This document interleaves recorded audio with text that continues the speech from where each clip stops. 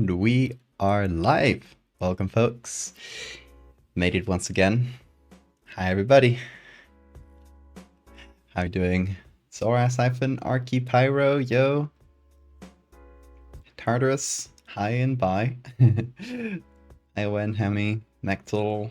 Hi, everybody. Tony for past scenes. How bad could it be? I mean, pretty bad in retrospect. But it's fine, because we're going to fix it. Welcome, everybody. How was your day? Today, we are gonna do something a bit different. We're not gonna make a new edit. We're gonna go back and fix an old one, because I really like the concept of it, but not how it's made. You'll understand really soon. I talked about this yesterday, but in case you missed it, back in, when was this? 2022, newfangled things started coming out of the internet. You might remember this when the first image generators came out, and everybody was making memes with them and doing silly stuff, and nobody really knew like what AI would become or how the sausage was made. So it was kind of just like a weird new thing at the time. And at that time, I did 3 things with it. I figured, oh, this thing can generate like images, right? Maybe it can do textures. So I used it to create textures like 3 separate times. Over time, obviously, we all learned what AI would become. And obviously, like very quickly after making this edit, I think many of us changed our mind on AI as we learned that it was made by stealing hundreds or thousands, millions of images, and yeah, my own art included, which is really funny. I was kind of stealing from myself. But yeah, ever since those 3 things I made with AI, I have fixed 2. And there's only 1 that remains that still has some AI textures. These were not like fully AI things. These were things where I used some AI images to, you know, create textures and stuff. So the process today is going to be going into those edits, dissecting them, removing all the bad stuff, and putting in good stuff. Sounds pretty simple. We'll see how hard it actually is, because I don't remember exactly how I put these together. So I'm not sure what God will be forgiving you, but I know you've made them proud. Maybe it's Bean? Bean, where is he?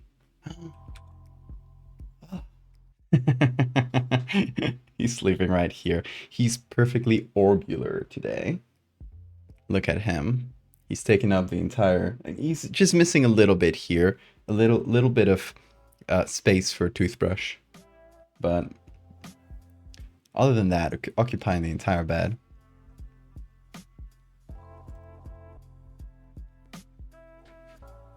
You're about to confess something involving Docula. Were you about to confess your gravest sins?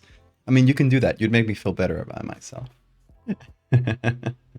Ah, JPEG. I deserve that. 7 ad, what the hell is going on? Did the ads still go on until after the stream was on? That's concerning, Tartarus. There's ads before the stream, which I put on so people can join the stream after the countdown without getting ads. But if they still last like into the stream, that's concerning.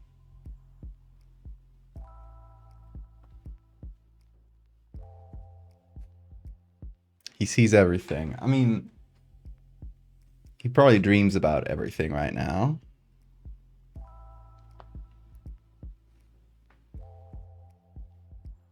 I recently suggested that Docula would thrive selling feed pics on OnlyFans. I don't know who Docula is, but I really hope it's just like a little rubber ducky with Dracula fangs. I really hope it's that.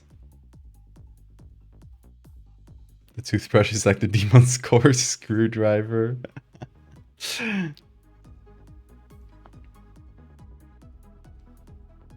Anyway, this stream, partly because I just realized I forgot to post the announcement post. Cartoon that was made on a budget of like Oh, understandable. Um, but yeah, I forgot to post about this. So I guess this is a stream about a stream only for you guys. This is a stream only for the real ones. I'm not going to air out my sins to the entire world. Or I would have, but I forgot. I did see it, Bill. Really nice, thank you. But yeah, the pieces I am talking about are the Nidhogg, and you might remember this back in 2022. I've never reposted them for obvious reasons. I like the concept of them a lot. I love the background images I found. My problem with it is the execution, right? And the tools I unknowingly used that were made with stolen artwork. So today we fixed that. If you don't remember, well, here they are. This is number 1, and this is number 2. The concept for it is a JPEG grows. The concept for it is essentially a world where this huge kaiju emerges every year from the water, and then later in the year comes back and dies and just rots in there. And it's such a normal thing that people just go to see the emergence of the Nidhogg. And when it comes back to die in the same place, everybody goes check it out. So it's kind of a tourist attraction. It's would actually happen if kaijus were real. I would like to think that, you know, they would not be like forces of destruction per se, at least not intentionally, but they would be just like huge animals with like this weird mysterious life cycle, and they would just be weird and fascinating for people. That's literally what it is. And this picture right here in the background is one of the first like old pictures that I found when we're going back to yesterday's topic of 5 years of edits. When I was making that first Megalomorpha edit, I was looking for pictures. I don't know if it was that first one or one of the first ones. I found this. So back in 2020, and I said, oh, that's a really nice picture. So I saved it, and it was in the back of my mind for years, for like, oh, just like this specific picture could be used for something fun, which later on I used for this. So now it's burnt. Like when I use a picture, like a background picture, a main thing, not like a texture or something. When I use a picture, it's kind of burnt. Like I can't use it for another story. So I only get one shot, and it's kind of a shame that it's a thing I'm not proud of because of this. So no matter though, we're bringing it back. And this other picture, I'll just show you the background image of a dead whale. That was another one I found specifically for this. It wasn't like this one where I had it saved for years before using it, but I found it specifically for this edit. But it took a long time to find. So it's another one of those pictures where it's like, what a shame that I used it in something like that.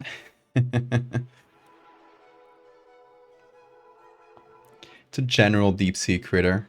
Not. I mean, I would say like the Greenland sharks, goblin sharks. Those like deep sea sharks that live for a long time. Actually, I don't know if goblin sharks live for a long time. I know Greenland sharks do, though. Exactly, we're performing an image exorcism, or fine image surgery. Why does it do it? The Nidhogg? Who knows? That's the mystery. Nobody really knows where it goes. I'll pull up the images, or the text. I mean.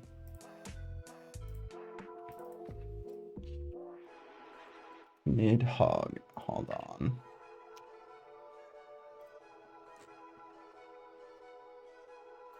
It's very simple. The original image looked like... Oh, silly. The original image looked like this. Just like watching the yearly emergence of the Nidhogg, Iceland 1930. Very simple, right? The original image is from Iceland. So I based it in Iceland and I gave the creature like a name from Norse myth. That's why it's called Nidhogg. And the second one is crowd gathering at the landing of the Nidhogg, 1917. Every autumn, the Nidhogg comes back to the same beach where it was born.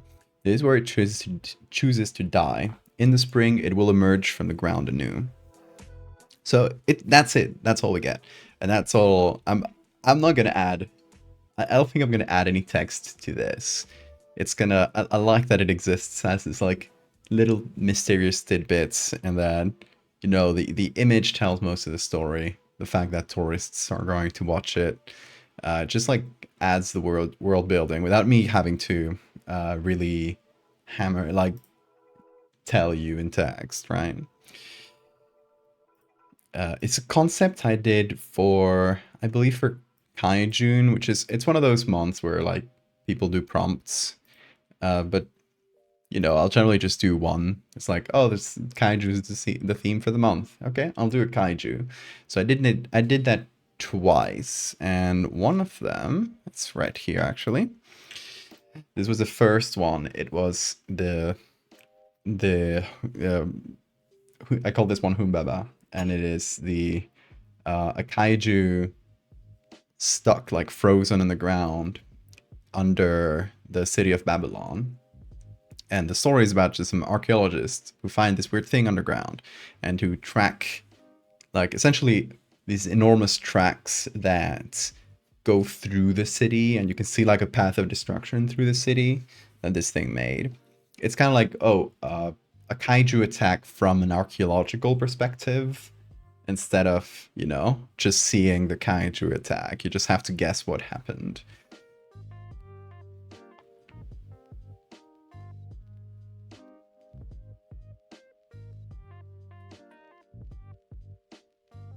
The ominous and natural or horrifying event, because of how long it has existed, has become tourism.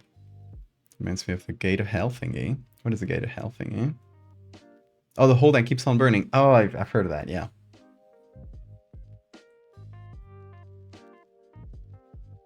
Yeah, like Mr. Fleshbit. It's a good comparison. So yeah, those have been my two takes on kaiju.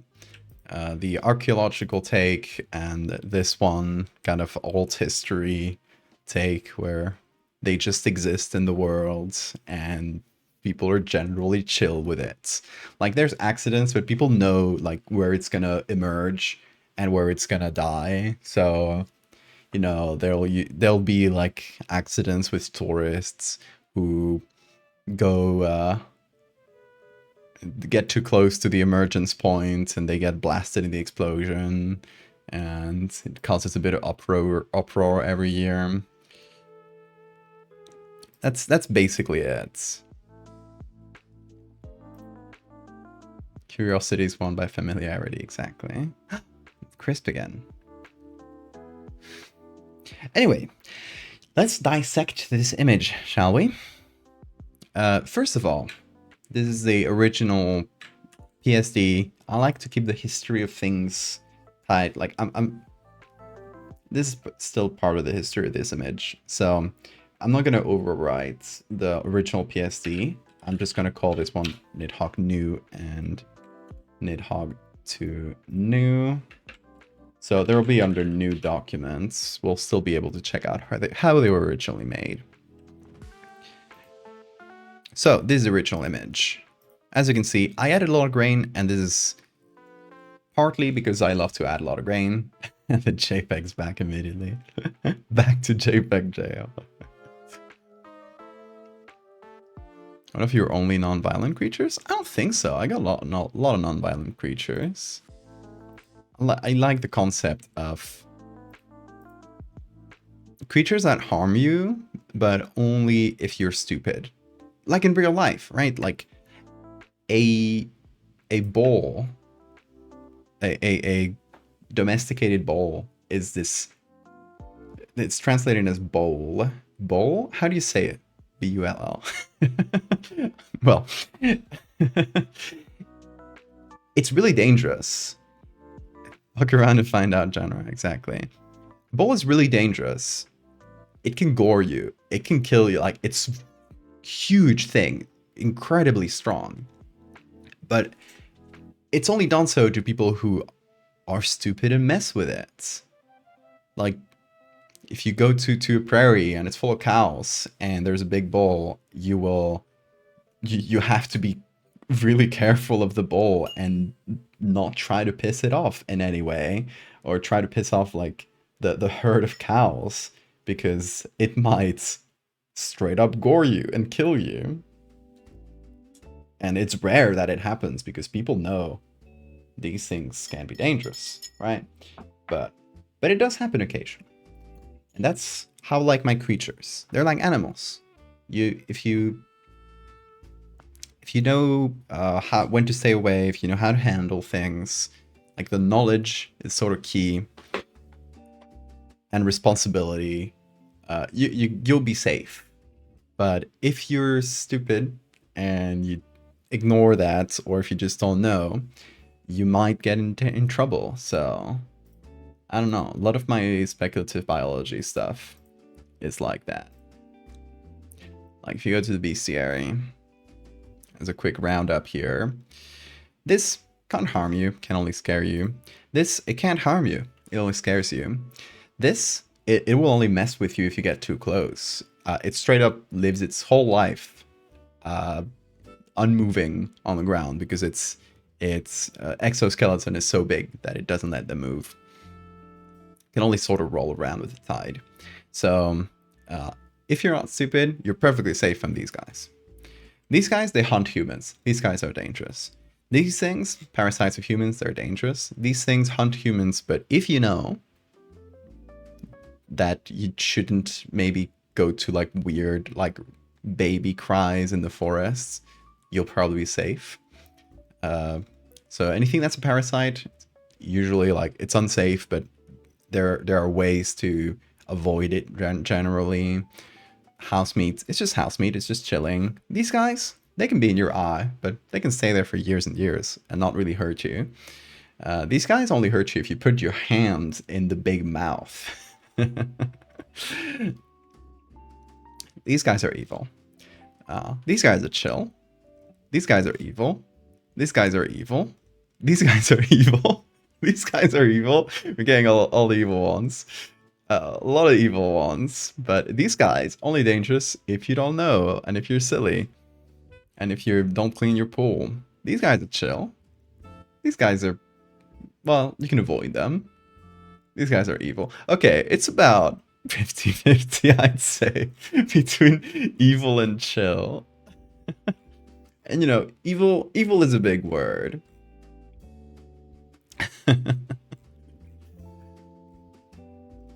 Most of these evil things you can avoid them if you, I don't know, clean your house or avoid dangerous areas. So you're generally fine.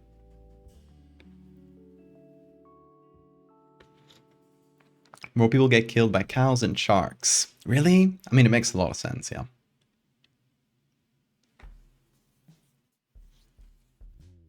Bloodbark can harm you. You say I've heard of a lumberjack that would say otherwise. That is true. That is true. I mean, to be honest, those people were harmed by the lumberjack, not the bloodbark tree. The bloodbark tree was just there, inciting maybe, but not not directly causing any damage. Anyway, let's remove the filters. We get the clearer version of the image. And okay, here's the explosion. Really simple. We can keep that. Nothing to change here. And here's where the Nidhogg is. And okay, there's some soft lights that goes on top. that, you know, you can kind of see the shape of the Nidhogg here. So for now, I'm just gonna I'm gonna keep this soft light layer, but I'm gonna clear it out from the Nidhogg area. There we go. And this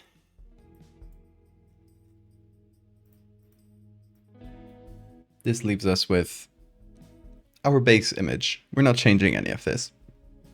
But we gotta go in this bit.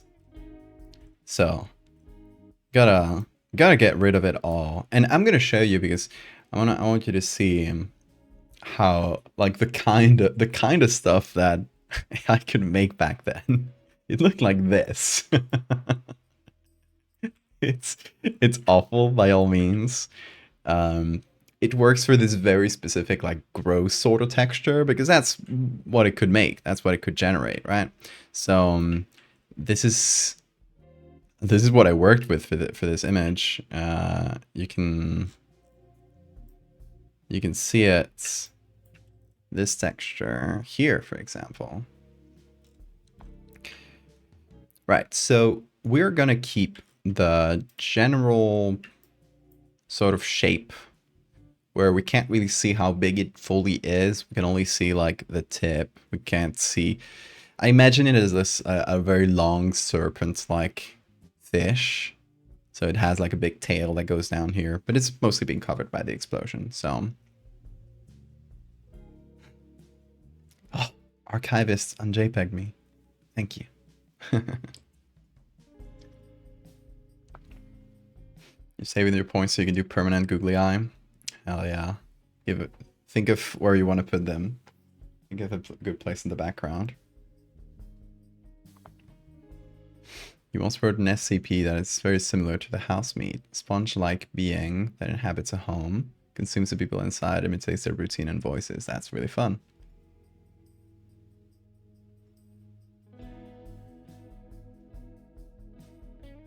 They make loud music so the neighbors come and they infect the neighbors.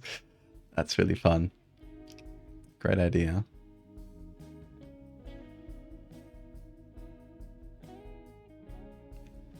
These creatures behave like neurons. They're trying to convert neighborhoods into some sort of brain. Oh.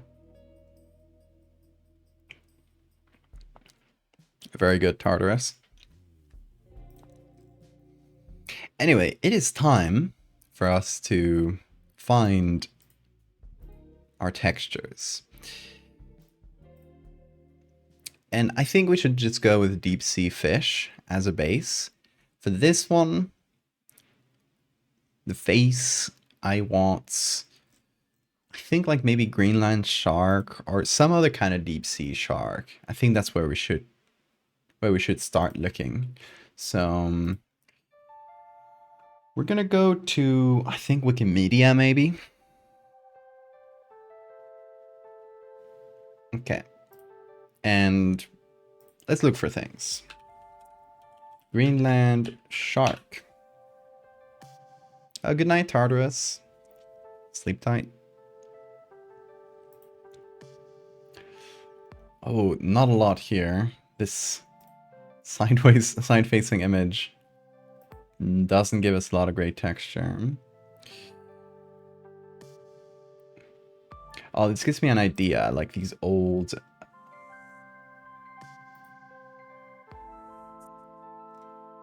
pictures like that. I think we can look on Pickroll for this. Feels like it's been a minute since I've found images on Pickroll. Yeah. Has it? It's been a while since I do something like black and white, has it? Yeah, last one was the snowman and the seraph box. So, like, December. It's been a few months. Hi, Cryptid. Welcome. And thank you. Okay, so let's look for. Let me do another search on Wikimedia here because this is a basking shark, and I think basking shark is another really good option for us. Because look at them. Look at this thing.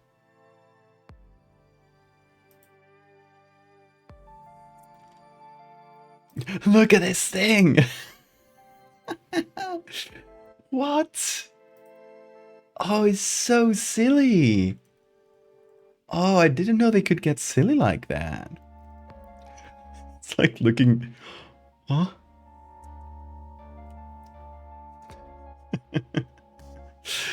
I love this thing. Hold on. I'm gonna copy this image. I'm putting it on a Discord. Just to have it.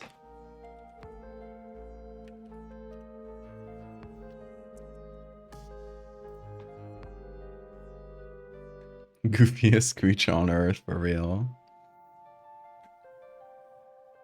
With sins are remending, Cryptid, we're fixing up an old image that I used some AI textures on, and we're redoing that with some clean images. Oh, look at this. Basking sharks are so weird. Like actual cryptids, for real. Look at this thing.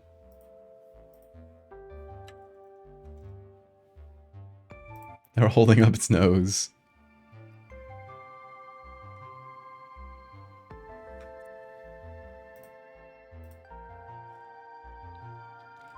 Okay, not a ton of basking sharks, but it's a good start. I think basking what is this image? This shitty arrow? This is like the most old school YouTube thumbnail I've ever seen. Back then, things were tough, folks. Back then, YouTubers had to cut their own arrows into the photos. Tough times. Tough times. You can only get one arrow per picture. There was a ration. Look at its mouth. What's going on? Is that its mouth or its gill? I'm not even sure what's going on here, but that's texture, baby. Good texture. Yeah, we're finding some stuff. I mean...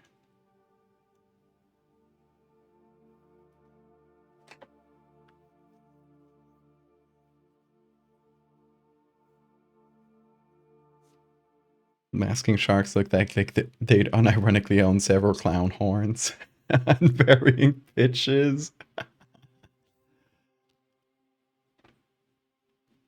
I think that's a gill because its tail is on its side. That is true, yeah, that's true. We're seeing the dorsal fin here. I think you're right. That dredge creature, absolutely. Yeah, we don't get basking sharks in dredge. Okay, this one's not very good. Let's look for basking shark. And let's see what we get. Some of them are going to be the same, but...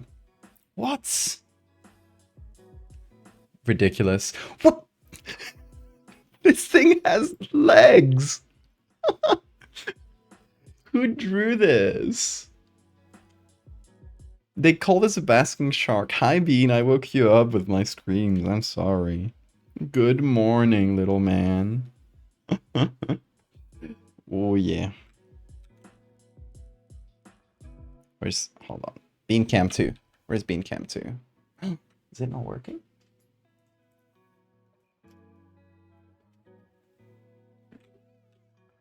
Oh, Bean Cam 2 is not working. Damn.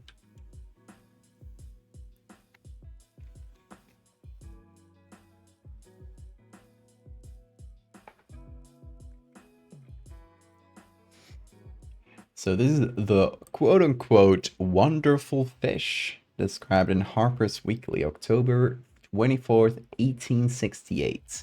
It is likely this was a basking shark. Oh my god, they gave this thing legs. Come on, Bean. Oh yeah. Get on up there. Perfect. Anyway, great animal. New animal just dropped. Also, what is this drawing? What? What's up with sharks today?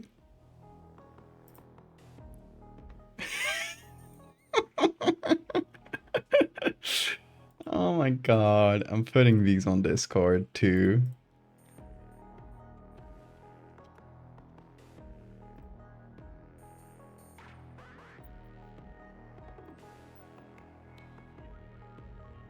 Also,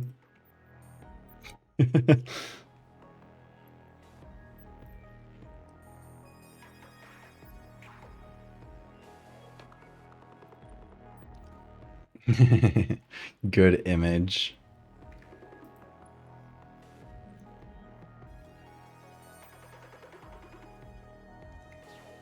Okay, this sort of image is good. Like, it's more or less the angle that we need. So I feel like we can use this.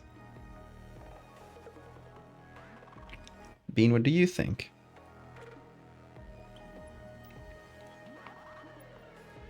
Wish mouse creatures were real. It would be a way more dangerous world. I tell you that.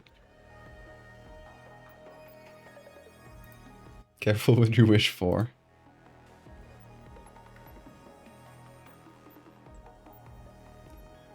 Okay. These are really good, but not the best angle. But maybe. We'll see. Do I have these saved? No. There's somewhat up this one. Okay. Also, look at the gills here. Ridiculous beings. Bean? What's up? Oh, little kisses. He's so full of love today. Guys, do you want to hear a crunch?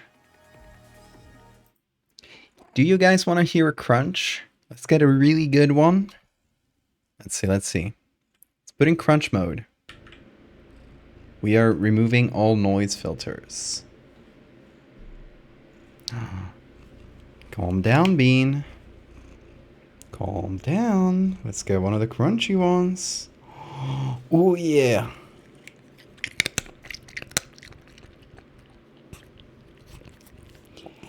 That maxed out the mic. Like the mic went into the red. It clipped. Bean. Oh my god. That was a top tier crunch. Someone clip that. I want to hear it later. I want to hear how it sounded. I'm full of bean slobber. That's how excited he was for that crunch. Oh my god, man. I'm gonna wipe it on you, Bean. You clean yourself with that, right?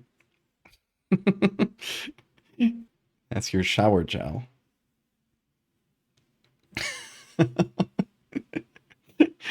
Nasty boy.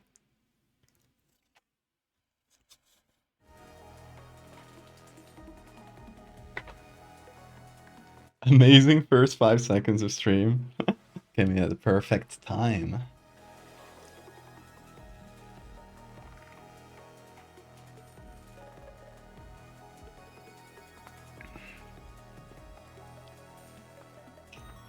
You wanna hop on, Bean? You wanna hop on? Go back on. No? Come on, here. Very good. Here's a treat, a smaller one this time. It's not one of the super crunchy ones. Oh. You got it. Oh, okay. That did not last. He just wanted to go up for the... Whoa, Bean, stop touching everything. He's pressing the keys. One day he'll just stop the stream and it'll be really funny. Okay, where were we? Yes, thank you for the bean crunch. Hold on, I wanna listen to this.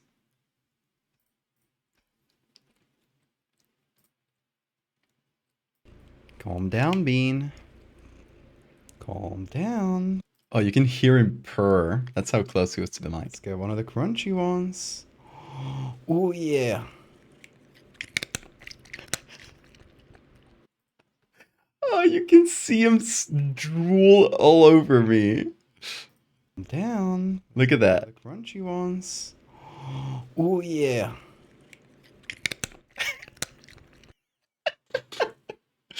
That's why my hand was full of drool. This dude cannot contain himself. He was, his mouth was watering for that crunch. Oh my god.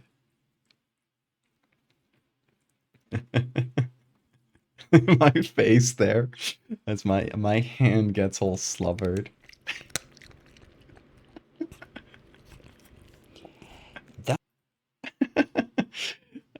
Thank you for getting the crunch.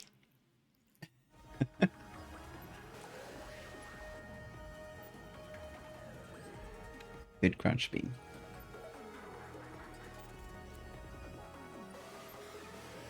Don't grab him like that.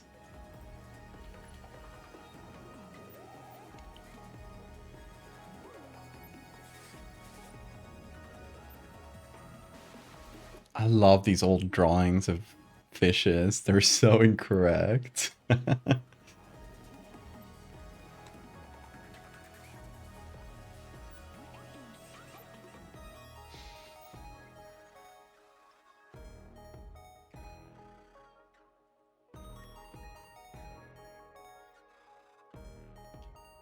Nurse shark. I love it's a little Dracula. I know it's not teeth, but it looks like Dracula teeth. Great white shark. Okay, I think we got something for the mouth. God damn it. Stop looking at me like that. But yeah, we got a good one for the mouth. For the face. I think this one is pretty spot on. Now, I'm still gonna look through a little bit, because we might find some good stuff. But I want to get maybe like a decomposing shark for the body. So that's why I'm still looking for basking shark, because usually a lot of photos of basking sharks are like weird globsters on the sand. Also, these are these are so incorrect. Like, who was drawing sharks back then with like the fins with little bones in them? Or sharks don't do that.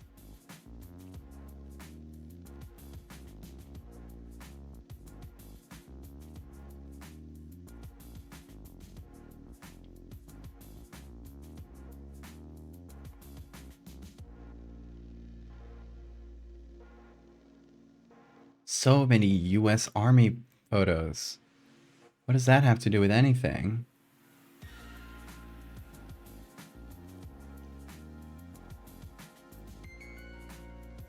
I guess there's something called shark in those photos. And so it's mixing up all these with the photos I want of Shark the animal. Very annoying. That said, we're kind of out of pictures, to be honest. Just gonna look for shark in general here. And let's see if we get anything good. What is width here? Oh. That's barely anything. Thank you, Wikimedia.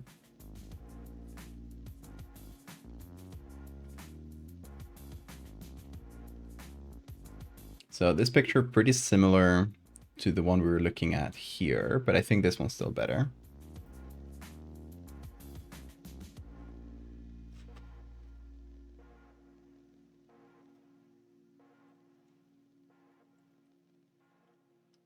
Whoa, what is that? Love that.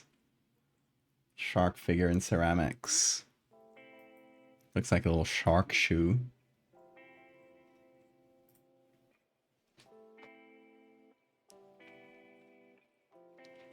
Have you seen the lion taxidermy by the guy who's never seen a lion? I have. I think I know the one you're talking about. Yeah.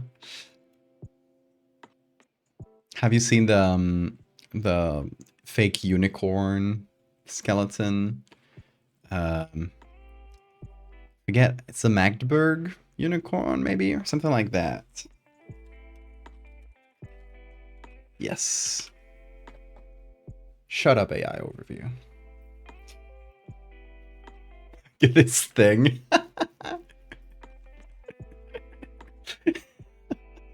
So someone found a fossil of a woolly rhino, an incomplete fossil, and had a horn. So he reconstructed what they thought was a unicorn.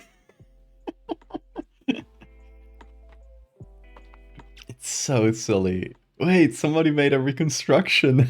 I love that. Oh, that's such a good idea. A reconstruction of the bad Magdeburg unicorn. And these rock. Let's get ooh.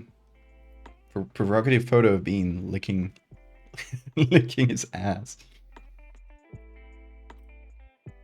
Oh, that's cursed. That's so cursed. Looks like a seal. Anyway, I love the Magdeburg unicorn. Everybody should know about it.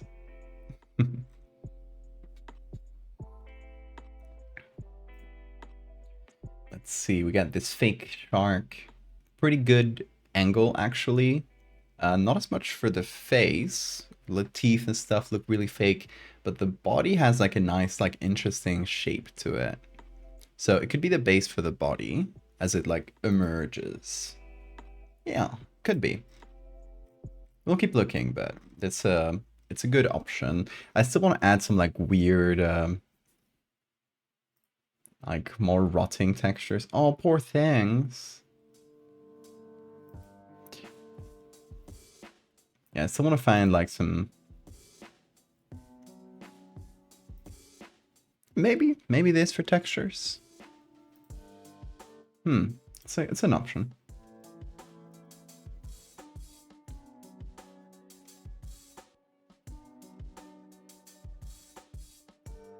What are you doing here, Ronald Reagan?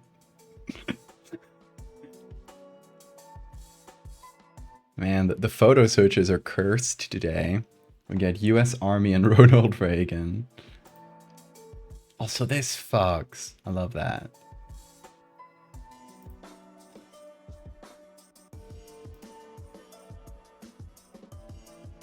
We got some shark bite photo. Oof.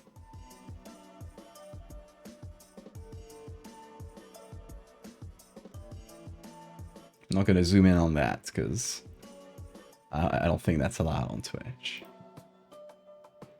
Portuguese shark. Oh, look at this one. Cookie cutter shark. Pretty good textures on that, right? Zuyo Maru Corpse. I don't think that picture is free of copyright. Japan has a pretty strict copyright system for photos. No artist actually saw a fish before about 1850. It does seem that way.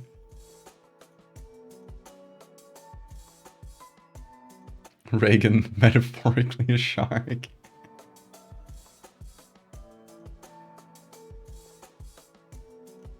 Yeah, cookie cutter shark here could work. Oh, poor thing. Salmon shark. But great texture. I'm sorry for the shark, though.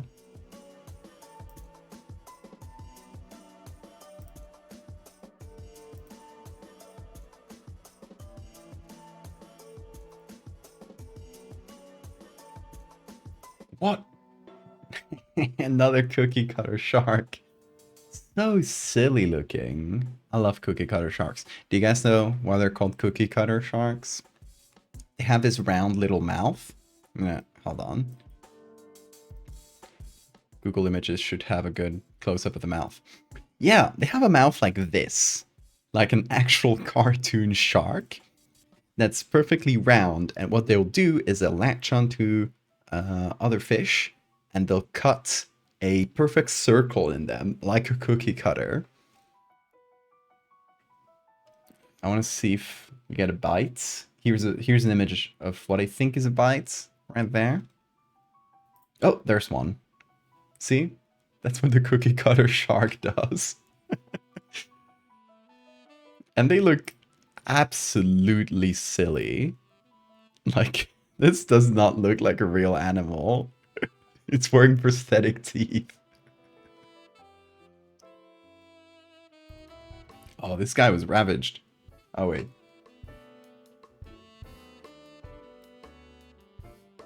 Yeah, it is. I thought it was wood for a second, like a wood carving, but no. Yeah, they do some damage. But yeah, they're weird little guys.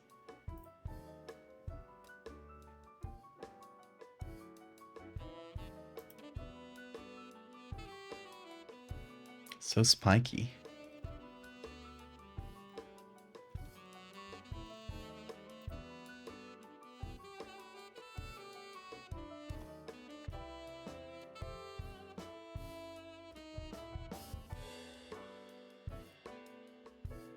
Gulper shark. Huh. Let's look up gulper shark. Do you have big mouths to gulp? No. They are little guys, actually. Another silly. This one goes to Discord as well.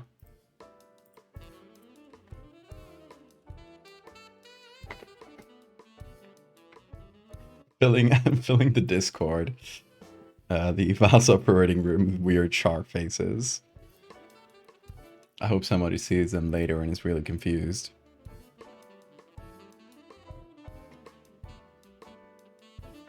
They are such a weird animal, right? I love sharks. You're not a shark, you're a dinosaur. You're not a shark, you're the coat of arms of Spain. You're not a shark, you're a mature flower. What's going on here? Where are my sharks? Oh, I guess that's a shark. Yeah, I guess it's back to sharks now.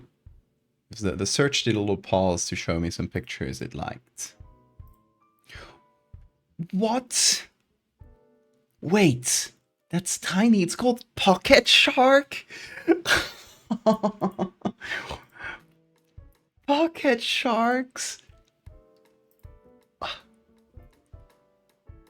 This thing is tiny. Oh, it would literally fit in my pocket. What? What? Oh, that's so cute. I love you, pocket shark. I want to have 20 of them. Yes. Somebody drew the pocket shark in a pocket. Oh, these guys are so silly. Yeah. Whoever named this pocket shark was inspired, honestly. They're so round, too. It's like character design. It's like, oh, we need to design a character that's a shark, but it's tiny and really cute and kind of harmless. And its name is Pocket Shark. And somebody came up with this design. Like, even the tips of the fins are rounded. It's perfect. Perfect little being.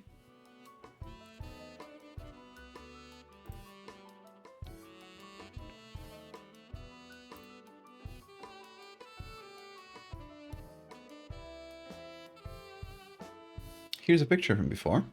Hello.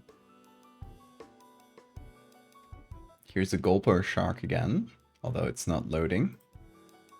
Here's the gulper shark again. This one is loading.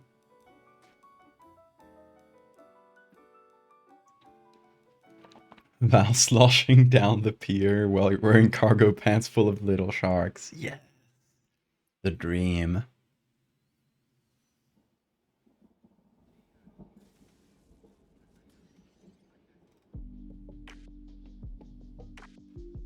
This guy's pretty cool.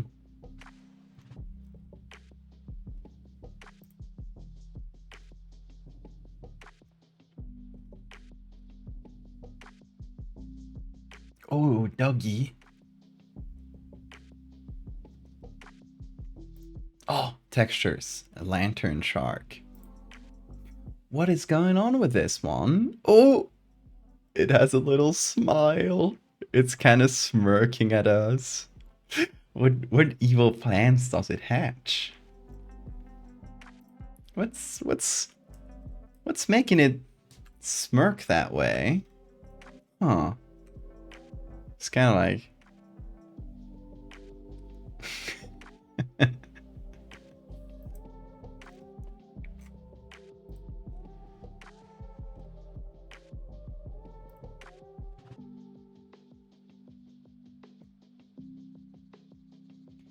okay, okay. We've been looking through images. I think we got plenty so far, so yeah, let's get a download going of all the good ones. Let me get this one. We just saw it above. Where is it? Here. Okay. So let's start downloading.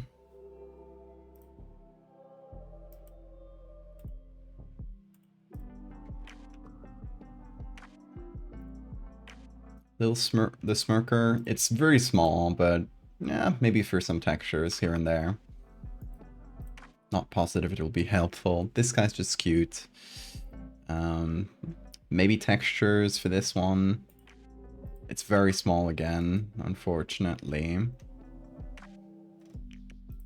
This one. Again, these pictures are so small. What's up with these sharks? Why are they tiny? Yeah. Wikimedia kind of failing me right now, just giving me tiny images. Okay, this one is probably going to be really good for the body. We'll see though. This one might be a good candidate for the face, although I like the other one better. Masking shark, maybe for textures, although it's kind of hazy because it's underwater. This one would be good for textures, probably. Good for textures, maybe. It's a little hazier. This one doesn't have a lot of texture. Nothing there for basking sharks. And we got this one already. Okay. Let's see what we can do with these.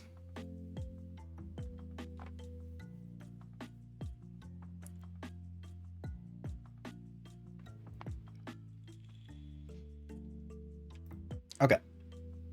Downloads.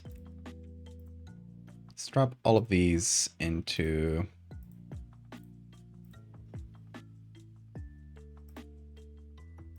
Wait, I'm gonna do something here. I'm gonna have the old one here, right where it is. And I'm just gonna rename this to Nidhogg Old.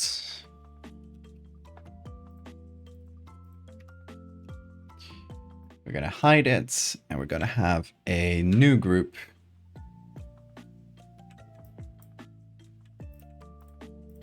Called Nidhogg New. We're gonna start by dropping everything inside this group. Boom.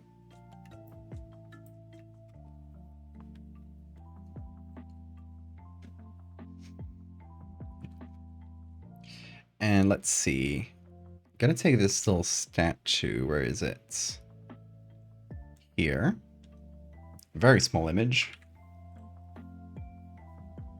It's technically big, so just like got weirdly scaled on Photoshop, I guess. And yeah, I think that might be good. Let's hit select subject. It gets us a decent start. Gets the edge as well, the mounting. Let me remove that.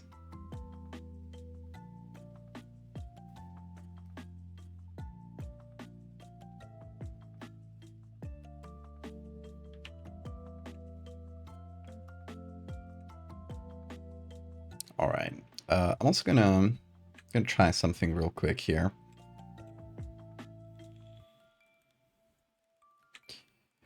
Gonna get a copy of the old one. And I'm just gonna have it here at a very low opacity. Just so I know, like, the general size we're aiming for, because I want to keep it similar in size. I don't want to change the concept too much, only the textures. So that gives us a sort of baseline. And I don't know which side I'm gonna flip it. I use this one. I think this might work.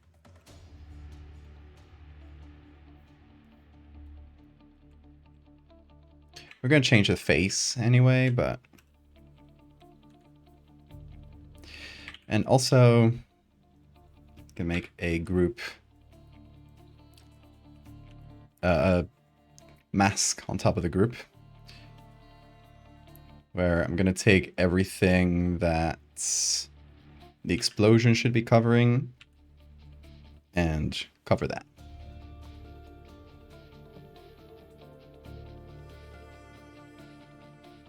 A species of shark, a species of fish. Well, shark are fish. But this is, it's an unknown. I think it's better left as a mystery.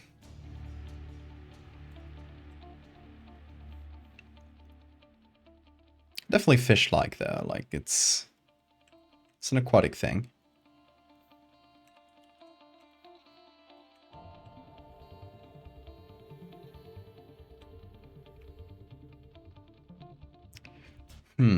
I'm gonna take, because I don't want it to have this huge flipper here.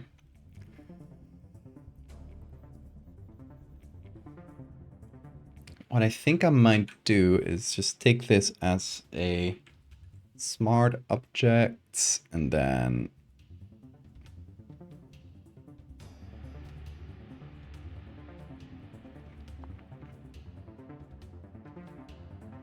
move it around so, you know, we only get like the body coming out.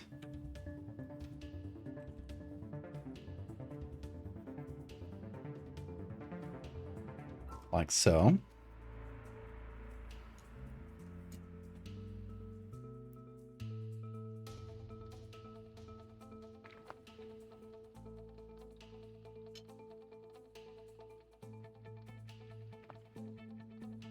Sharks have been around much longer than fish. I mean, sharks are fish, though. You're thinking of bony fish, but sharks are within the group of fish as well. They're cartilaginous. I don't know how to say that. Cartilaginous. They made a cartilage instead of bone.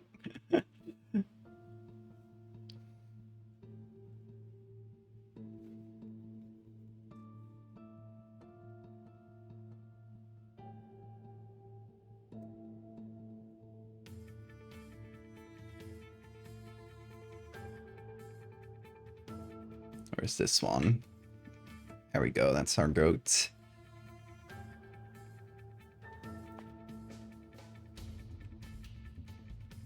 Okay, we need to redo the edges around the face and stuff because they're a little fuzzy. Actually, we might be able to just smooth them over a little, and yeah, it's a lot better.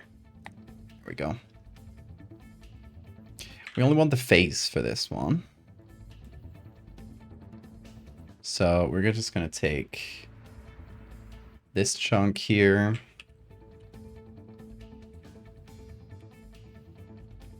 And, oh, wrong tool. This is on me for having bad fingers. There we go.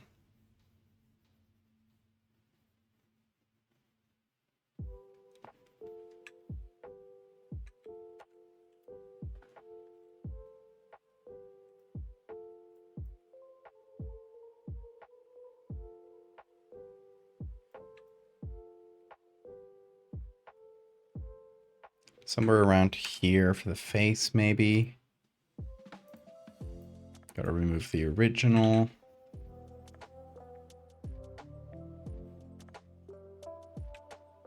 Oh.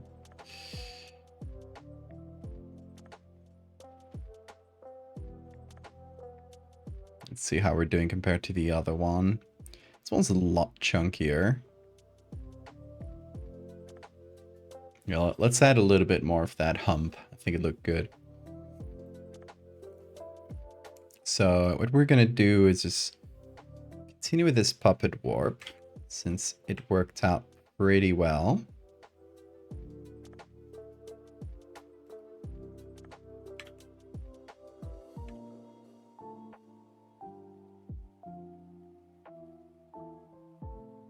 I think this needs to be bigger.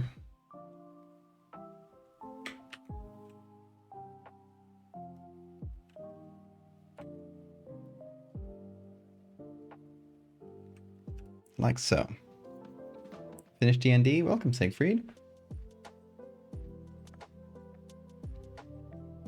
Found an evil celestial cell. Stole part of the bard's soul. Nice. Sounds really fun.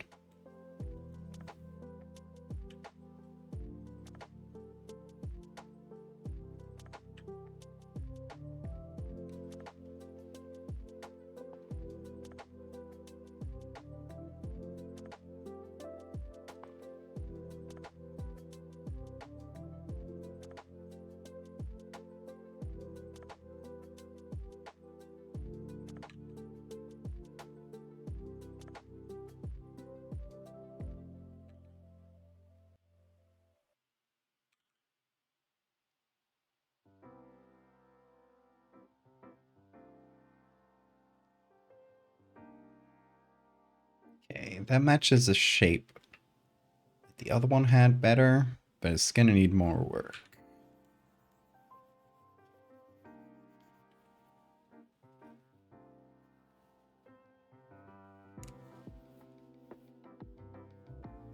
It needs the derpy face.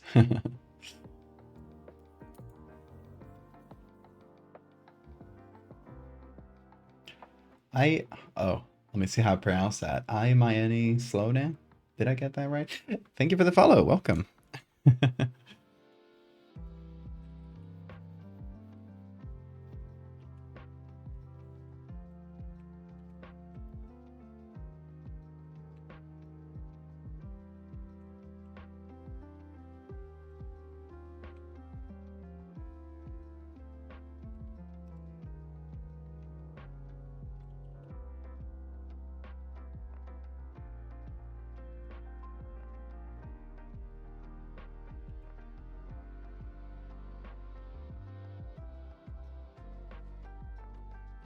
32.2.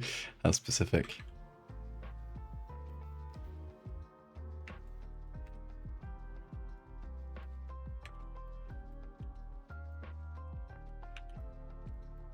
That tells me you're probably after something worth 100,000.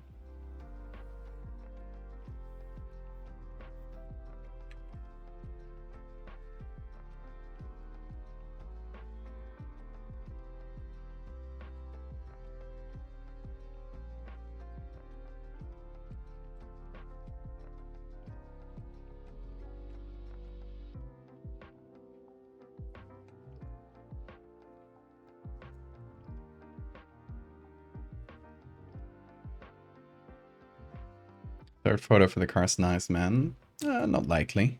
I feel like I've explored that fairly thoroughly.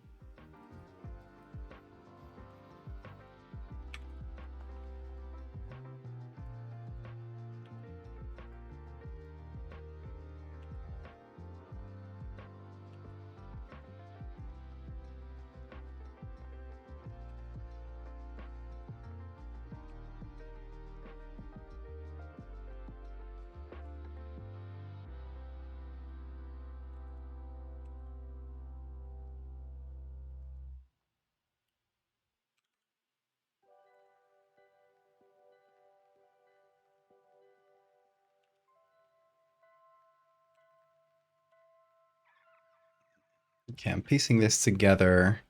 It needs a way smaller eye, definitely. I think I'm also like gonna carve the face to be pointier.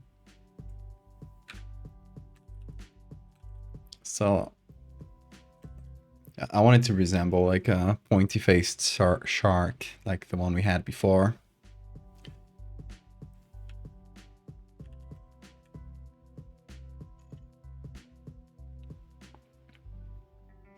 You know, it's funny how these things like came out of coincidence. Like we went for that face just because, yeah.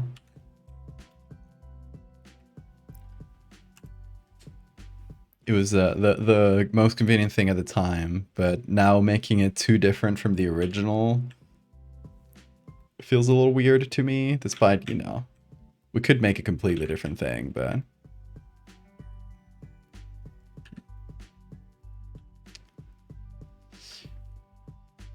I like the way that the original looked with its silly pointy face. Hey Muli, how are you doing?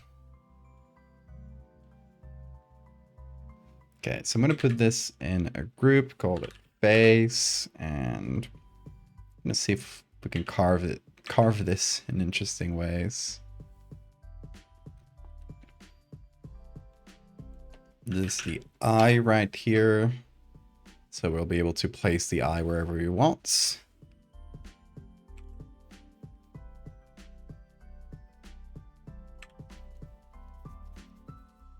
Working on schoolwork. Good luck.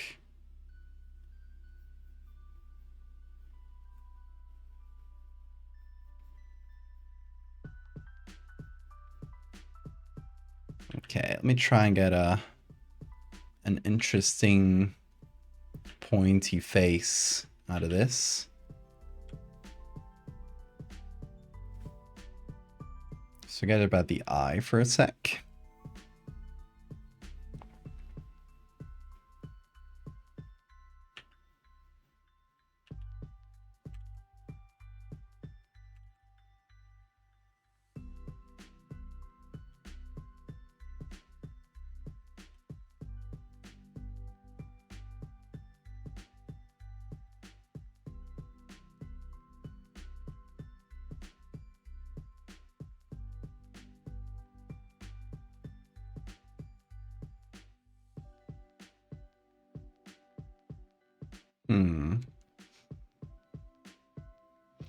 Yeah, the eye here was just a tiny thing, or maybe not even that, you know? The eye is maybe so tiny that it's just sort of implied.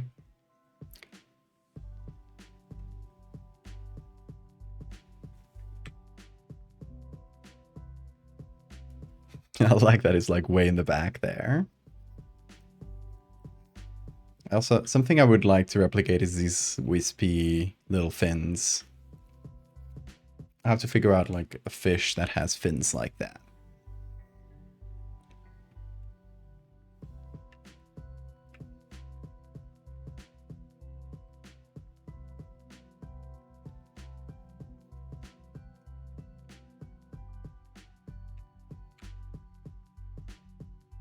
I think if I want to change something is to make it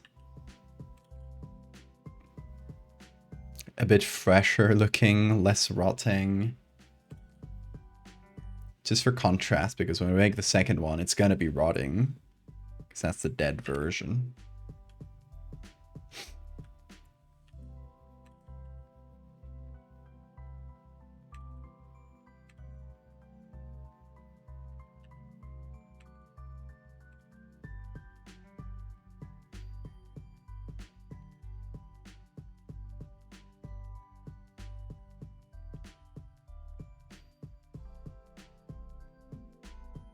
Ooh, good stretch mean.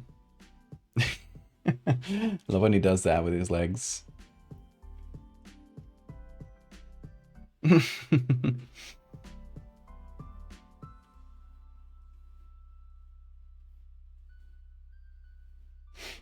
Use Insta more than Tumblr and Blue Sky. God, I really dislike Instagram.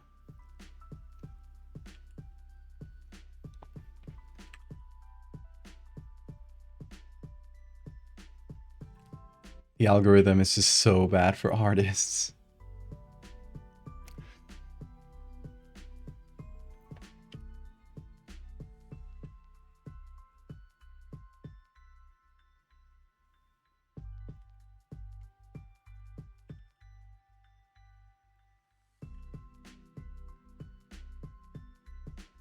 Definitely have to redo the lighting on the face.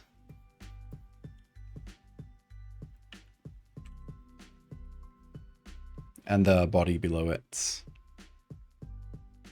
Because like way too bright here.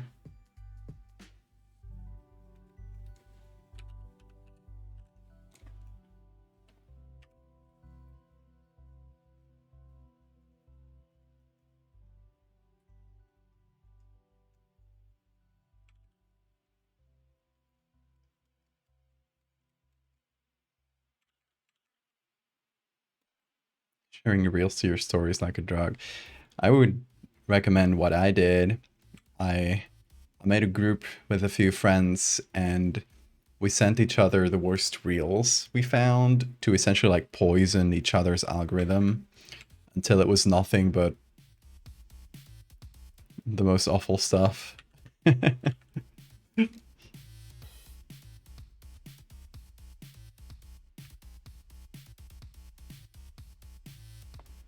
And it worked. If I go to my Instagram reels, it's all like weird conspiracy theory content.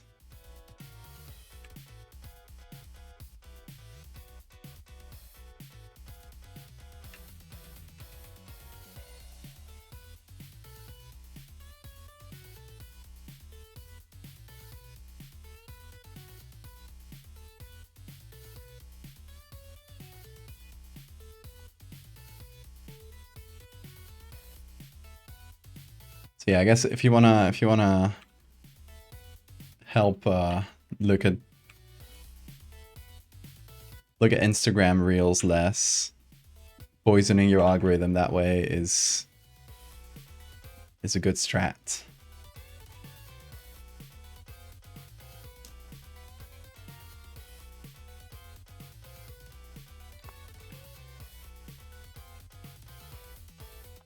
Bill, it is XIPE, Shipe. We'll get a conclusion. Shipe.tech is definitely gonna have a conclusion. It's gonna be pretty soon. Like it's a shorter series. It's not as big as a project as Fractals and stuff. Megalomorph is not going to have like a conclusion per se because it's individual stories. So it'll last as long as my ideas for it last. One day I'll probably just get tired of it and then I won't do any more stories and that's it. And it's going to stand like that. So I guess maybe like a way you could call Megalomorph finished is by like maybe someday I put it together in a book or something, and that'll be like the ultimate version of it. It's probably gonna be kind of have some expanded versions of the stories and stuff, but other than that, it's probably just gonna go on until I get tired. Simple as that.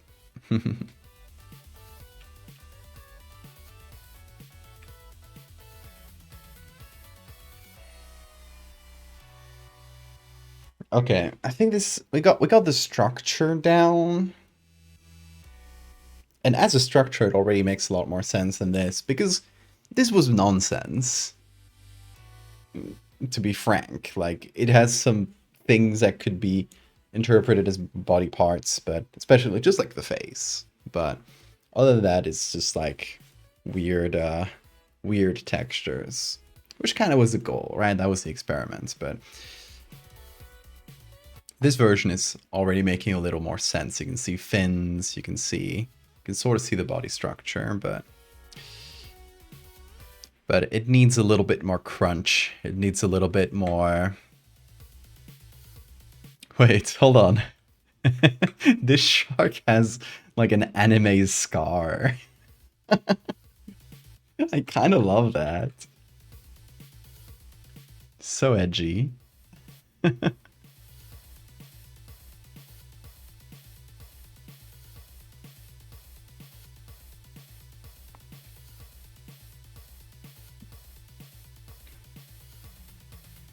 Shipeta, like the whole planet gets taken over. Yeah, it's basically that.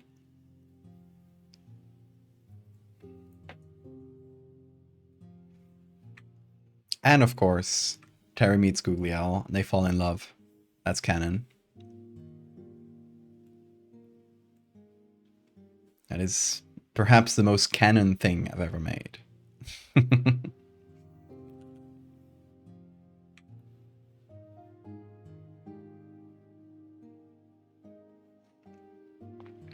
For the facade, will it end? It'll be open-ended. It's more open-ended, the plan I have. It's essentially just gonna be a continuation of the following the facade, like after we last see it. But it could have like I've thought about like theoretical other like facade stories that could take place like way in the past, like in the Middle Ages, because it all starts with this guy finding a weird shifting skull in the Paris catacombs. The Paris catacombs, the bodies and the skulls in there, they are part of a medieval cemetery. So the fact that it's medieval in origin, or supposedly medieval in origin, could lead to some like fun prequel stuff, but I don't know. It's just some spare thoughts. No specific ideas yet.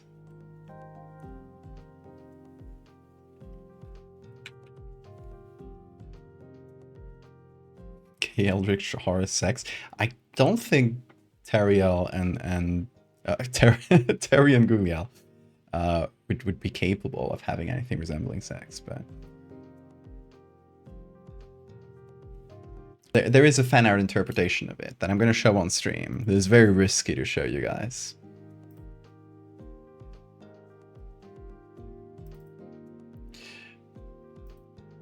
This is my skeletal creature on Tumblr. And it is what an attempt at sex might look like.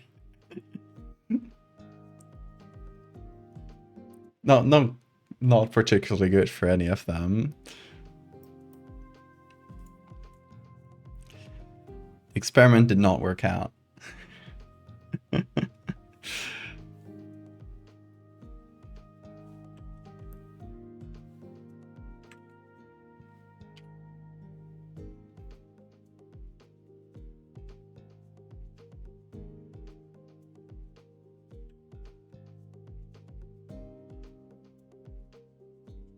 Hey, don't streak through chat. Hey, Cass. You're fine, Bill.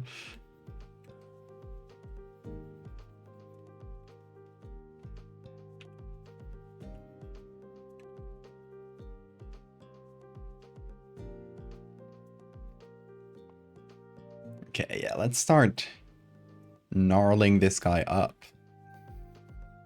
It's a word, I guess.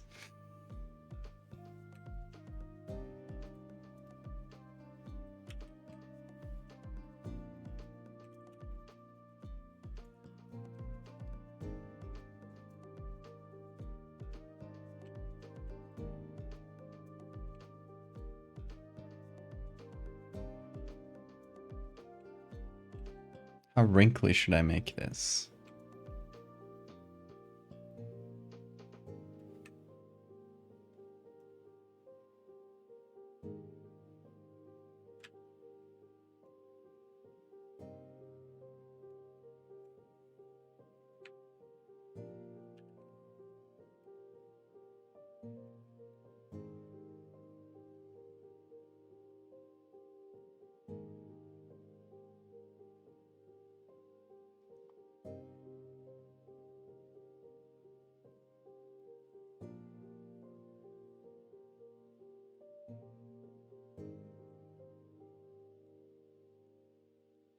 A little bit of wrinkles like that, perhaps.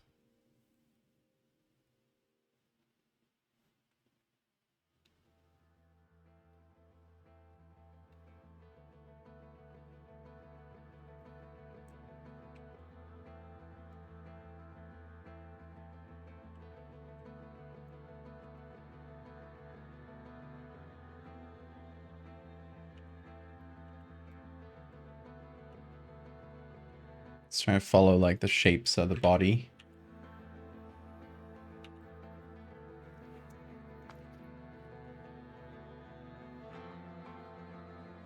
That's definitely doing some work, wrinkling it up.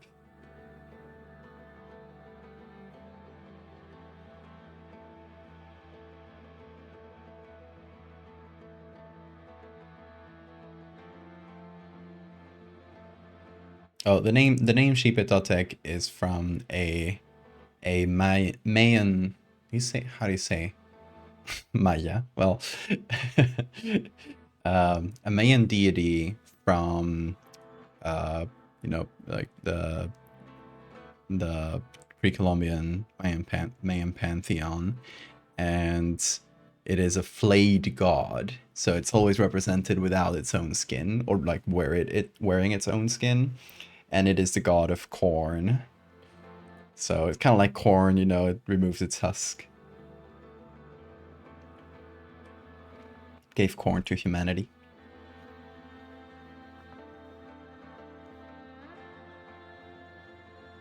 Oh, and thanks for the save reminder.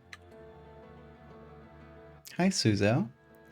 We're remaking this old thing and cleansing it. We're performing digital exorcism by removing the AI textures. This is very early AI shit that, before we knew how the sausage was made.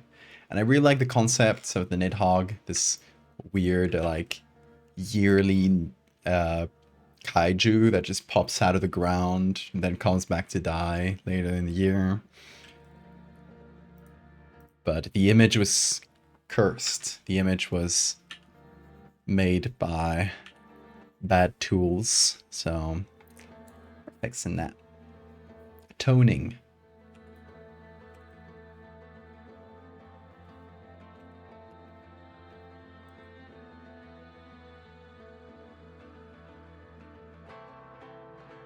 How sweet of Terry to give us corn. They're so nice. I'm gonna get the levels from this one. No, it doesn't really help, does it? No. Okay, we need to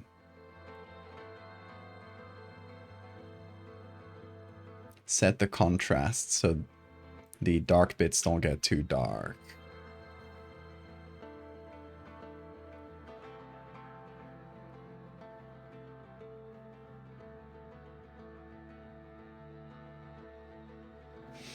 Also, going to the face here, I'm gonna desaturate.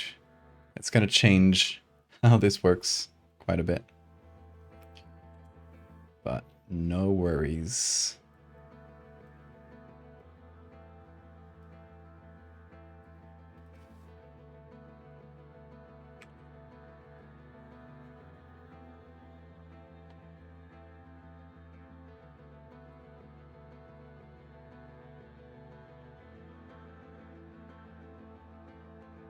It's doing something really weird to the white here.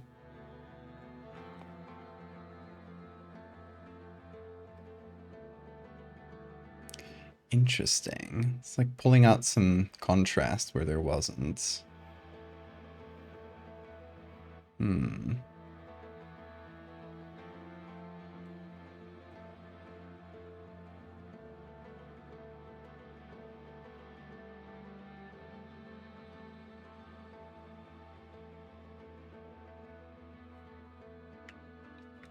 I'll work with that. Little kitty, yes, his name is Bean.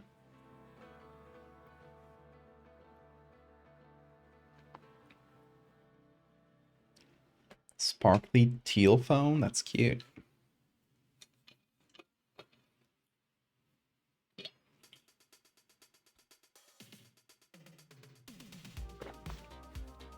Oh, good night, Nayara. Sleep well.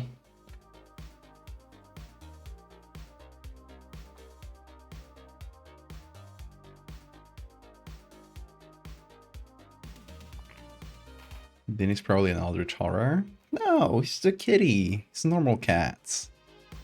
Only does normal cat things and has a normal number of eyes. Usually.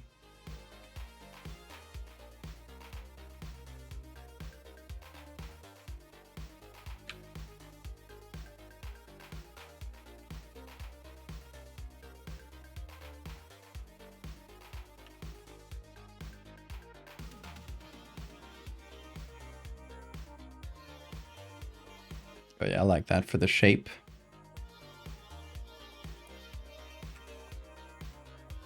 Make this guy bumpy.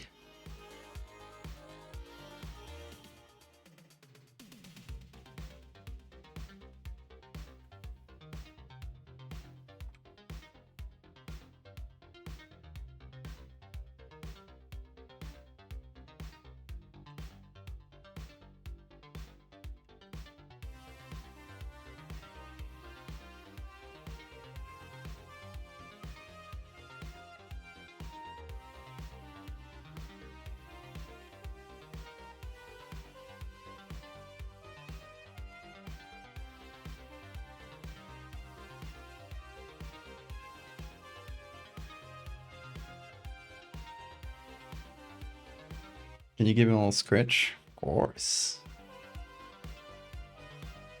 Full body. And a second one.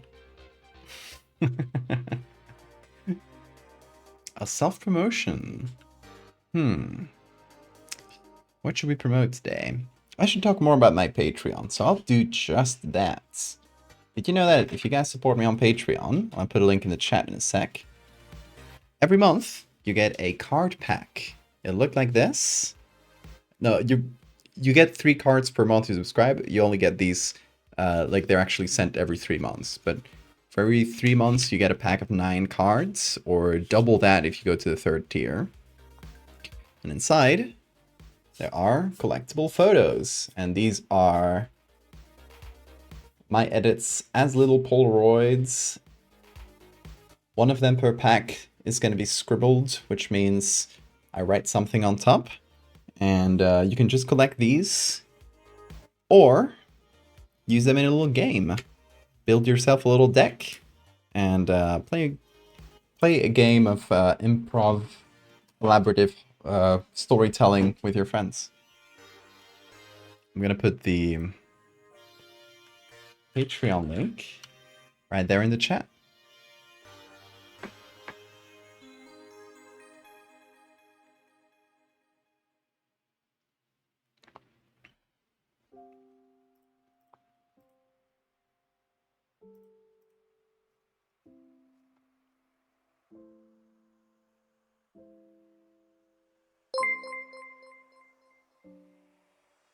Book.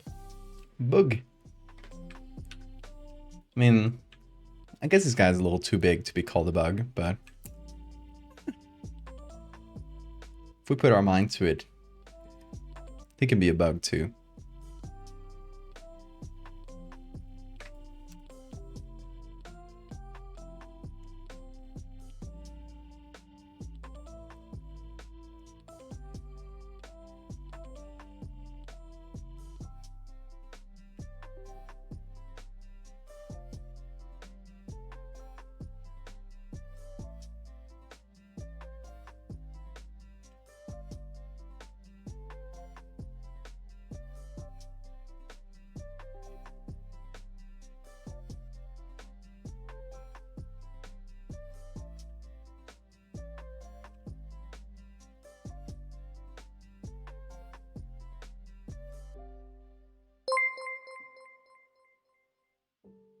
Worm. We're getting closer. It's wormish.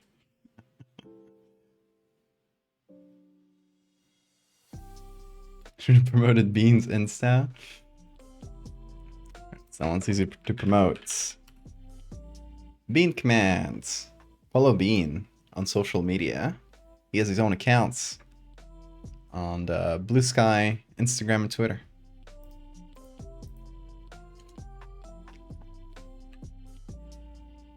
And I promise, every photo you find in there is completely unedited. And video. There's a video there. Bean. Bean.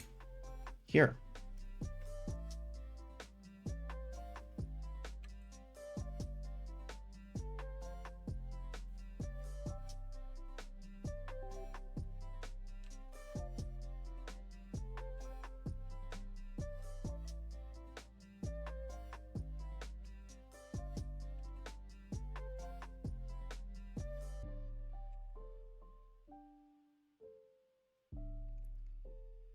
Gonna bring this thing's nostrils back.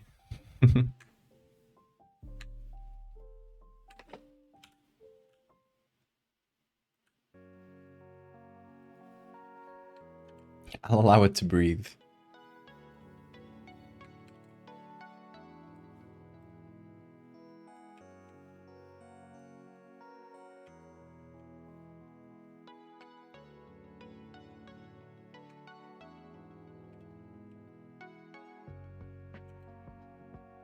So one can stay where it was. The other, I guess I'll rotate them a bit.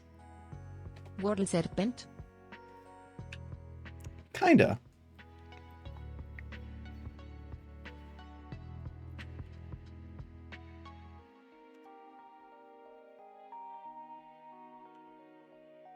There we go.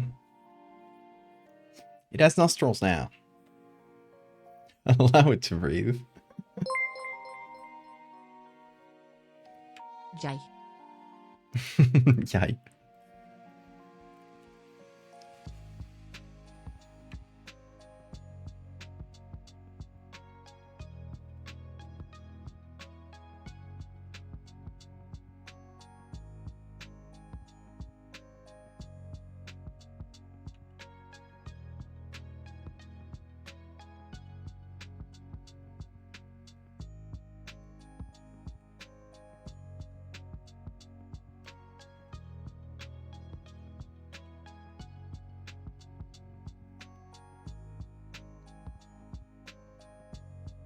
Okay, let's add more textures. I want to have these weird, kind of wispy fins. What kind of fish would have those fins? Trying to think. So I don't know about these wrinkles. They are bothering me a bit. I'll pull them down.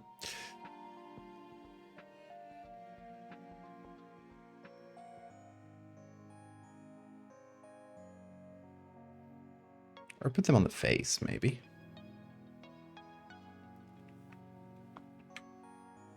Lionfish or scorpionfish? Yeah, those are good calls.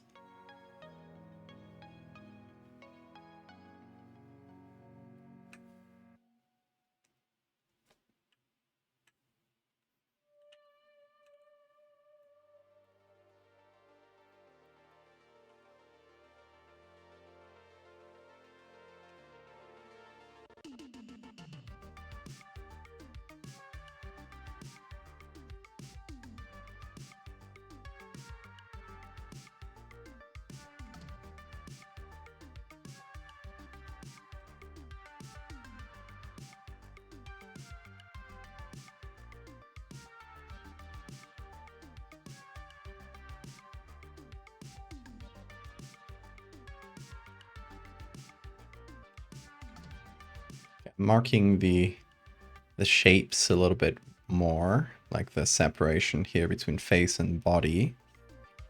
And just kind of vibing with it.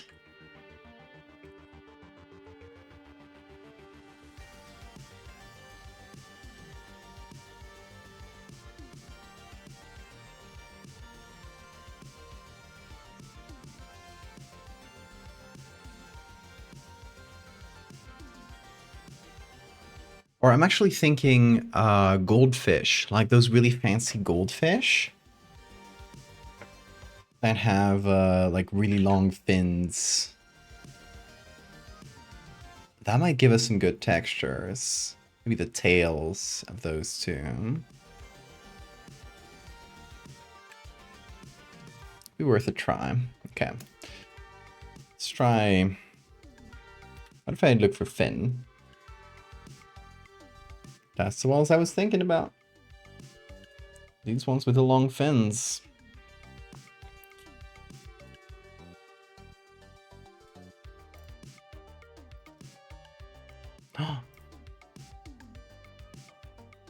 These guys.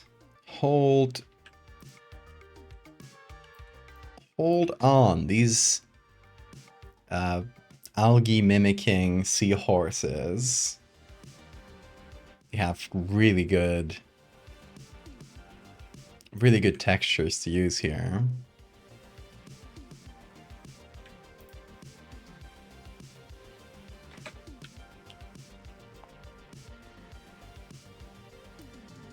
Okay, so here's what I'm gonna do, I think.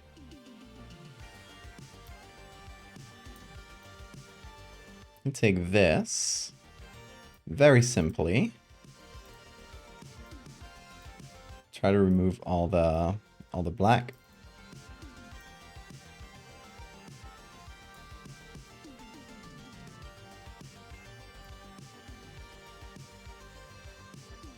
Oh, that might be hard with the blend if.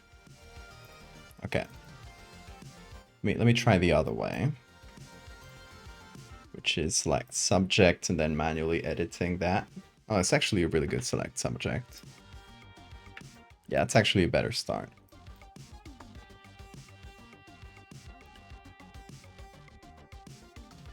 How does it end? I don't even know. I think it's better left as a bit of a mystery.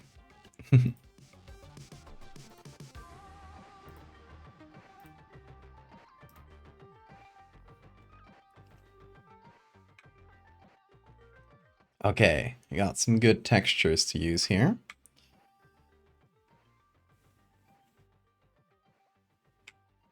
Oh, I missed a tiny chunk from the top, from the tip here.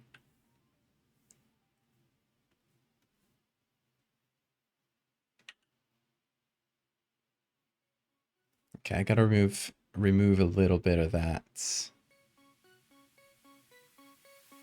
edge.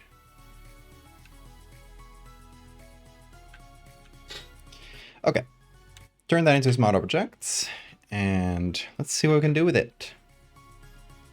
Just hairy human legs.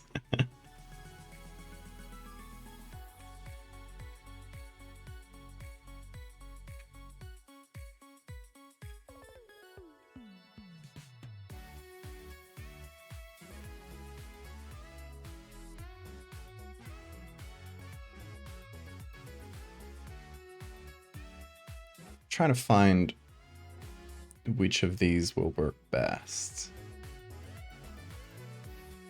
Maybe these ones.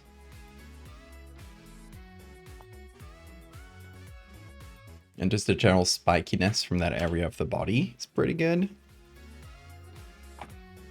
So, mayhaps, let's see.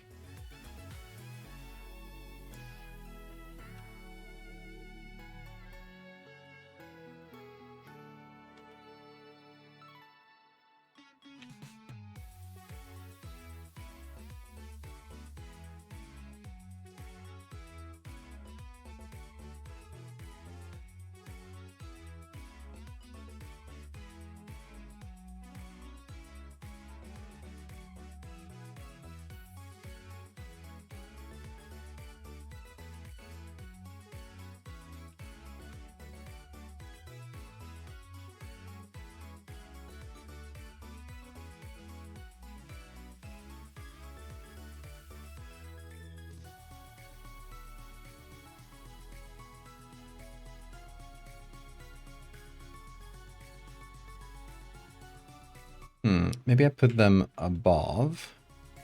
Yeah, and then I just mix the textures in. So it blends in with the base body. The big worm. A little bit.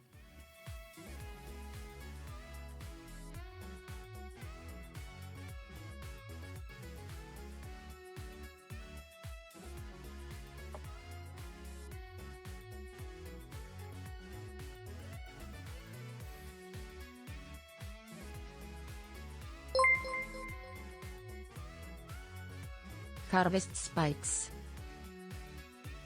Is that an animal? Harvest spikes? Or do you want to harvest these spikes?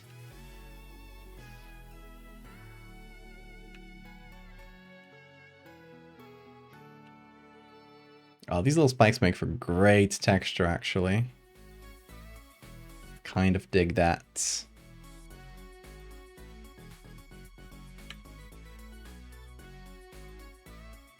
Okay, let me try some other of the... I want to have these spikes as a base. Let me also try other bits of the seahorse. Like these on top. Lots spikier.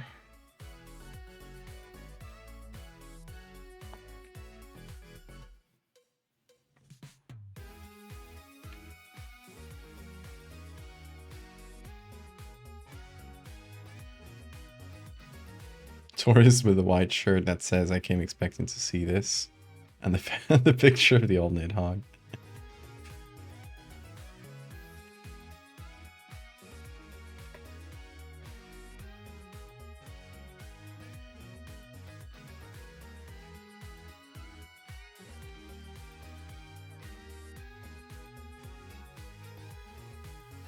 No, those spikes are mine.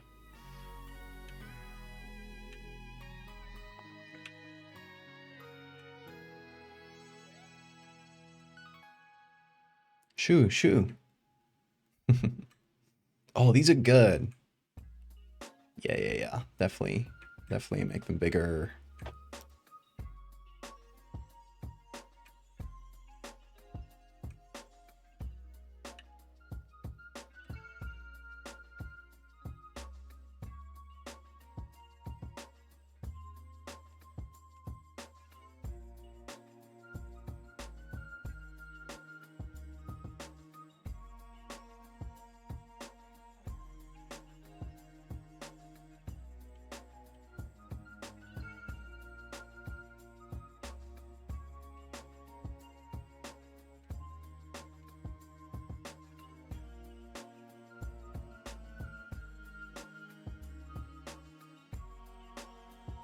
Okay, now I gotta go in and actually fix all the little edges that Photoshop missed. I'm gonna keep them pointy at the tips, because I think that looks a bit more fun.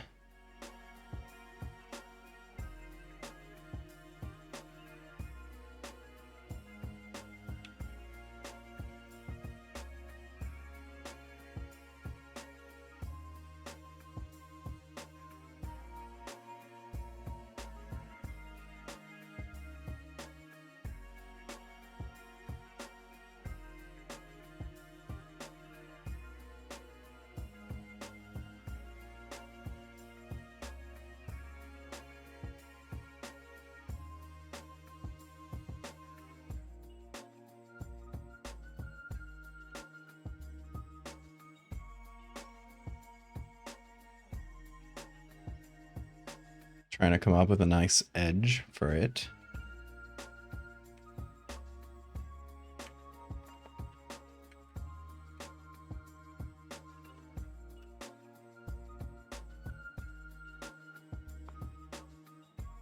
This guy's having a real bad day.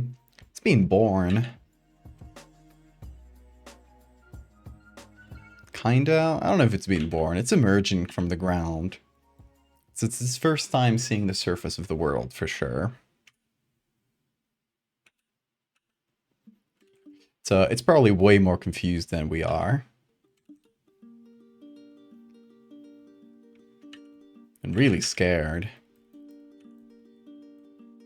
So, don't give him a hard time. We've all been babies. Even kaijus.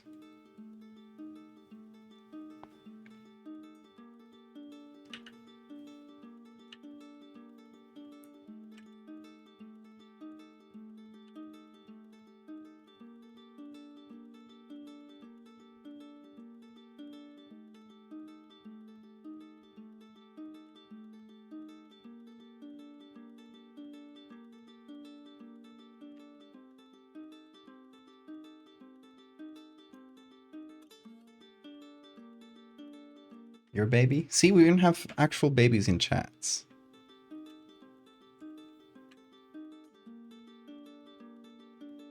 Baby in person came to see the stream.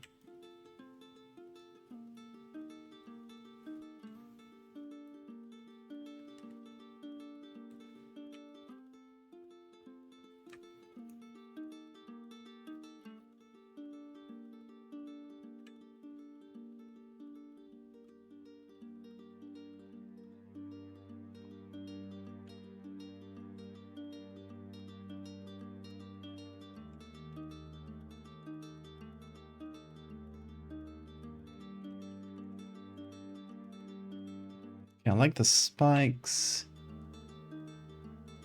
but it's taking a little bit away from the shape.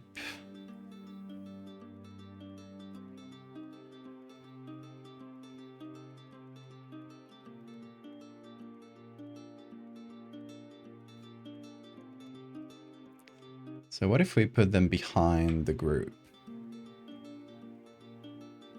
So just kind of poking out. Maybe not as interesting. It's a little cleaner though. Let's go with that for now. But I do want the textures I used for the spikes. I do those seahorse textures. I think they'll do great for the main body too, to add a little bit of warbliness. It's a word I just coined.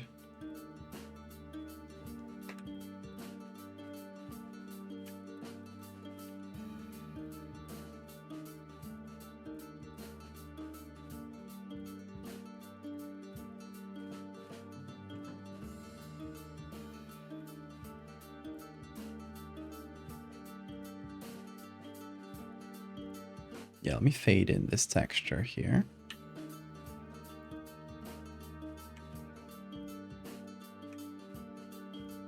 Like that.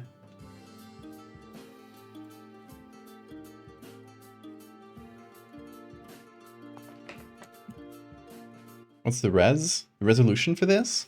I usually work at 6,000 pixels on the wide side, usually 6,000 by 4,000. But, you know, I overdo it kind of because I like working on like higher textures than, or higher resolutions than the final image, because it allows you to, it's like a bit more comfortable to the way I edit. You don't have to worry about pixel by pixel things.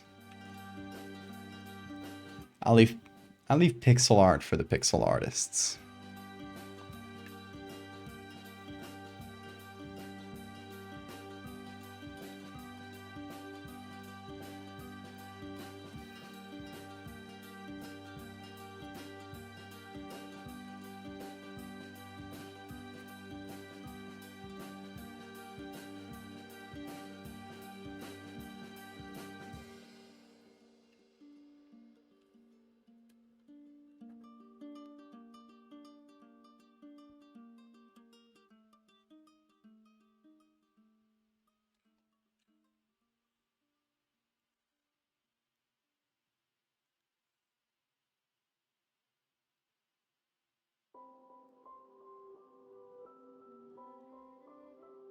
Gonna make that eye even sillier.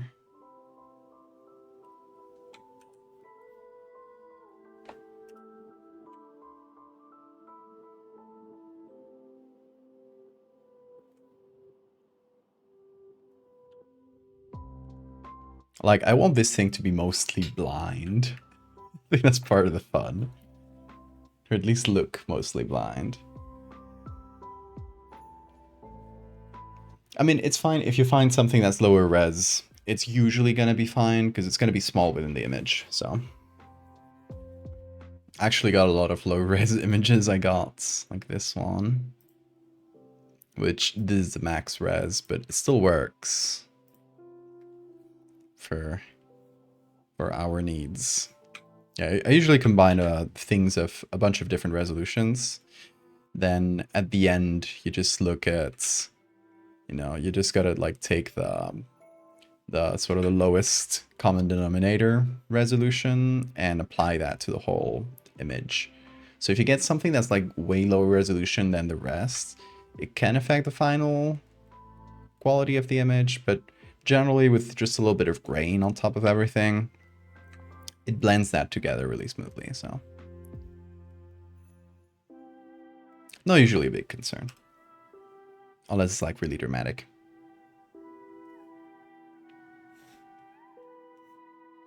Okay, let me try to add this as a texture.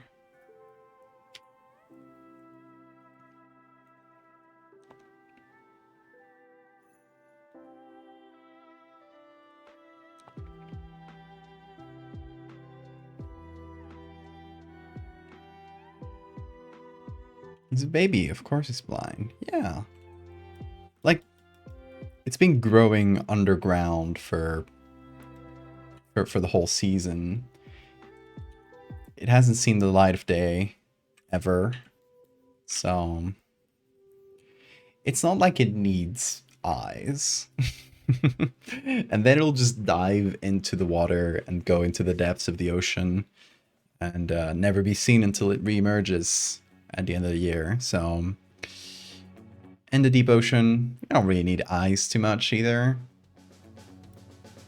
So this thing only needs eyes for this moment, to get out of the water, explode out, or get out of the land, I guess, explode, dive into the water, and disappear.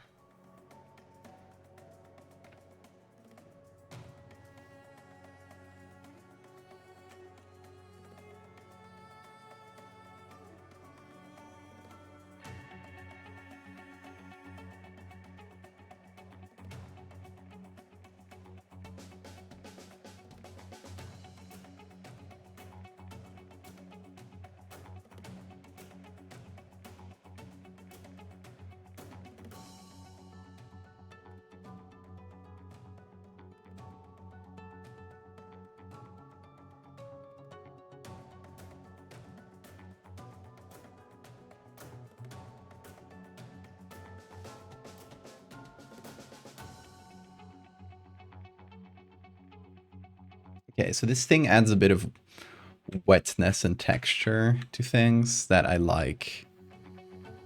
Just makes it a bit shinier, a bit dirtier.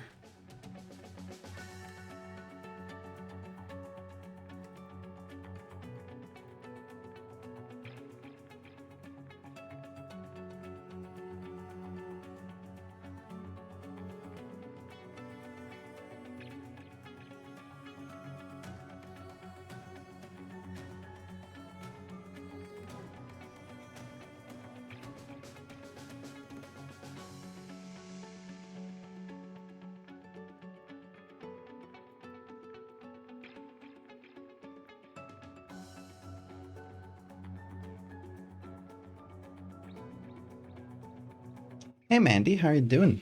Thanks for the save reminder.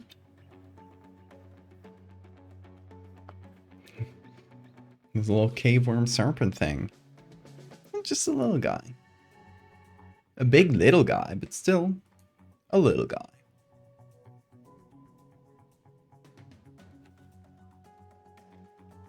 Okay, let's see what else we got. These fins, not as cool, honestly, as the seahorse ones. Which, to be honest, if we find any other pictures of these seahorses, that would be pretty cool. Let's see. Seahorse. All one word. I know it's usually two, but that'll like lock down the search, so makes it easier for me. Ooh. See, these things are real life dragons. Look at this. It's so cool.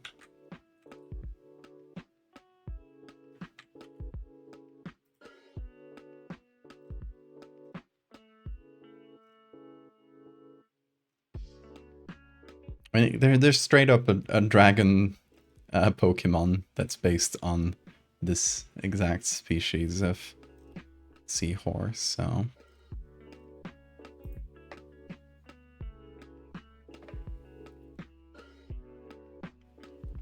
Working some character art for a story. Nice.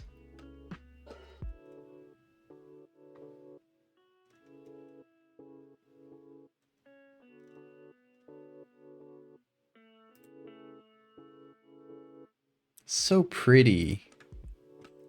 Look at that thing.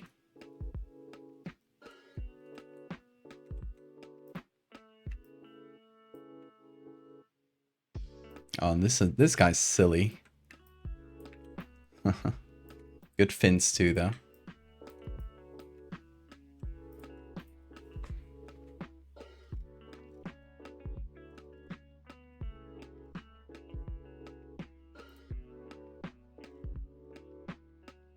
Okay.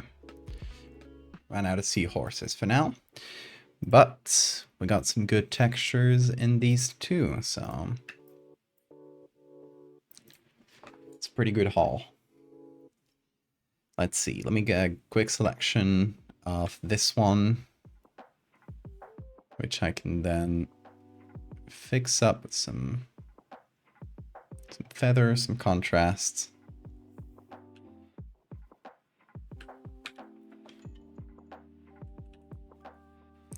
And some manual editing.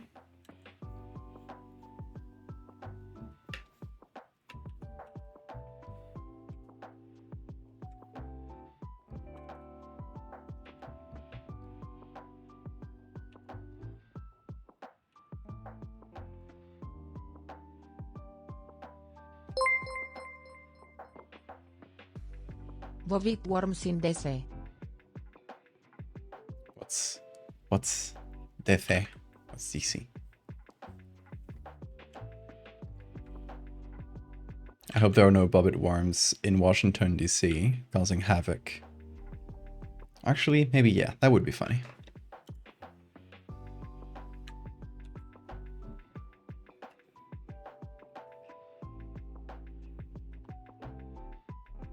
Okay. Good spikies here. Let's see what we can do with them.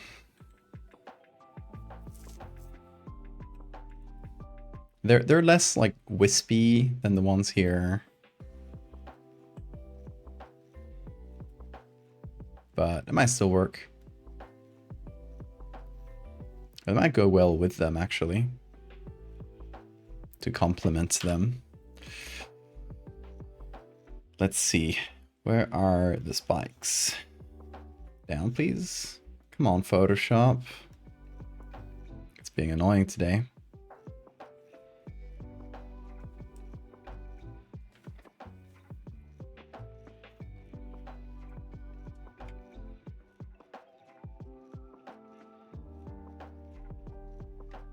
Yeah, that actually works quite well.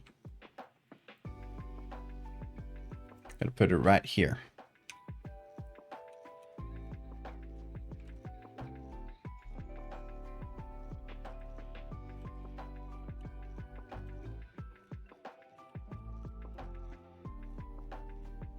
Oh, is this Discord?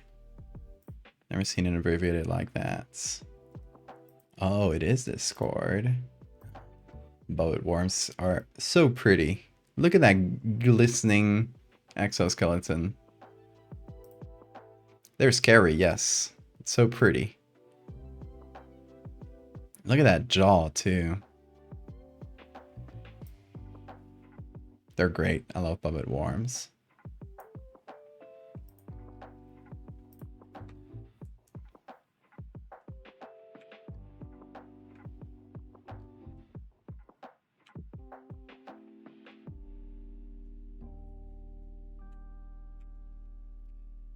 Okay, and what about these textures for some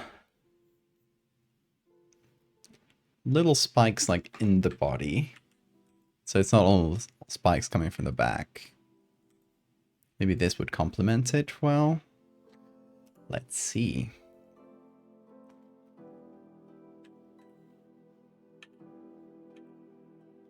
Actually, maybe as a texture. Hold on, let me do this shortcut.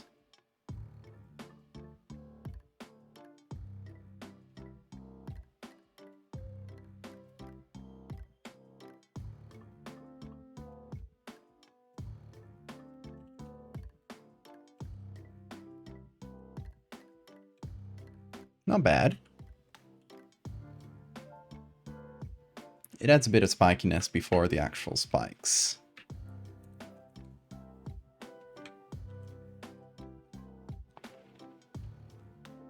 Although I think I would like them to be a bit darker. Like so. Perfect.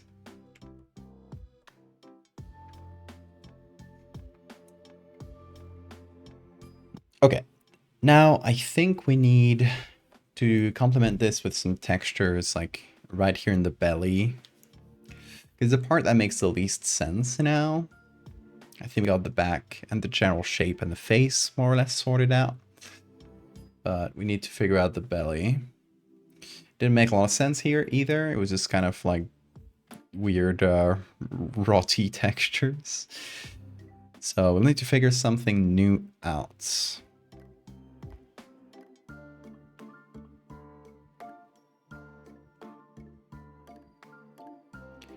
See if we got something cool here. Actually, I wanted to try this mouth out as well, but I don't know if it'll match the face we currently have, so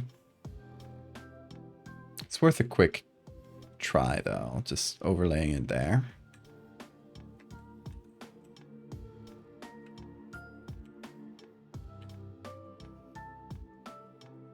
Let me do a quick selection here. Actually, maybe.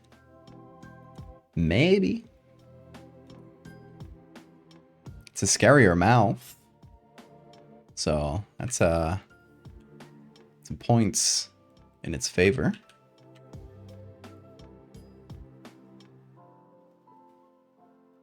Yeah, maybe it needs a little bit of adjusting this way, but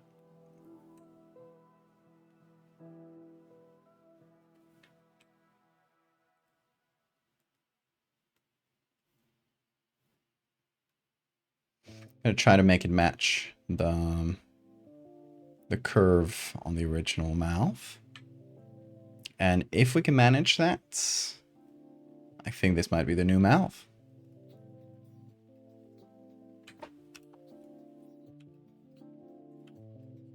Because it is a little scarier, so.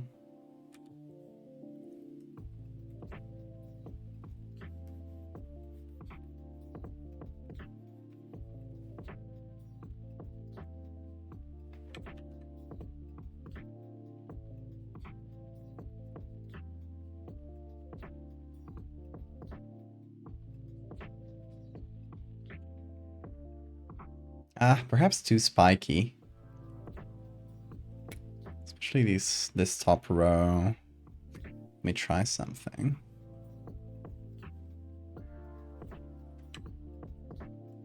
We use the bottom row of teeth, which will be easier to individually match to the mouth, I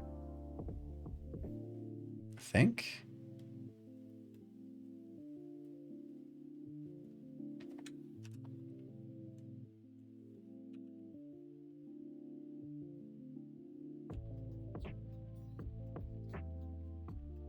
Yeah, not too bad.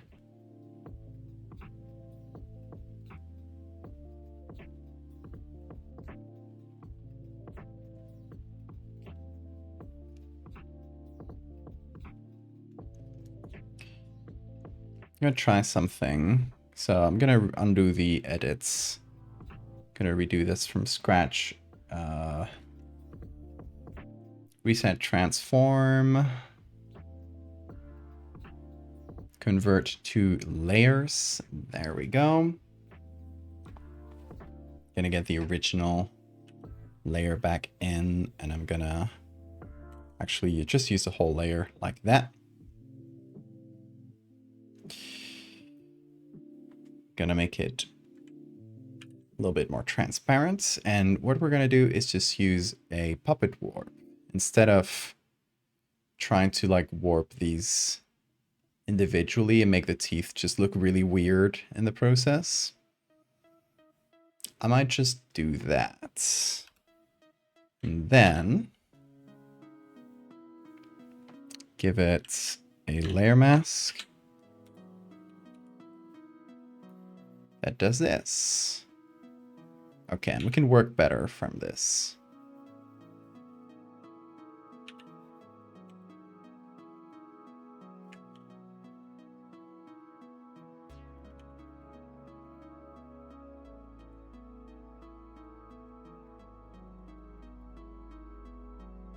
It's okay, Bill. Don't scream.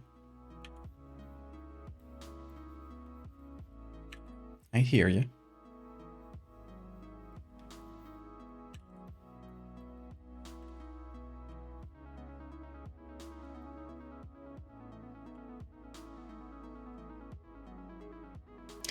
Is this mouth too spiky? Might be too spiky, right? I mean, toothy.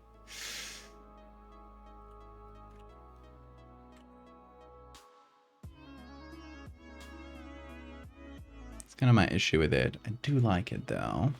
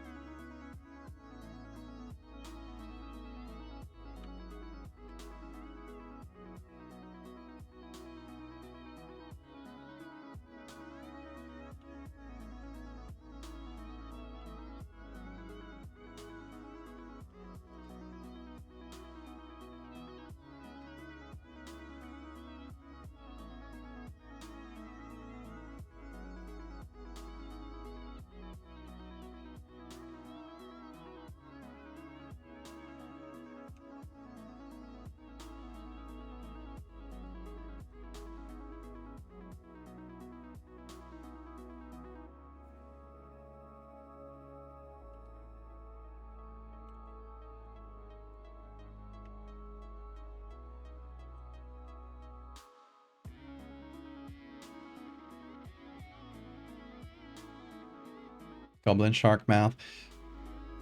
Actually, did we? We didn't even look up goblin sharks, even though we mentioned them. Highly doubt that there's going to be usable pictures of them. Mostly because, you know, deep sea fish, generally there's not that many published photos of them, and they're generally copyrighted when there are, so. But if we look for goblin shark on Wikimedia, which is probably our best chances, we only get.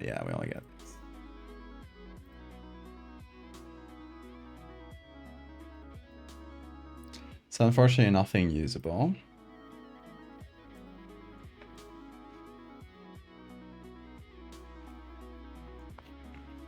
But yeah, good reminder, because I didn't remember to at least check.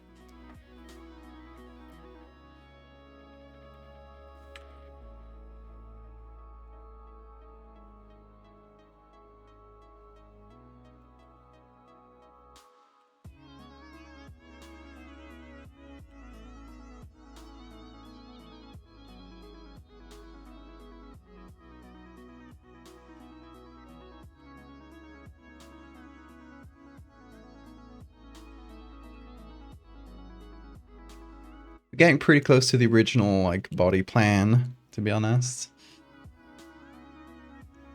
Bit of a different perspective and stuff, but not too bad.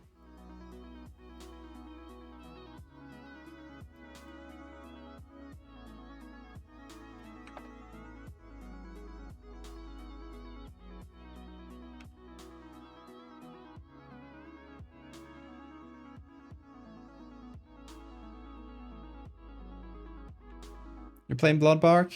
Enjoy.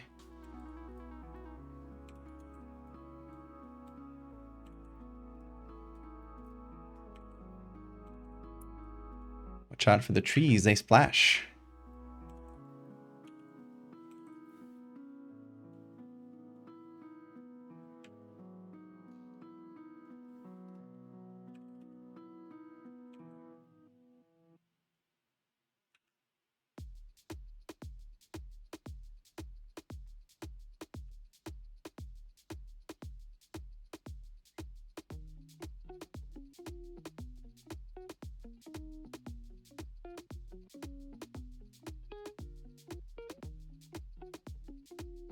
gonna call this mouth.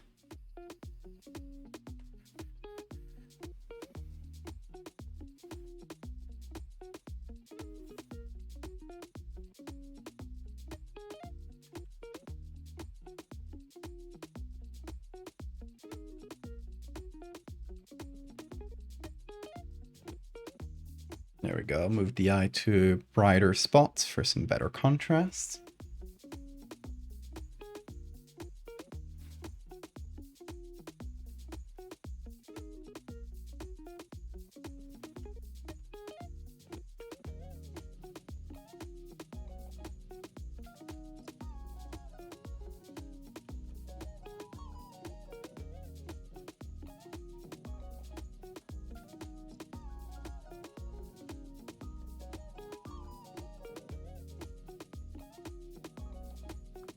You know, something that'll definitely be really funny and not frustrating at all from this piece is that despite me cleaning it up, as with every time I post art to the internet lately, some people are just gonna say it's AI, which is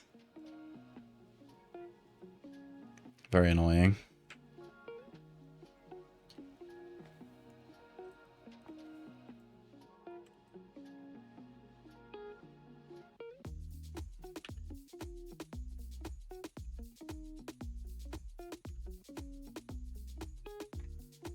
Like, one of the ones that stung the most is I see people on Tumblr, and I saw several ones on the I think it was on the jellyfish piece. Several people who just reblogged it. Not even, they didn't ask or anything. They just reblogged it with the hashtag AI generated, and that drives me mad. Because you can't even reply to them. It's just, they just used it as a tag.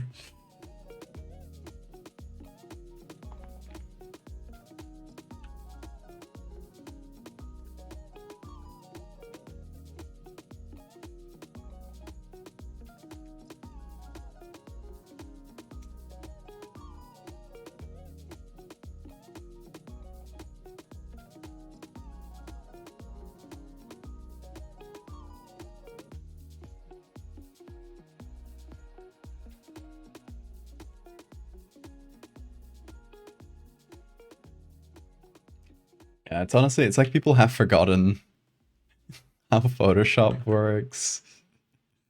Now, every time an image isn't real, everyone jumps to AI.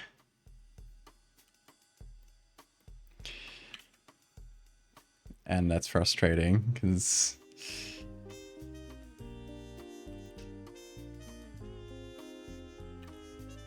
people don't pay attention to the medium anymore.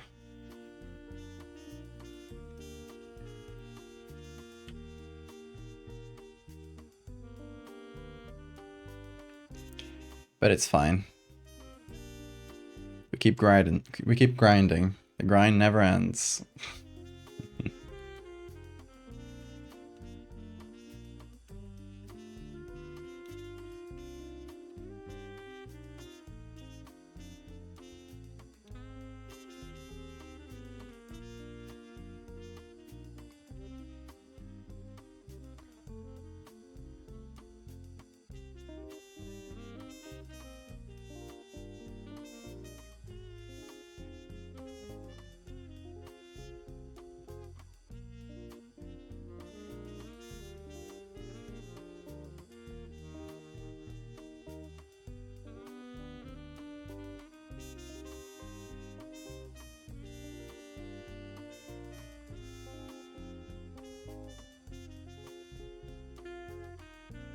We always rise and grind.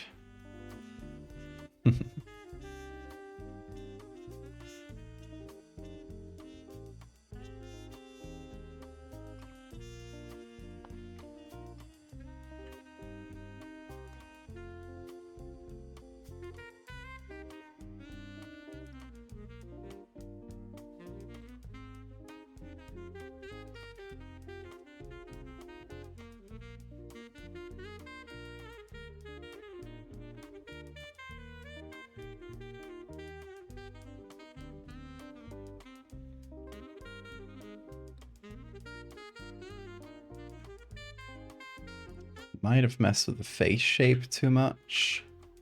Right now, like, doesn't match the perspective that well anymore.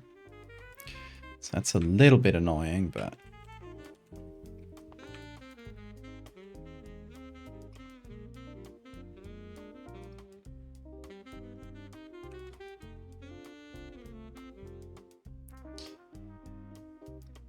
we'll figure it out.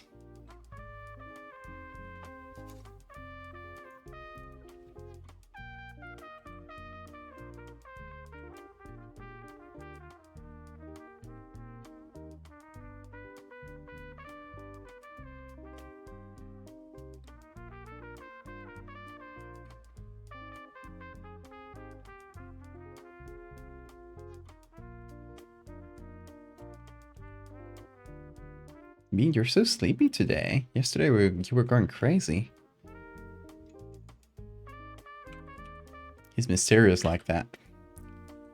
He works in cycles. One day he'll have so much energy, and on the next he'll be sleeping all day. Except it's not like one day one thing and one day the other. You never know how he'll wake up. Hi, little guy. Are you having a shower? Oh, yeah. Yeah, good boy. Big yawn. Oh, sorry.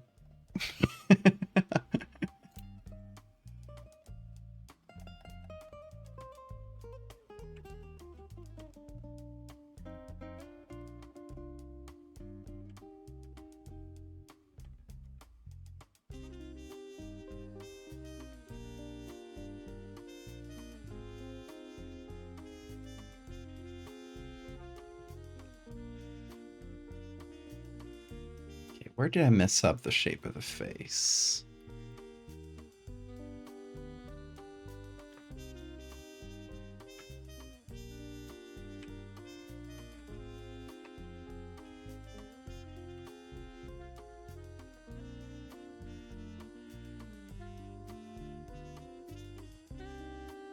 He's so little. He is so cute. I agree. Hey. Say hi. Say hi to the camera. Sleepy boy. Kiss. Thank you. Thank you. Ooh, I'm so clean. Oh, so clean.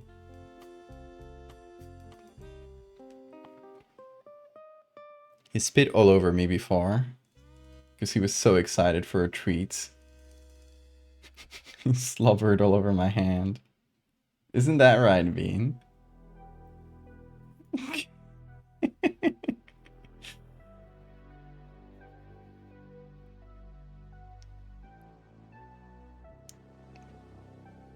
He's always so clean. Cleanest boy in the land.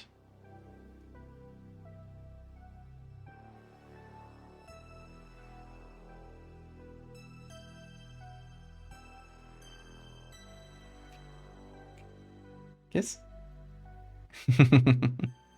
Thank you.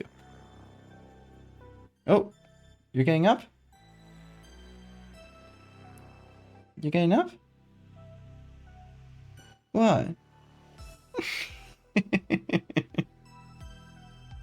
Is it? Why is the other camera not working? Bean Cam 2. Wake up. Hold on. Why is Bean Cam 2 not working? Strange. Turn off and on? No. What's up with this camera? Did it unplug? Hold on.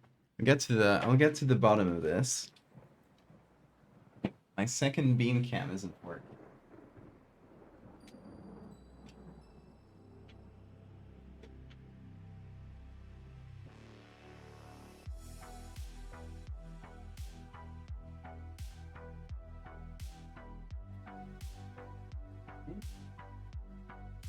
Oh. I unplugged it and plugged it again. Let's see if that does anything. Not waking up. Uh-oh, did this camera break? I guess good timing that I bought this one. Because, yeah, Beam Cam 2 not working. Well, I'll figure it out after the stream. I'll see if it's salvageable. Bean is manipulating electronics. Oh, silly man. So silly. Isn't that right? Isn't that right?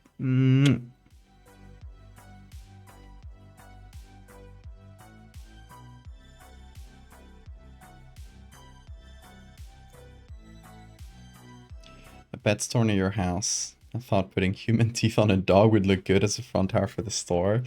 Oh, there was an ad that ran in Spain when I was a kid for dog food, and the whole ad was dogs looking at the camera, and then they would smile and they had human teeth. There were like a few different ones.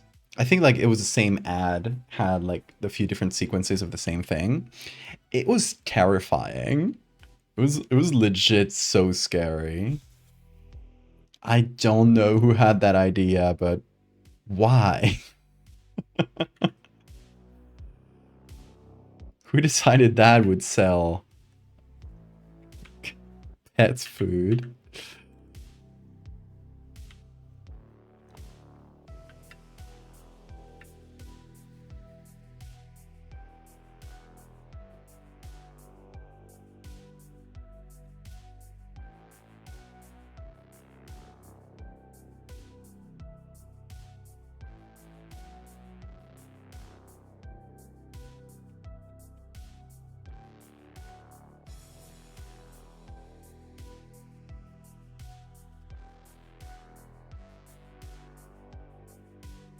Trees are wiggling. Oh, blood bark. Don't worry. It's normal. Trees do that.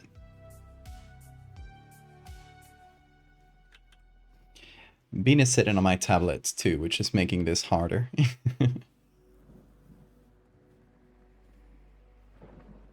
Human teeth are just scary on anything non-human. Yeah, absolutely. Yeah, I'm still scarred from that ad.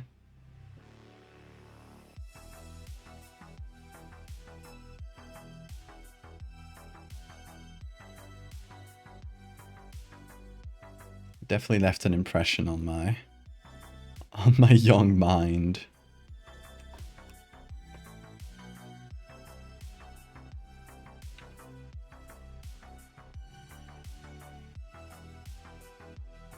Hi, Bean. Oh, you're so sweet. Such a sweet young man. Yes, you are.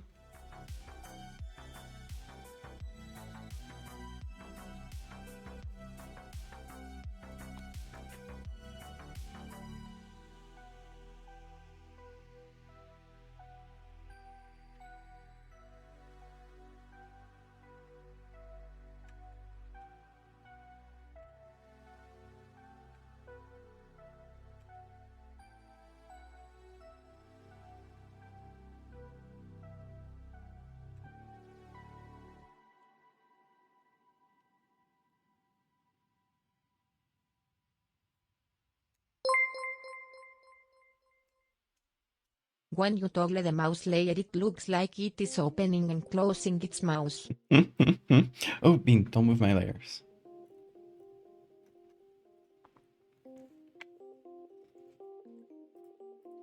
It's speaking.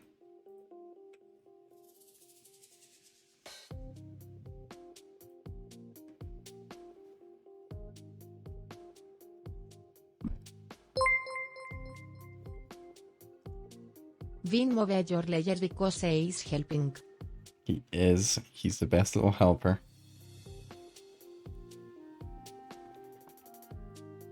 Oh, where are you going? Okay. Bye-bye. Oh, he wants to play. Yep. He's gonna bring me the hair tie, I think. He's looking at it at least.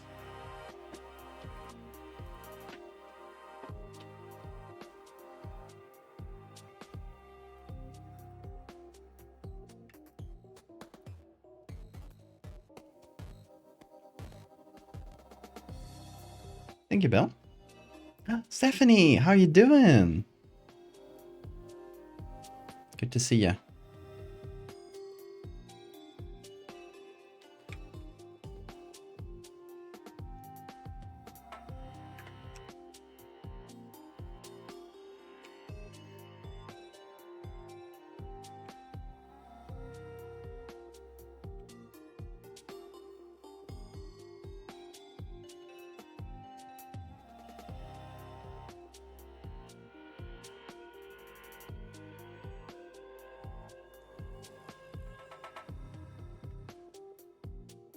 Everything's good, yeah. Today we're fixing atoning for past sins.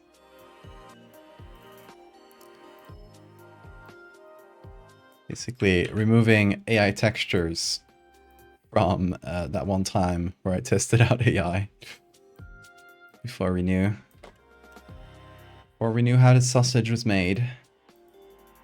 I really want to use basking shark textures. It just doesn't match the angle.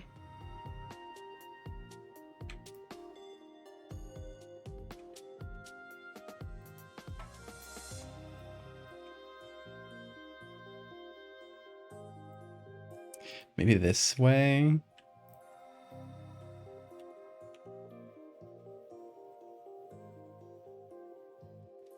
Let me see.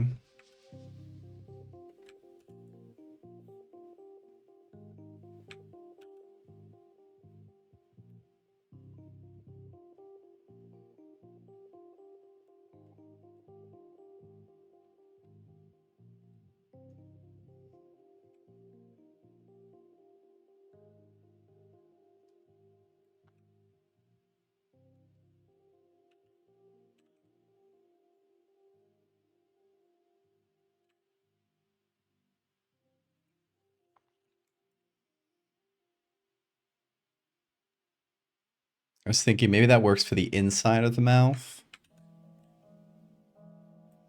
to give it a little texture. Those weird mouth ribs.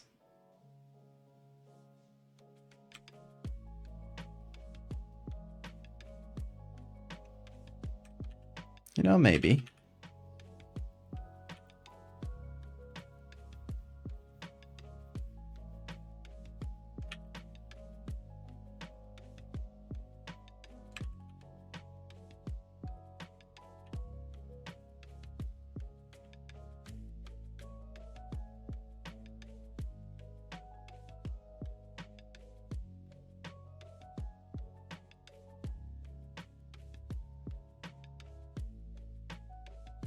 So we make that mostly dark.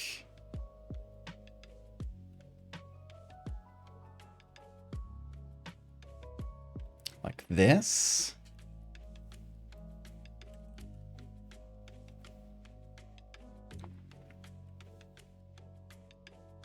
Then we put this below. Come on.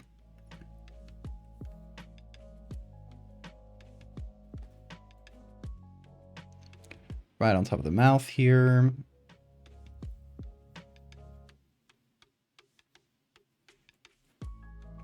And then we blend it together. Doing both photos this stream if we got time. Otherwise, we'll finish that next week.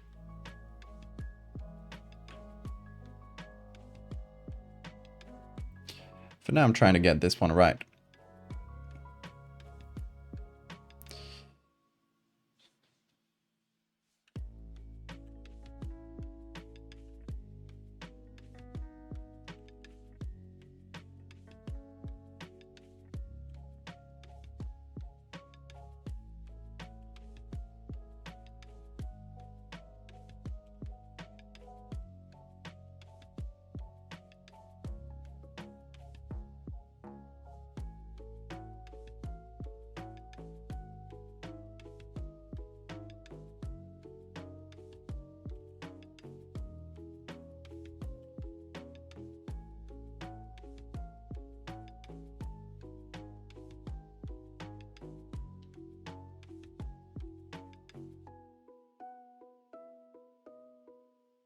Someone who fished this thing, how would you eat it?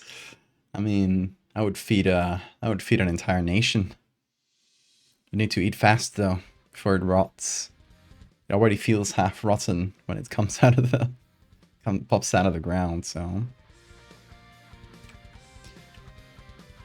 Okay, with this bigger mouth, I feel like we can push it further back.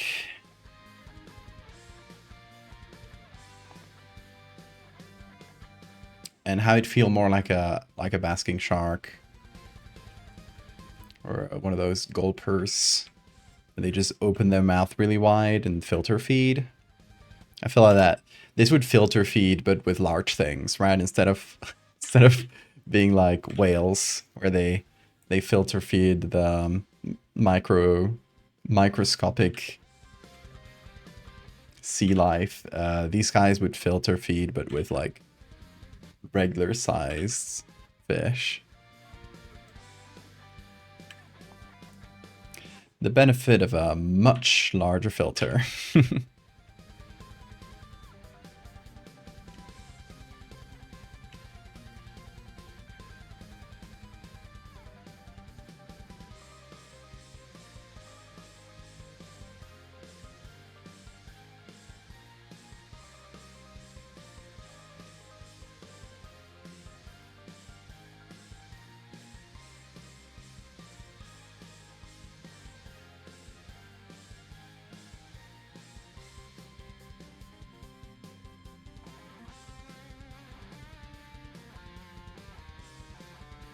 Okay. It's taking shape.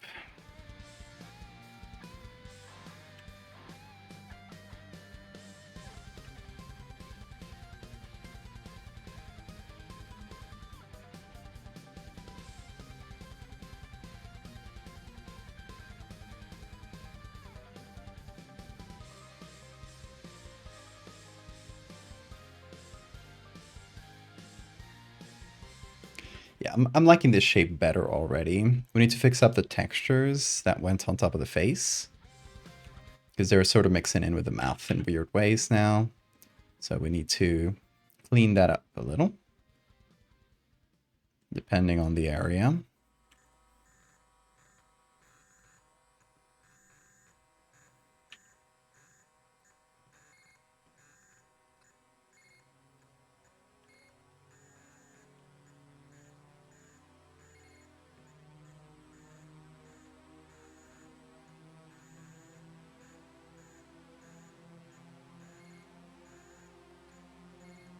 Okay, some texture is doing a weird line here. We need to find it. Might just be the original. Probably is, actually.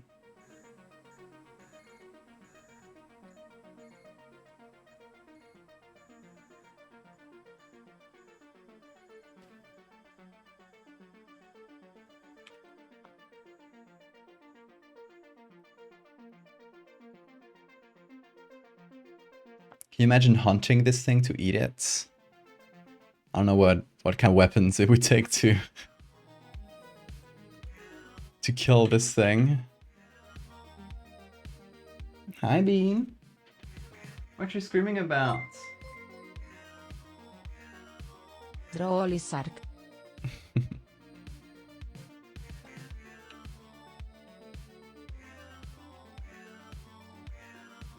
Bean.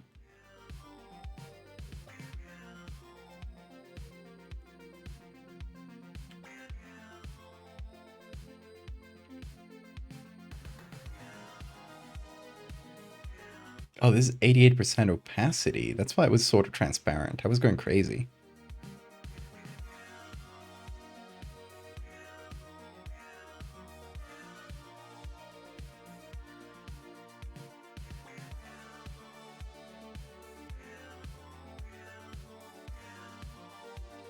Come over, Bean. What do you want back there?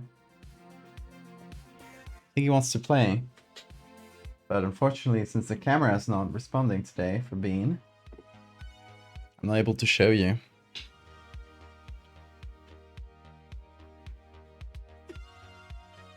Where are you going, Bean? Hi.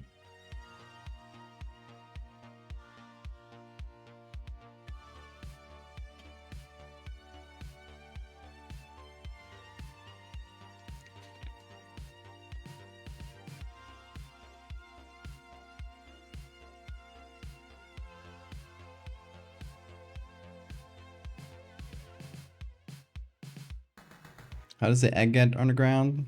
Who knows? All we know is it pops up on the same place where it died the year before.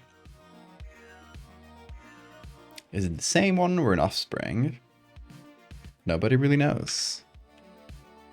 Its life cycle is a mystery, and that's what makes it a great tourist attraction.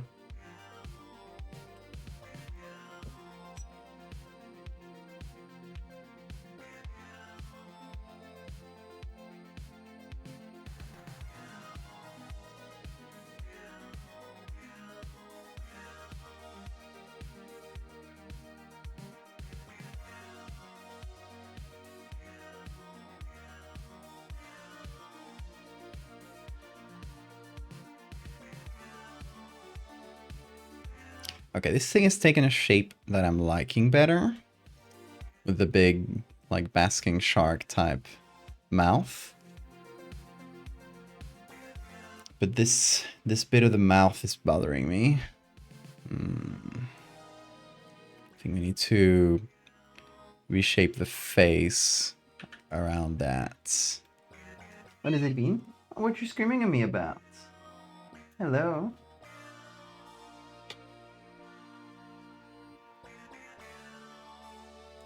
He's screaming at me because he wants to play. What?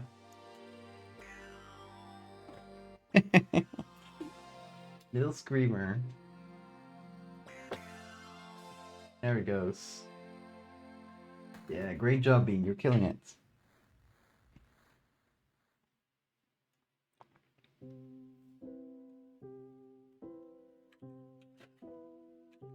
Okay, you're killing it, but don't kill it too hard.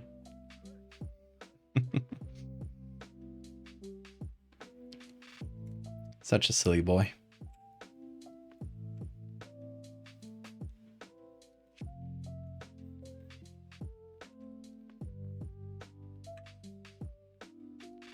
Okay, I might need more area for the face, actually. So I'm gonna do something. I take this and... Oh. Whoa, being careful. It keeps heading farther and farther inland. Scientists tracked its direction and it is heading straight for the Pentagon. We must put this a knowable vista at all costs. This is our atone for our past sins. We face a battle no one is prepared for. This summer it is Demidog. The Pentagon. From Iceland to the Pentagon. Who knows how it's doing that? Come over, Ian. Come over. What is it? Oh, you're playful. You're playful. Yes, you are. You want to play with your toys? Toothbrush? You little toothbrush fiend? You want to get it? Get it up here. Come on. Don't just look at it. Attack. Attack.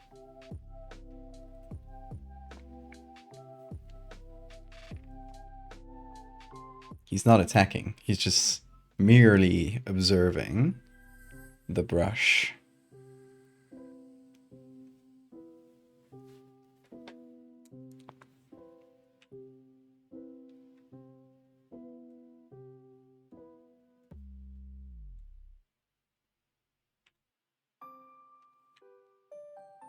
Okay, there we go.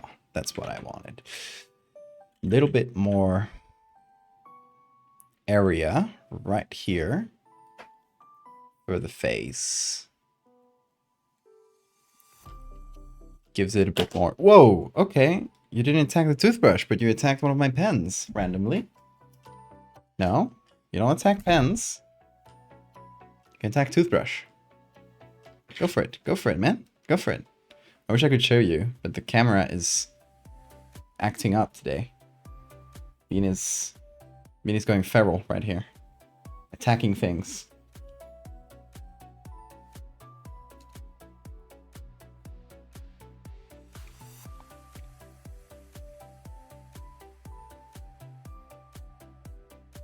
Okay, yeah. This might be good. So I'm gonna take this other version of the face.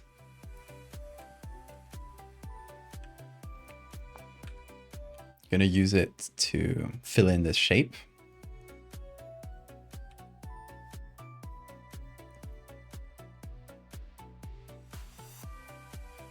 And make it a bit more symmetrical. Bean! No, oh, no, no, no, no, no, you don't attack my sketchbook. No. Beast. You have been captured.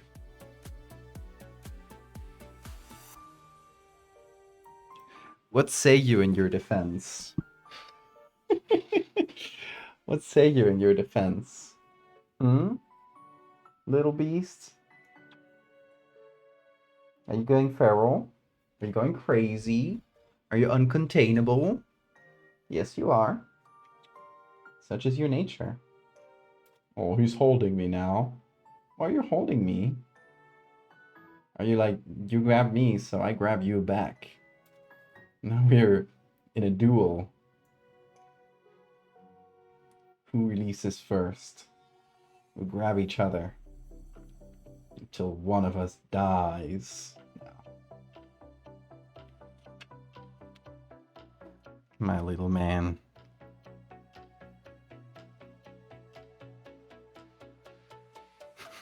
Held like banana. He's so floppy. He loves to be like flopped around. Sometimes I'll grab him and I'll just like flip him in different ways. And he likes it. Don't you? Do you like getting flipped? Let's get you flipped. Whoop, whoop. There we go. How do you want to be flipped today? What direction should I flip you? You want to pitch, roll, yaw? I don't know which one is which. I know pitch is this. Okay, roll is this. Yaw is this. I think. Okay. It's yaw. Do a ver el rol. Do a barrel roll. Okay. Barrel roll. There we go. Full roll. He's still purring. I also do. If you hold him and like fake drop him, where you're like letting him fall in your hands, he's not doing it right now because you gotta do it from above. He'll open his fingers like this. It's really cute. And he's not scared. He's not like, he's still purring throughout all of this. Aren't you? Aren't you purring throughout all of this? You're giving me kisses. Yes, yes. For being attention is like the best thing. So if I'm giving him attention by like flipping him in weird ways, he's like, yes, yes. Getting what I want, getting what I need. You can make him dance. He loves it. Oh, not right now. He generally loves it though. Oh, calm down. I got you. I got you. You're still in air jail. You know that? You know why, Bean? Do you understand why you are in air jail?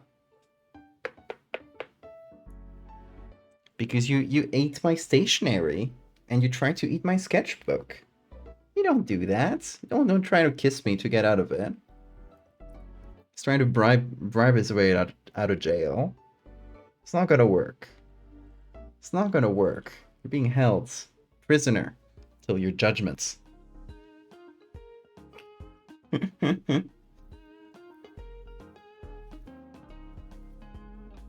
Better reaction time than a snake.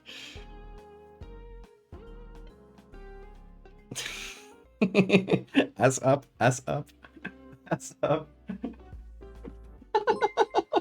No, he escaped air jail. Vin. No. Y cannot voyage mortal. It was all a ploy. It was all a ploy. He was just lifting up his ass to jump. I thought he was humoring me. Also, Everything's full of bean hair, but especially my face. For whatever reason. So I got this. Microfiber cloth. The only trusted bean hair remover.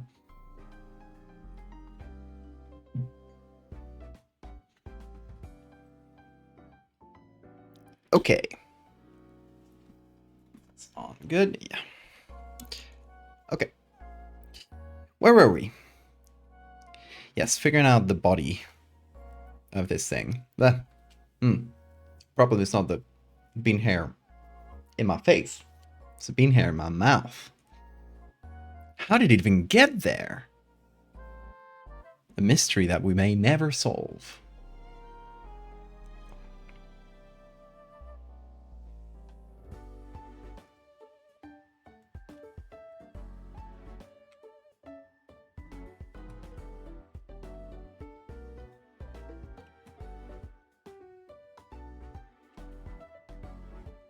Okay, I'm gonna let the spikes push them further back to match the sort of new angle we're giving this.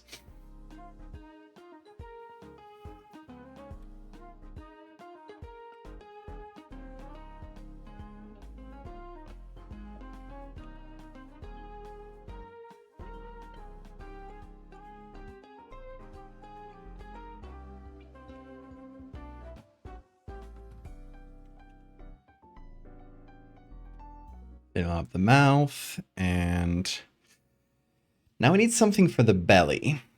What kind of texture should we use for the belly, folks? Because that's the last thing, thing we need to solve here. We already got these gills, but that was mostly just to give it a little bit of texture there, but the shape is not really like doing it for me. So I'm here wondering what we could do.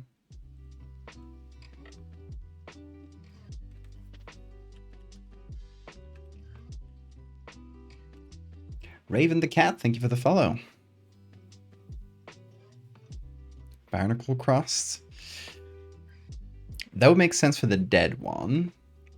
But this one just emerged from the ground. So it wouldn't have time to build up crust. It's a baby. But yeah, for this one, barnacles is a great idea. Hey, Raven. Great to have you here.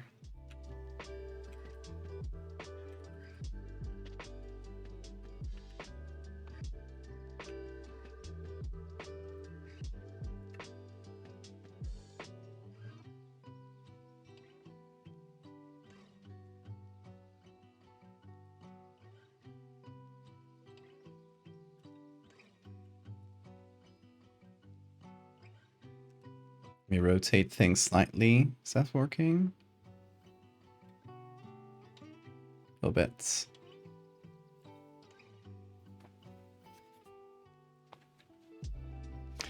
Yeah, we need to figure out that belly.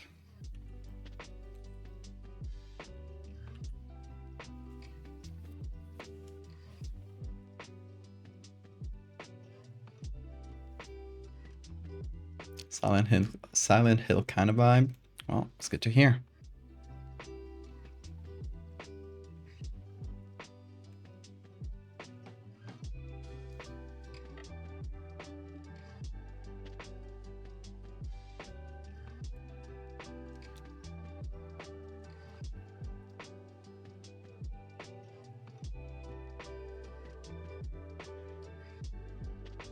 Yeah, let me remove the old one from here. I think it served its purpose. Need to figure out just a new one.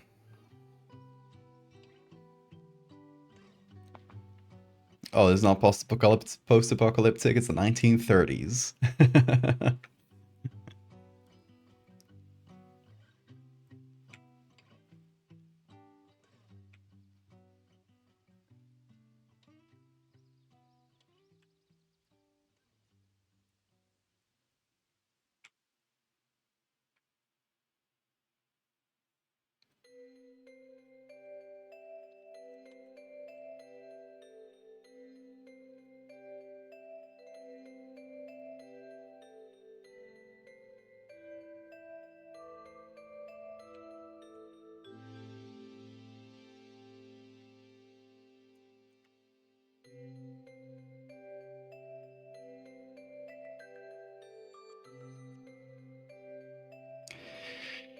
Okay, let me see.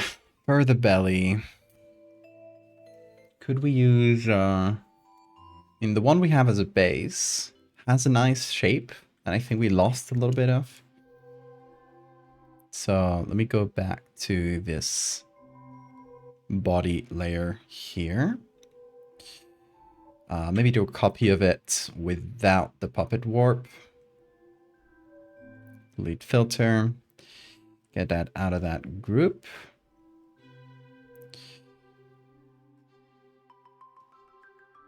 Like this.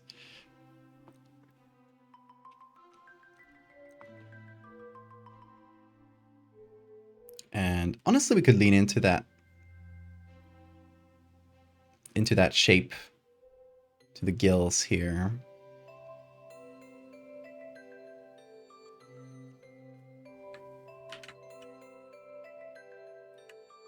So if we adjust this to the current shape of the body, put this somewhere around here and apply it there, it gives a nice, some nice like ridges to the edge there, which give it a way more interesting shape, I hope. And I guess now we have to figure out. Okay, there we go. That's the textures on top.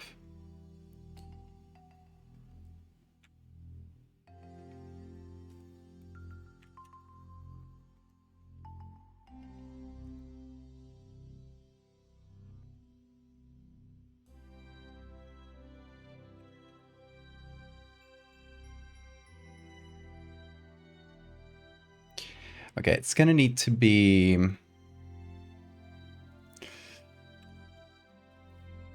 a little darker, like this bit I just added. Oh, thanks for the save reminder. Can't rely on autosave features these days. I know. I've had a lot of work lost due to autosave failures. Always fun. We love Adobe over here.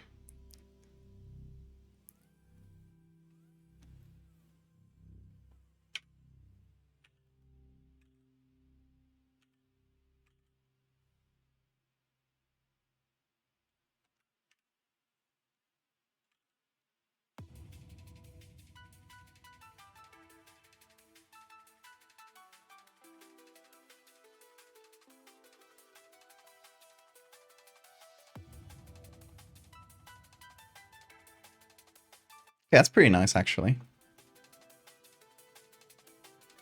For the belly. Maybe a little bit more texture, like right at the edge. And we can use the desiccated shark one again. Because it has some really nice wrinkles and stuff that go great with this. So like maybe here. Okay, let me try out these wrinkles here. And adjust the high pass.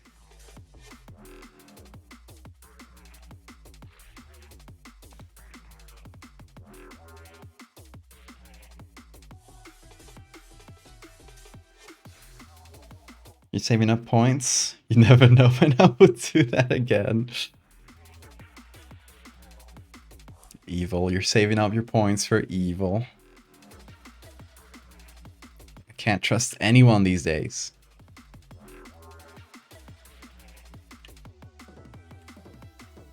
Okay, wrinkly. That's good.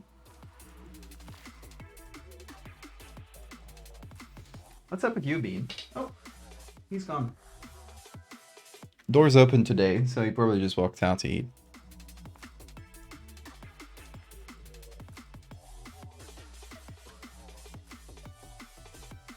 Or would I save up your points for good? I don't know. I don't know. For good causes. I think somebody would just save up their points and we use one of the things you chose to put on the point redeems. I put them to test you guys. To know who's good and who's evil.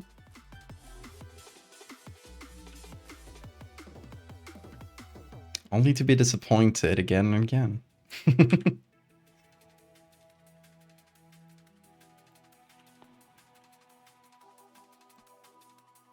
It's always been a test.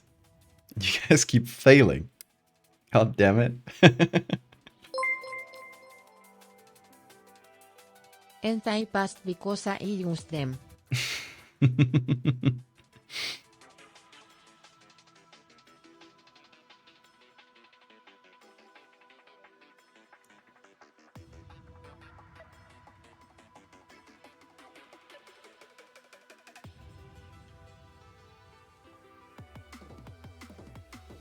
Oh yeah, we lost the nostrils again.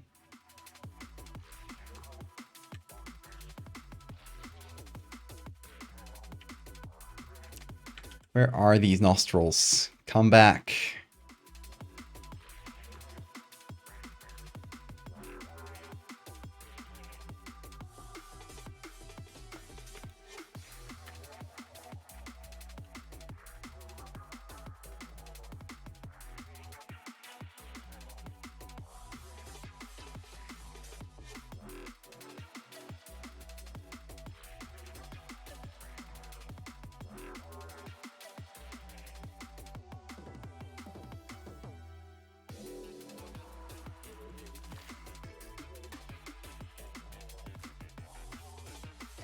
Oh, Bean is back. Hi, Bean.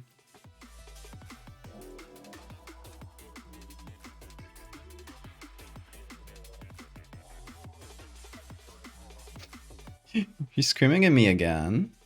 What do you want? Tell me with your words. What do you want? You want attention again? Come over. Come over. Yeah. Good boy. Hello. Yes, you're getting the attention you deserve.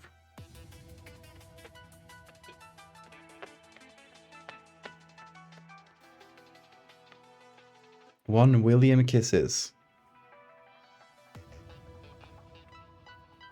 Okay, let me get you. Let me get you settled up here.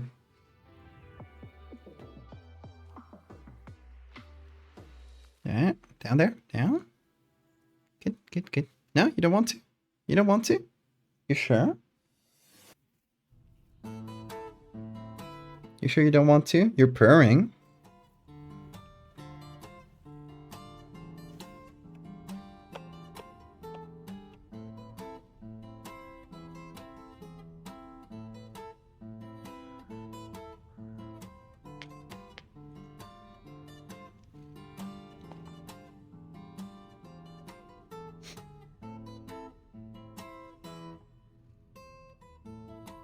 Ooh, careful with those little claws, man.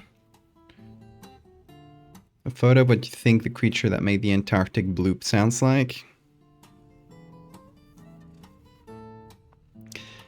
I feel us, along with everything else, and all the takes on cryptids, etc. I only really tend to do them if I have like an interesting take on them, basically. Something that hasn't been done before. So if I do come up with something like that, I will.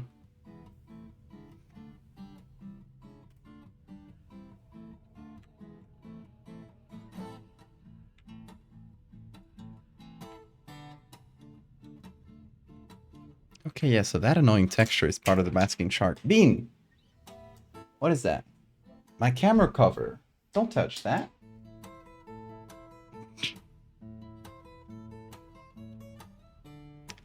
Oh yeah, the Nidhogg made the bloop sound. That would make sense, actually. German, thank you for the follow.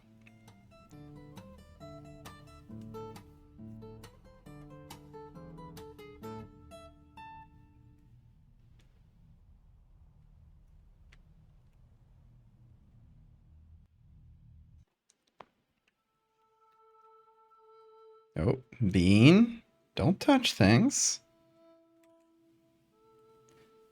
Bean sure likes pressing buttons. Oop, oop, oop. And attacking random objects. Caught you. You want to play with this? Tricked him.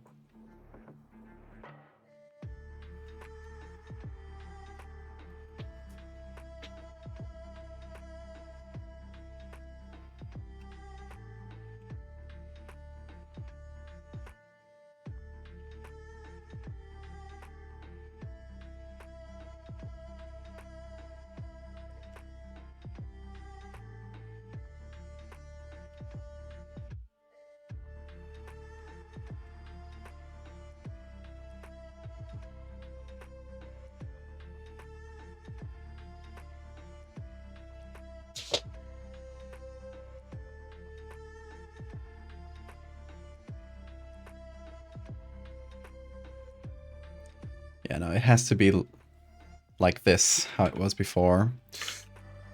But I want to figure out and get rid of this little thing. Maybe just that. Yeah, that works actually. Simple solutions are best. Laos, how you doing? Beam proceeds to comply with the order not to touch things and hovers malevolently in ominous hum. He would do that. It's the kind of thing he does.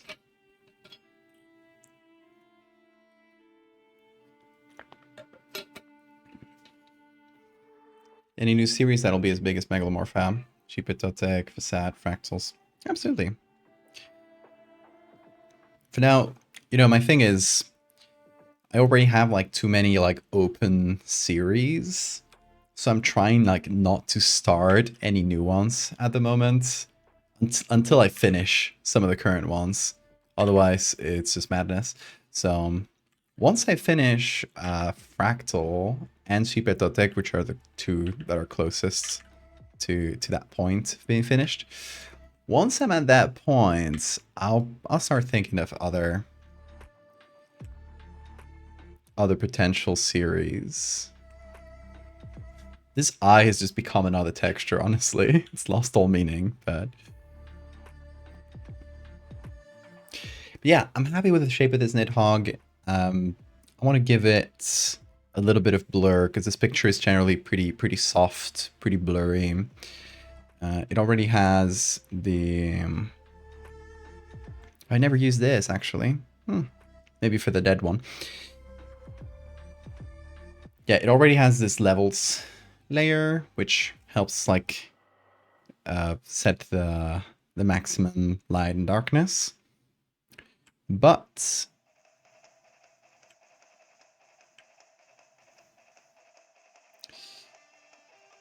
first of all, I want to compare.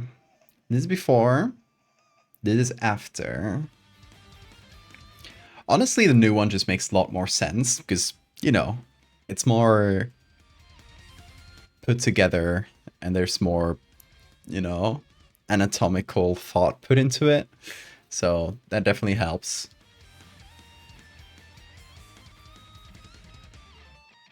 But yeah, I want to do something here. Basically, oh, I just realized there's another soft light layer that has been messing with things. Whoops. I mean, it's pretty alright, because I already made everything considering that soft light layer, but...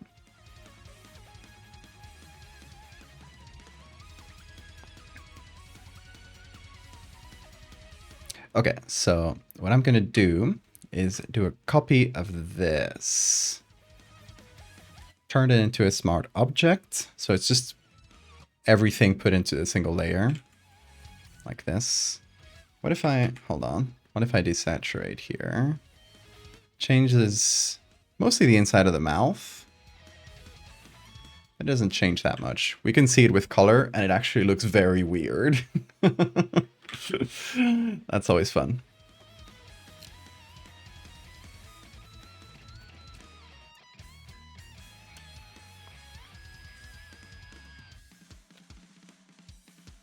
Thanks, Bill. I've definitely taken my time. But hopefully this is a year I at least finish two series. We'll see. Okay, so we get this. Now everything's put into the same layer, and now we get to play with the blur.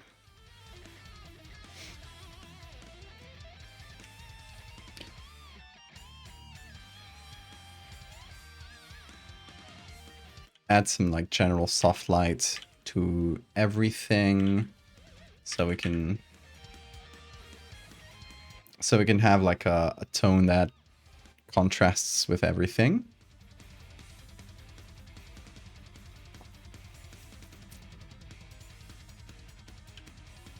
This poor eye has been lost to time. Yeah, we can add more detail actually. This blur is too much. Maybe 2, yeah.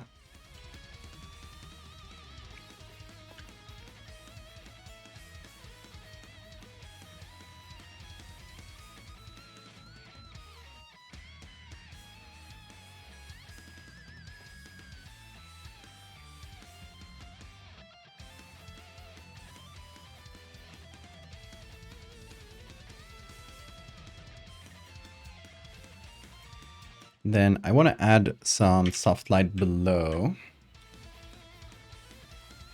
to brighten the area right behind the Nidhogg, just to give it better contrast with everything.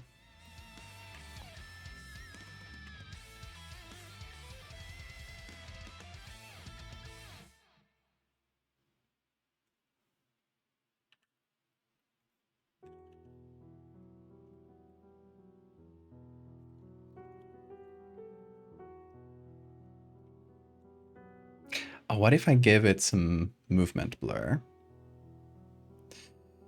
Let's see.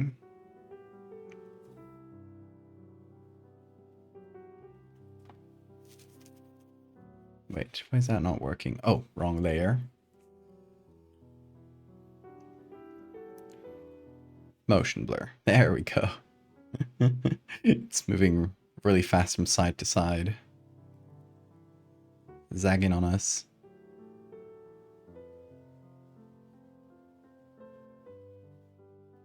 Oh yeah, a little bit of that is good. Maybe I remove some Gaussian.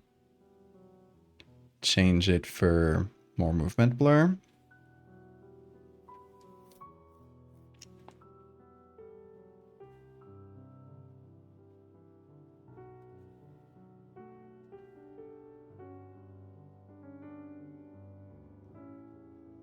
Okay, and we need to see the maximum darkness that we get in this area of the photo. So we get an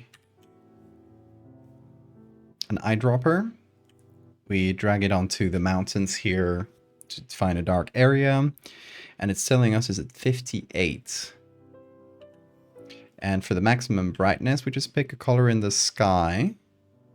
Try to find some of the brightest ones. And that is 208. 208 and 58. That should be the limits here. So 208 and 58. We were not that far with our just eyeing it.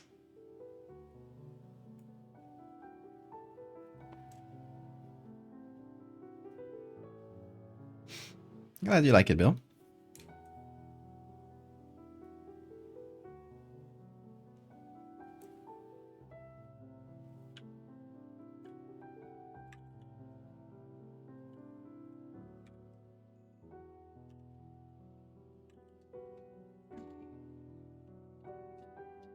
Oh, Bean is probably off on one of his famous adventures. I'll be back.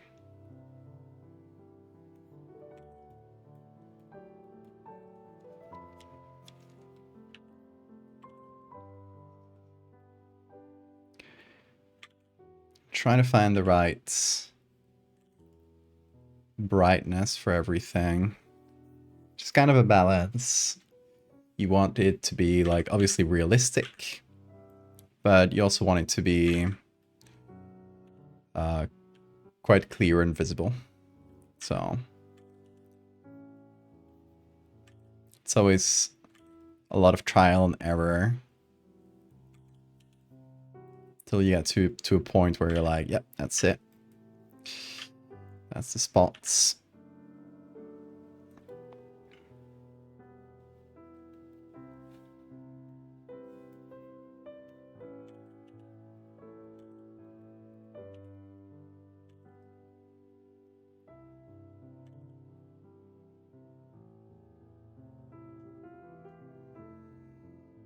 Okay, how about that? Let's test it out with the same filters that the original had. All of the grain and the good stuff. What do we have? No, this one was a little darker. Like looking back at it, comparing it to the mountains in the back, etc., feels like it was a little too dark, just ever so slightly. Well, I think here we got the balance a lot better. Although readability is better in the old one than the new one, I think because I added more blurs. So we might want to work on the readability a little bit. And yeah, the color, the levels are better balanced.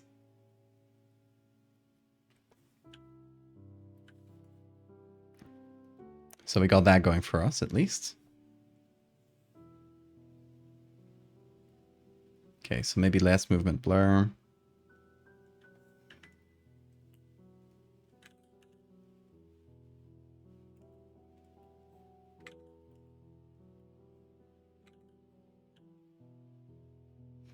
Maybe we sharpen the details, and how can we do that best?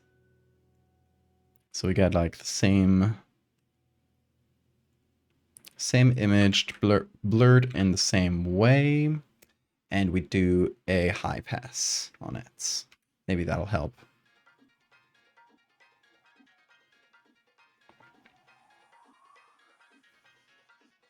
Okay, we can use this selectively to sharpen things.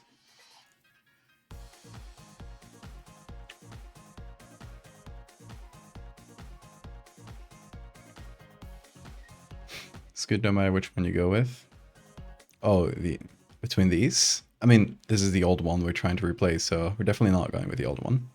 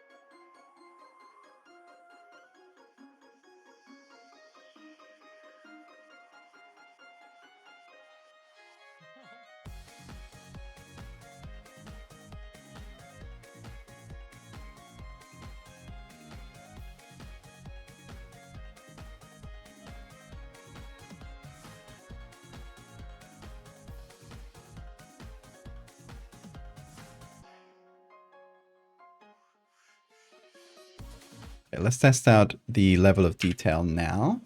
Oh, wrong shortcuts. There we go.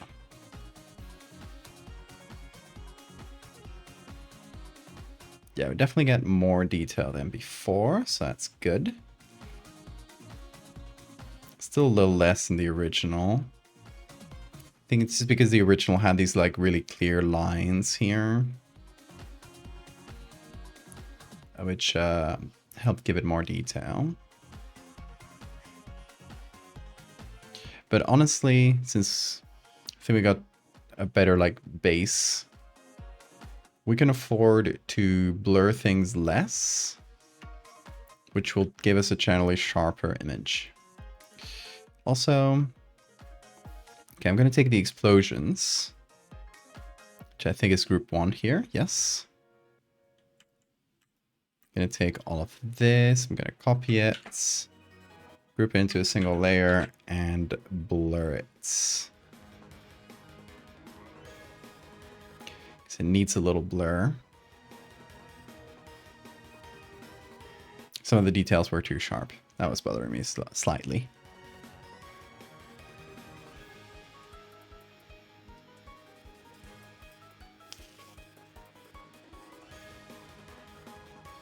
Jack came up with a regular human name for the Nidhogg in the original stream? Did we? Interesting. I don't remember that. I guess it was 2022, so it's been a minute.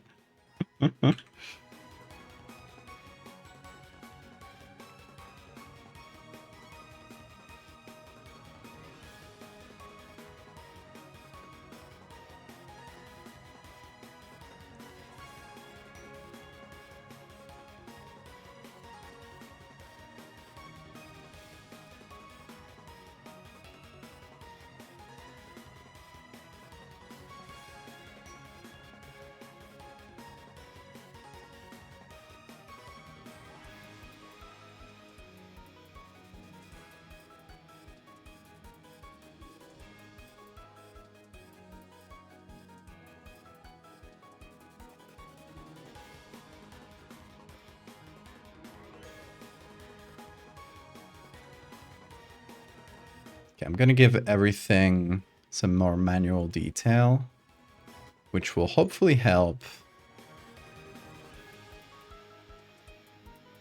with the loss of detail that goes next.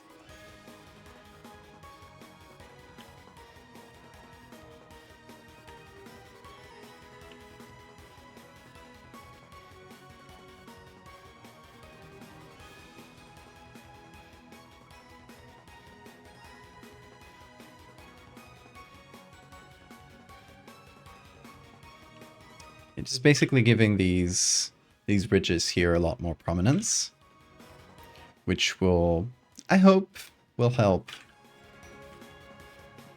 the general like level of detail and readability in the final thing. Feels a lot more worm-like in this variation, but I kind of dig that. I kind of dig like the shape we arrived at. Mondialistique, I hope that's French. Welcome.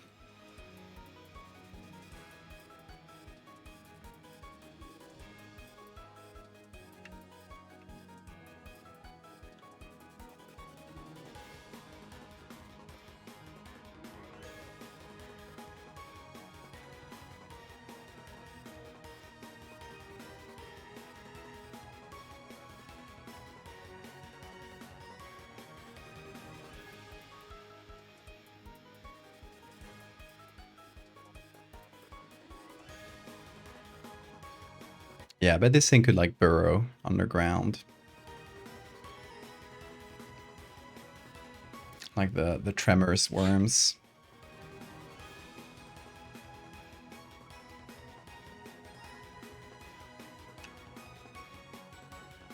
Okay, let's check the difference. Okay, we're getting more detail. There's a couple spots I don't love as much, but we are getting there.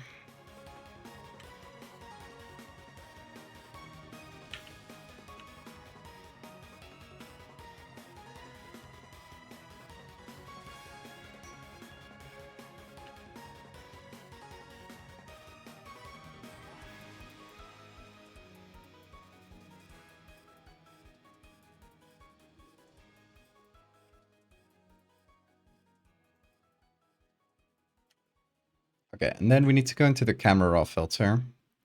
And I think just reduce the size of the noise because we made really large noise for this.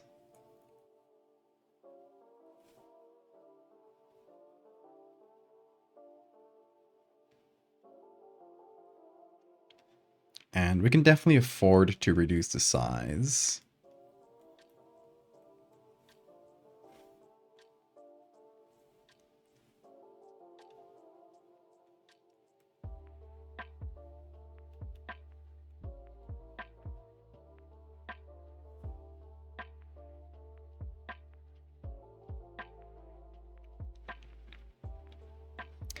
I want this picture to be like fairly low contrast. Like there's a little bit of fog in the air. It's kind of a foggy morning.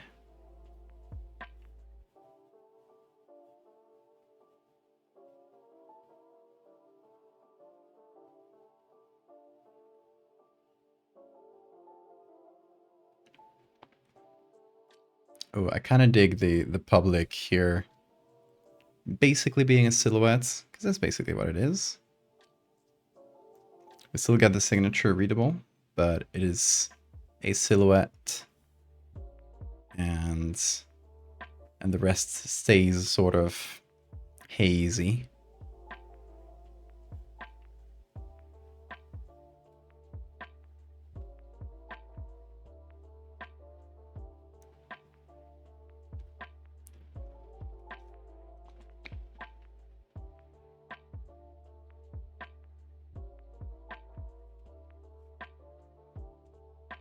There's something really simple we can do to increase the vibe and the haze in the back. It's very simply taking this, just painting a very soft layer of fog.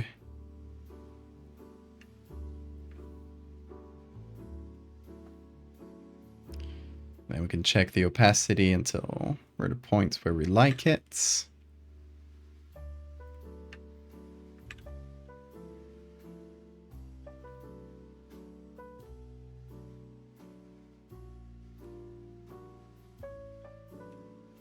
And then when we add the filters, we check the difference. I like it with that bit of fog.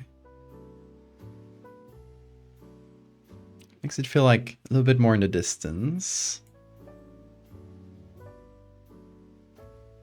We can check again with the OG. Definitely increased the sharpness of the image just by reducing the size of the noise.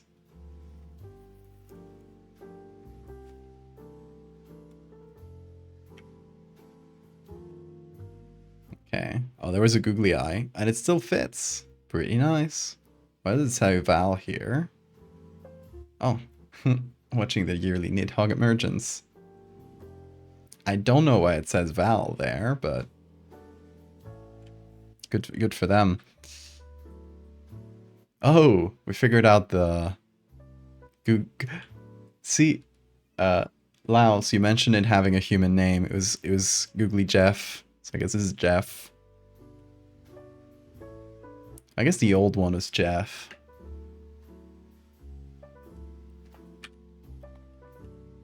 Maybe that doesn't apply to the new one, though.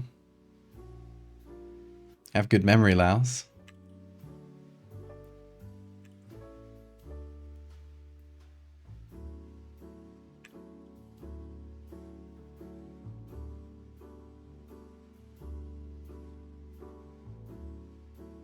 Jeff Reborn.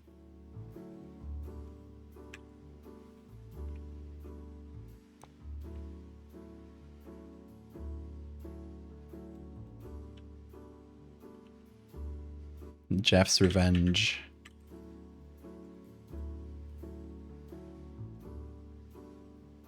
Jeff Reloaded.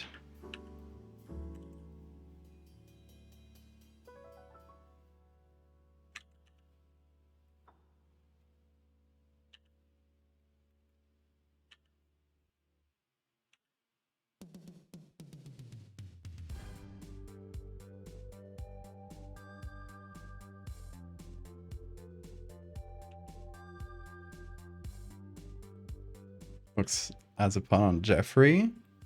How? Oh, Jeff Reborn. Yeah, okay. Took me a sec.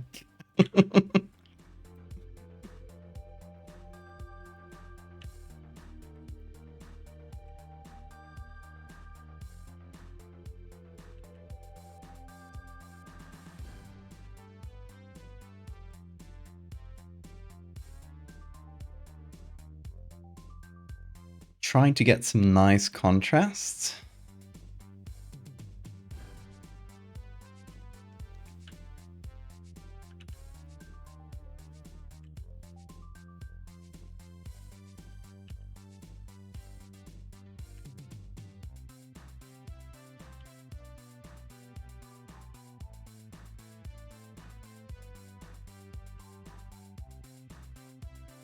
What is it, Bean?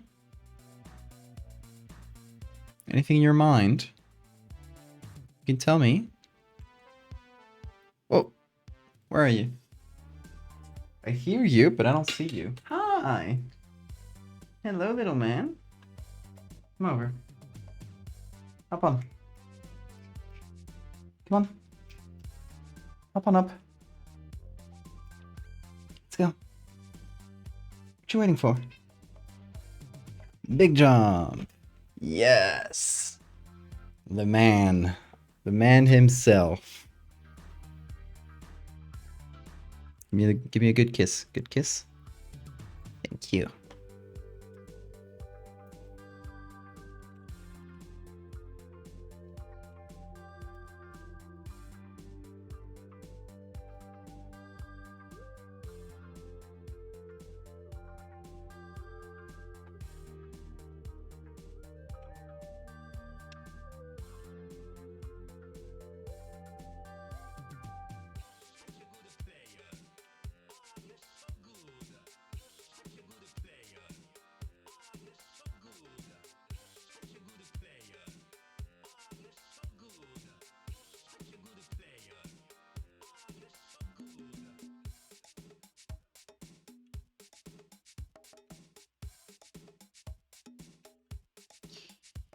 Okay, let's see. Let's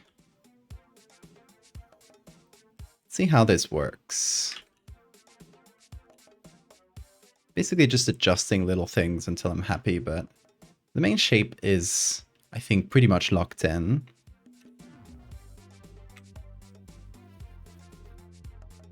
Bean agrees. Thank you, Bean.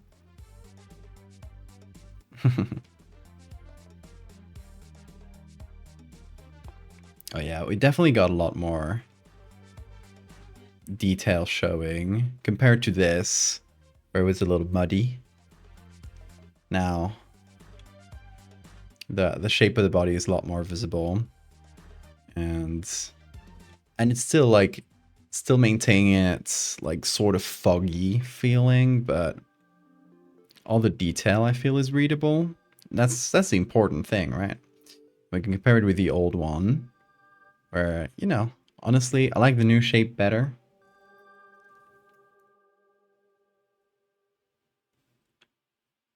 Everything feels more readable as well, so I'm gonna call this one a success. What do you think, Bean? Oh yeah, good kiss.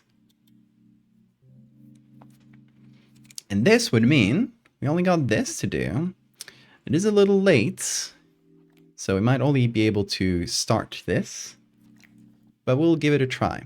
For now, though, I'm gonna do a real quick bathroom break. Bean, you're staying here? I'll let him decide.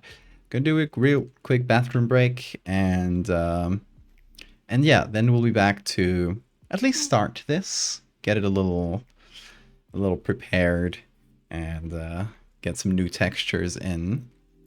Yes, Bean. Yeah. We'll mostly keep the shape, I think, just sort of blobby, but kind of works. And just go out from there. So I will be right back, folks. Take 5 minutes to hydrate, stretch your legs, all that good stuff. And I'll see you soon. Oh, ending stream? No. Intermission.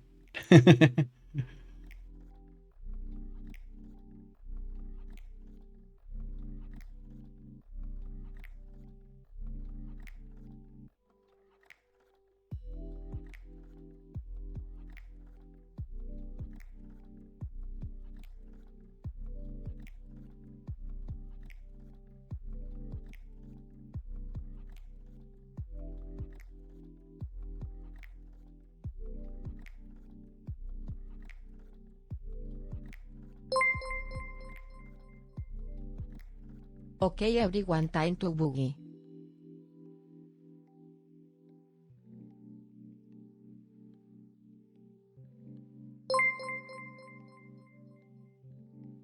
Gridigose, gridigose, gridigose, gridigose, gridigose, gridigose, gridigose, gridigose.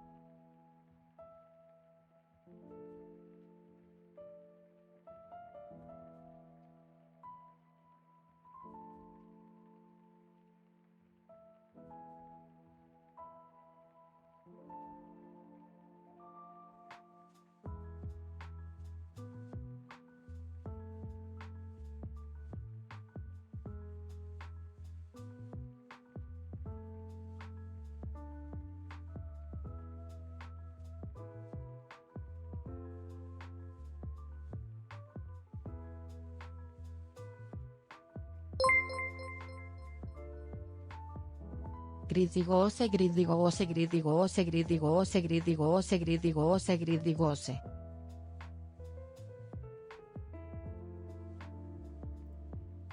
I just heard all those gridigose, gridigose. That's very good. Oh, Valdevia-Boje, Valdevia-Boje, Valdevia-Boje, Valdevia-Boje, Valdevia-Boje, Valdevia-Boje, Valdevia-Boje, Valdevia-Boje, Valdevia-Boje, Valdevia-Boje, Valdevia-Boje, Valdevia-Boje. Valdevia-Boje. Beautiful. Did you hear that? That's your song. The song of your people. Jump on. Jump back on. Because, fun fact, you see Bean on my shoulders while I work. He also allows me to just carry him around the house. Like, you could just pick him up on your shoulders and go about your day, and he'll just stand there. Sorry if he's making noise in the mic. But if you walk into the kitchen or the bathroom... Oh, I mean... if you walk into the kitchen or the bathroom, he jumps off. He gets scared for some reason. He can get into... He can go into those rooms all fine, but if he... I'm not doing the thing, Bean. Don't get confused. Yeah, you can he can walk into those rooms on his own, but he doesn't want to be carried into either of those. Fallamaje, fallamaje, fallamaje, fallamaje, fallamaje. Fallamaje. Hi, Bean. I love you. I love you so much. Yes. Okay, so where were we? Right here. Finish this, and we are moving on. This saved. Let me see. Save as a JPEG as well. Moving on to this one, where we got to do basically the same thing. We got to find and remove the bad textures. I think this one's a bit more of a mix, looks like. Okay, first of all, we remove this. And this.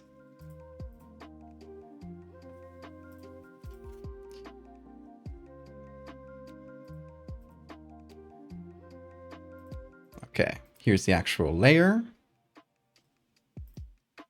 And here are textures. Some of these are kind of abstract textures. That one's probably an AI one. So we'll have to, again, remove the infected ones. Right, Bean?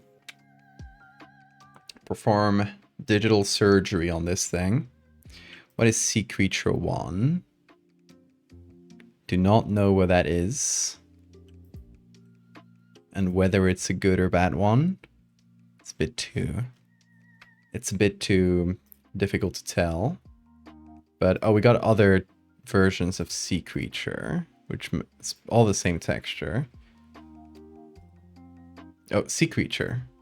Okay, yeah, that one definitely gotta remove it. Slowly taking it apart.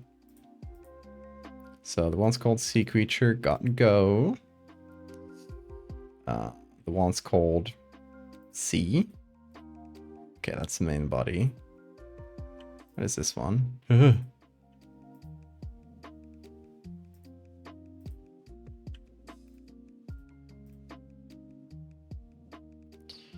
Okay, let me do something here. I'm gonna keep essentially the shapes by just doing this, because we did paint a lot on top. So I'm just gonna remove the textures. Just gonna get rid of all of them, honestly. And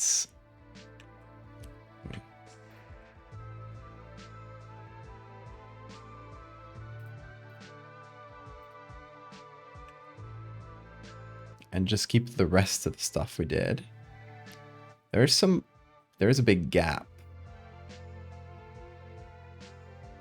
Don't know where that gap comes from. So we're going to remove all this.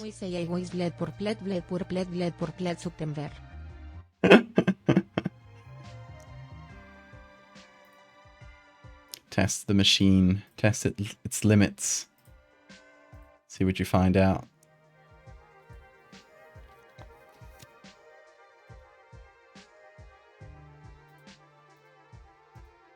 Okay, this is part of the signature.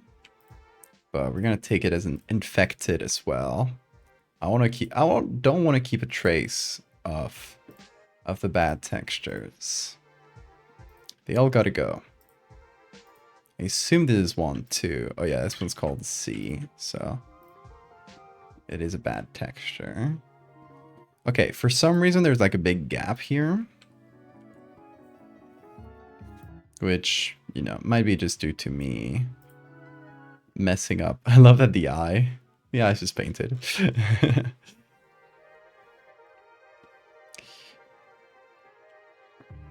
Okay, I'm gonna take this color. I'm gonna fill in missing things. So get my water. Oh, let's get Bean Cam on. There he is. He's working. Look at him work. Oh, the other camera's on. It came back to life. Oh, well, it's working. Good things. Hey, don't lick your ass in camera. Come on, dude.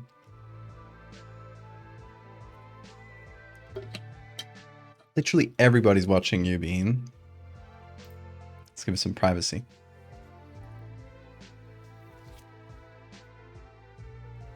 Gap work to show light coming through a hole due to rapid decomposition.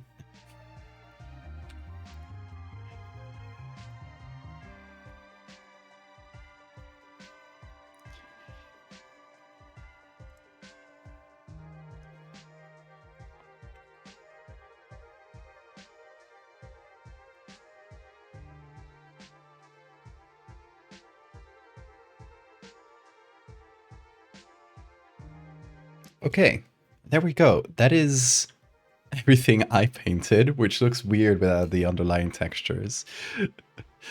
But what matters is we can now redo this with all our newfangled textures, and we can reuse things. So we got the shark mouth that we used. That can definitely be reused. He's so clean. Okay, so if we go salmon shark front, that's our layer. Boom.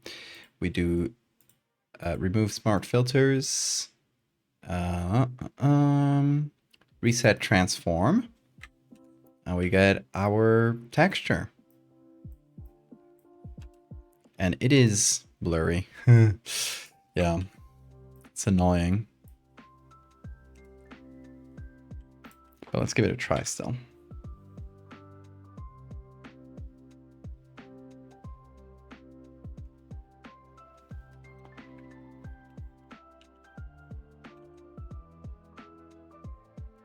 I mean, the good thing about this is that we get to keep quite a lot more in terms of shape and stuff, because a lot of it was just painted. There's things I'm gonna remove, like those two weird holes on the face. I'm gonna try to match it better to the other one. Okay, this can be removed. Frillet shark. Frillet shark. I love that.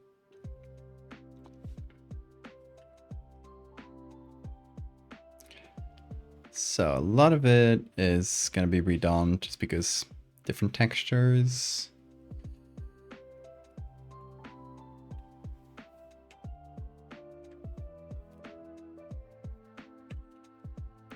The first thing I'm gonna remove is those face hole thingies. Wherever those were. So we bring back the big mouth with the basking shark face. Honestly, it's a fairly standard shark mouth, so we might be able to just use a different shark mouth that has more definition, because yeah, that ain't gonna cut it. So we can do some searches for shark mouth here. And hold on, I found a great image. Who gave that shark an enormous blunt? Shark doobie.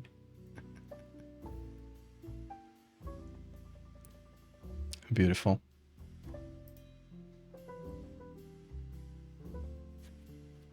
Hey, duck.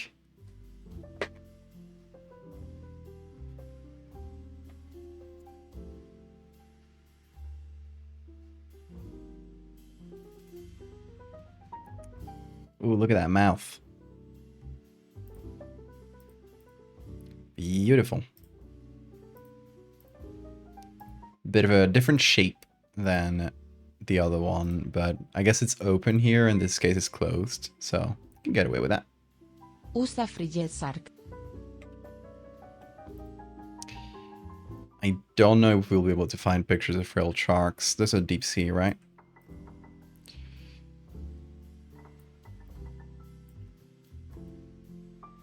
What is this? This is called the Nidhogg, and it is a huge kaiju that lives in a world where everybody thinks that's normal. So every year, when it emerges from the ground in a huge explosion, it's a big tourist attraction. Everybody goes to see it, and every year, at the end of the year, when it comes back to die on the same beach where it was born, that's also a tourist trap.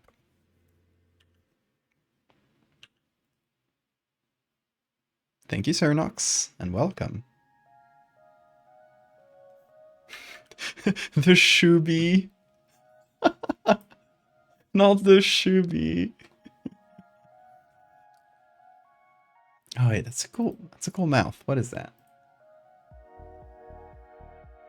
I mean, not anything we can use. It's blurry as hell, but pretty cool.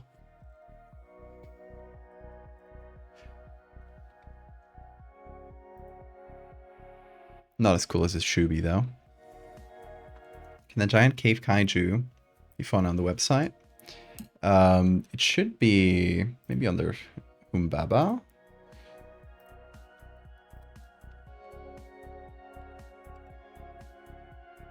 Yeah, it's called the cave creature. I should have figured out a better name, but there it is.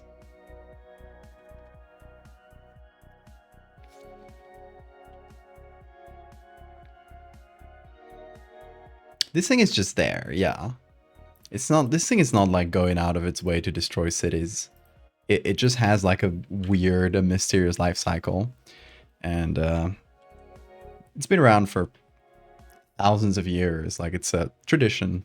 People know about it. People go to see it.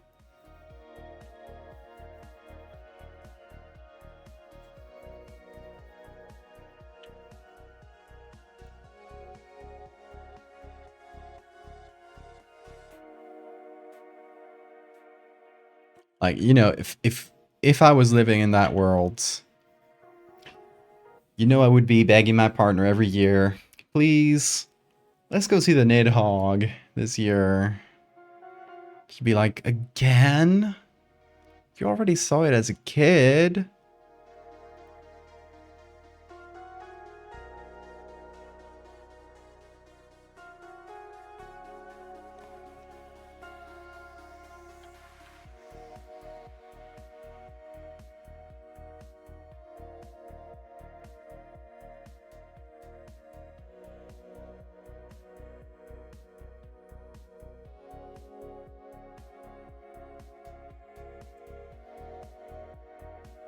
if explosion day doesn't happen, everything falls to ruin.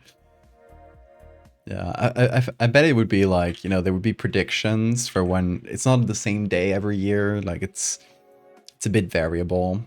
So, you know, oh, they're saying that the Nidhogg explosion is gonna be on the 21st. You gotta get there before then, and then you get there, you plan your week-long vacation, and it does not emerge during those days.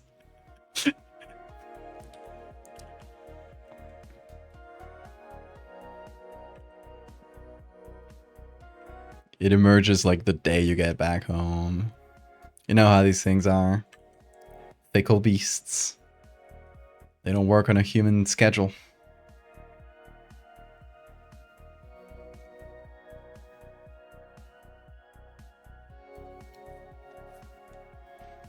Oh yeah, and there's definitely an issue with like every year it's getting a bit smaller because of climate change. And the tourism board is so worried about that. Because it brings in a lot of money. So they started this big campaign, protect the Nidhogg. The acidification of the seawater is harming it.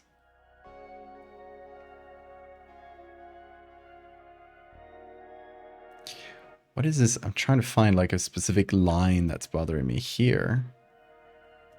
Where is it? Is it? Oh, it's part of the shark. God dang it. Okay. I'm gonna do something. I'm gonna take this shape and it's gonna be...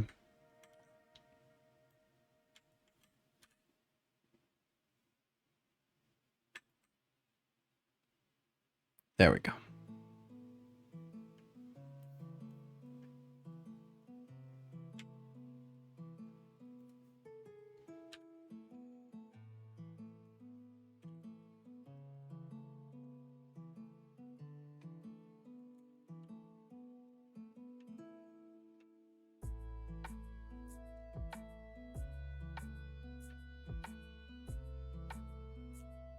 When is the next glitch occurring? I don't know. I don't plan for those. Those just happen. You just gotta be ready any moment. There's someone whose life goal is to see the Nidhogg once in their life, but they live in a different country. So it's, I mean, it's in Iceland. So it's a trip. That's an expensive trip for most people in the world. So it's something you plan for, and you either plan a long vacation around the hatching time, or you just hope that you get really lucky. It's like going to see a volcano erupt. You're either like obsessively checking the forecasts and planning a long vacation to hope that you catch an eruption, or you just gotta get lucky.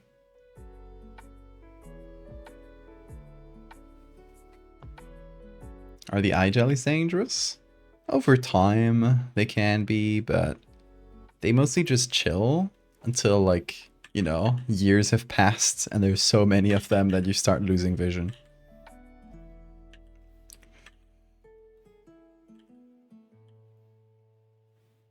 Okay. So we got the shark mouth. I feel like a better, like, basking shark might have been good, but this is a good start.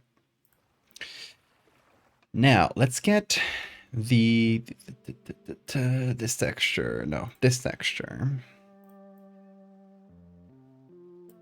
This bad boy. This bad boy, I mean. Which has the anime scar. Really good. Need to learn Photoshop skills. Takes some time, but it's definitely a lot more doable than people expect. You can do it. If you want to learn the specific things I do, I got tutorials that are up on the Patreon. So if you subscribe at any level, you get access to the archive of tutorials. It's about 5 hours.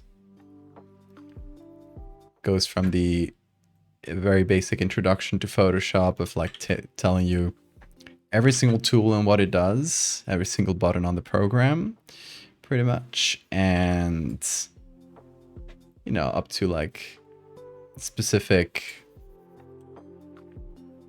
effects you can try and stuff.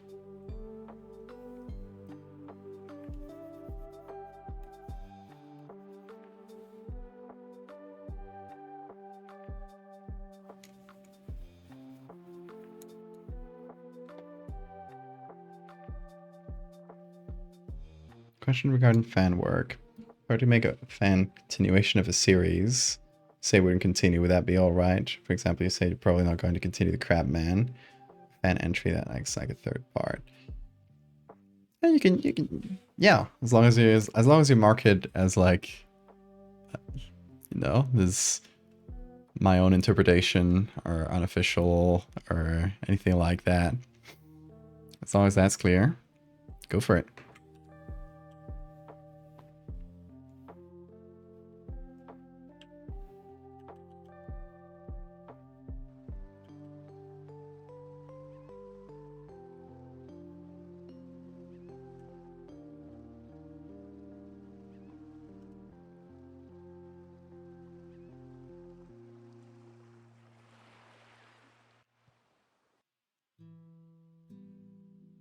Parasitic wasp infects humans with its eggs.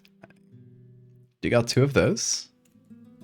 The one you mentioned, and then there's this recent one I made for a commission. Let me get all the bean hair out of my screen.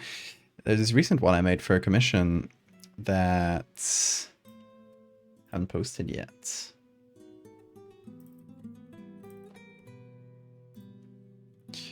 That's the parasitic wasp. Injects you with some eggs that then start building a hive, and you become the hive.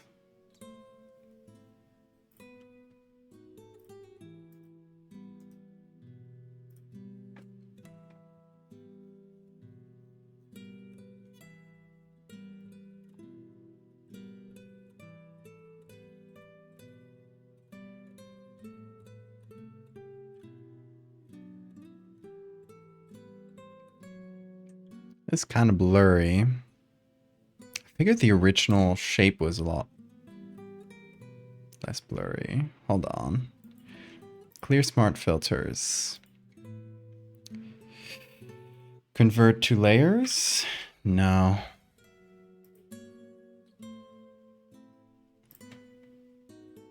Let me get the original. Let's see if I lost some...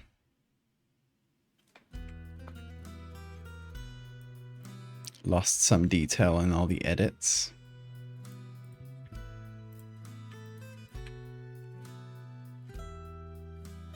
No, it's just not that large. Okay. It's good to know. Okay, we'll start at this size then. Turn that into a texture.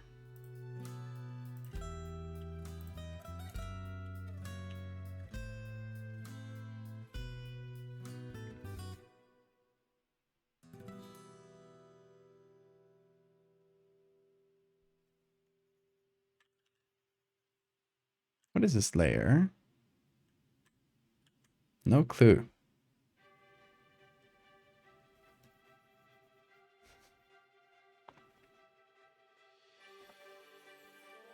Parasitic mantis shrimp.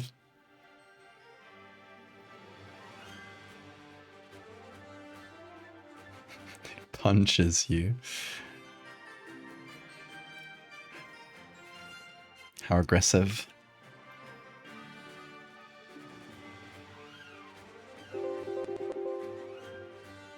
Jackie boy, thank you for the raid. Welcome, folks. How was your stream, Jackie?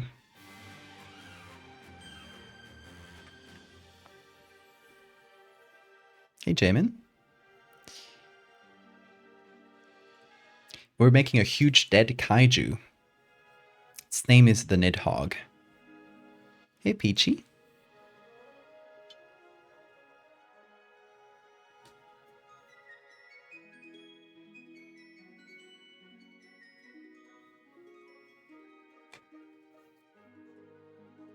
Evil Within 2. Nice.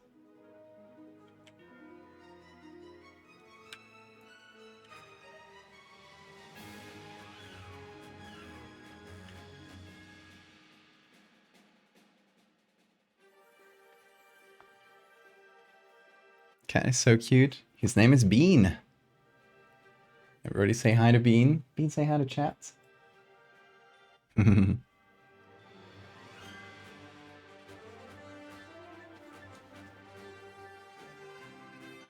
Thanks for the follow, Peachy.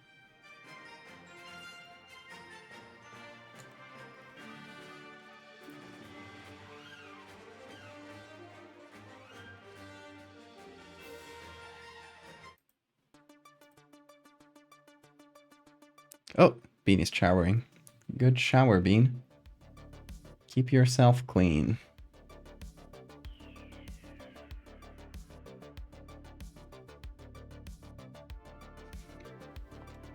So yeah, we're basically adding textures to this thing. It's gonna look like this at the end of the day. So it's gonna take us some doing, but we will get there. First of all, the eyes. This thing has tiny, tiny, tiny eyes because it's mostly blind, and they're back here. So we need to match that. And I originally made this years ago, so I gotta like to a large extent like refigure out a lot of the things I drew. So we're gonna separate this eye. Can move that around.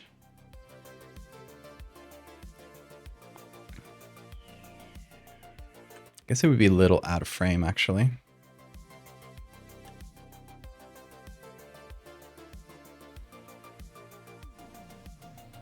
Where's the rest of the eye? Oh, it's up here in these layers.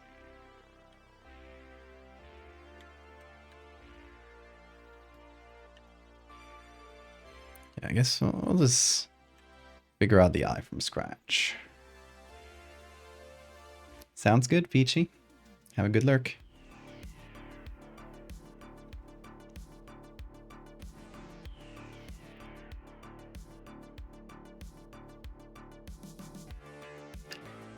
You know what? I'm gonna pull up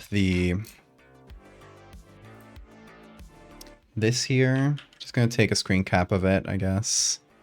That's the most convenient, and I will drop it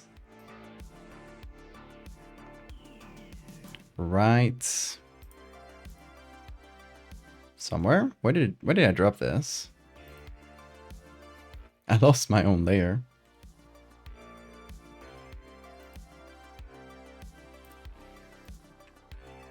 Anyway, here it is.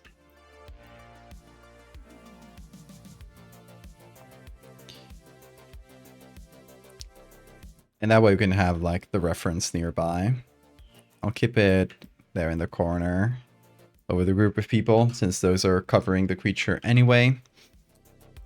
Give it a bit of contrast so we can see the little elements better. Yeah.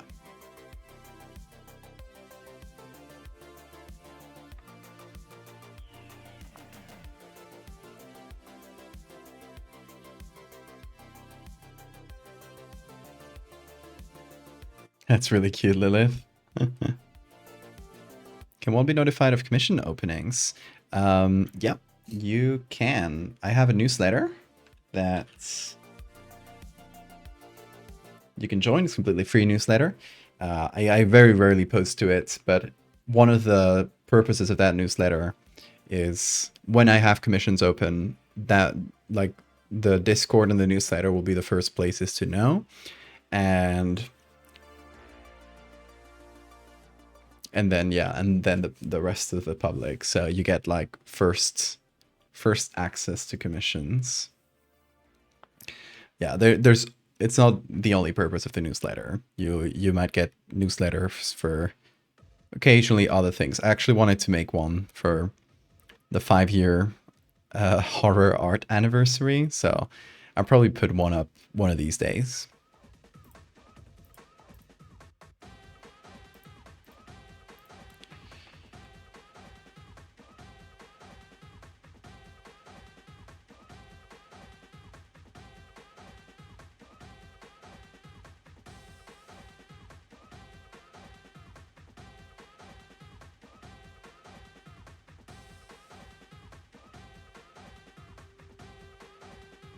Its eye is, I guess it's like even further back than the mouth. So unless we move the mouth down,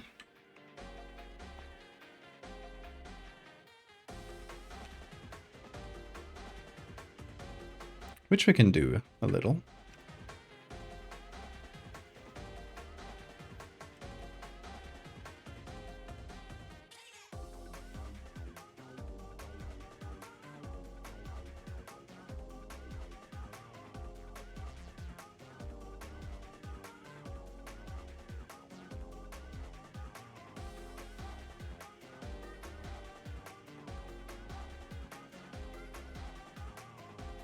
We make so many parasites. Hell yeah. I'm glad I'm inspiring this sort of evil.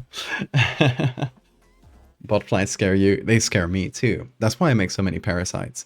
It's one of the few things that really ick me.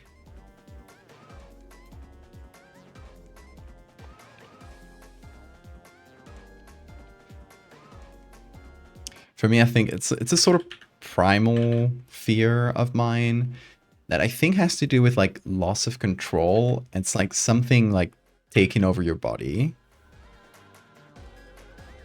and like using it for its own purposes. That's what's scary to me. Have you heard of the squonk? The squonk, yeah, that's the like really sad beast, right? The really sad. It's not a cryptid, but one of those lumberjack stories. Is that right?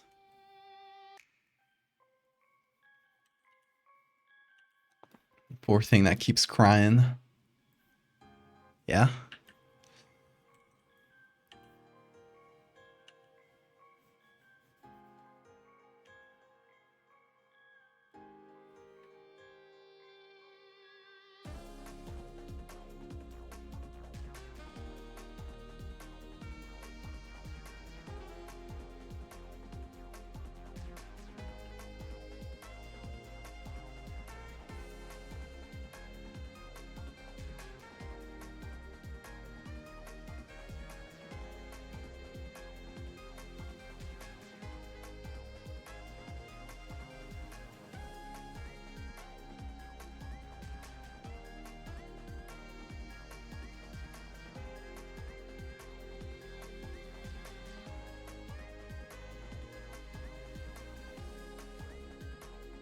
Bean, you're so clean today.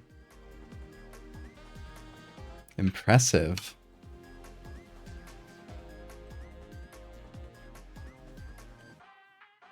Look at that shower going on here. Oh, I'm sorry. I touched him in a spot and he licked there. Like, I'm clean now. Don't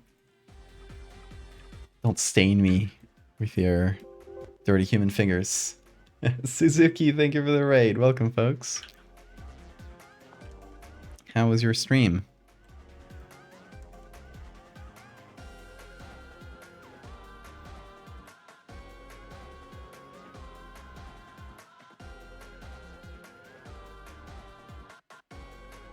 Thank you, Suzuki.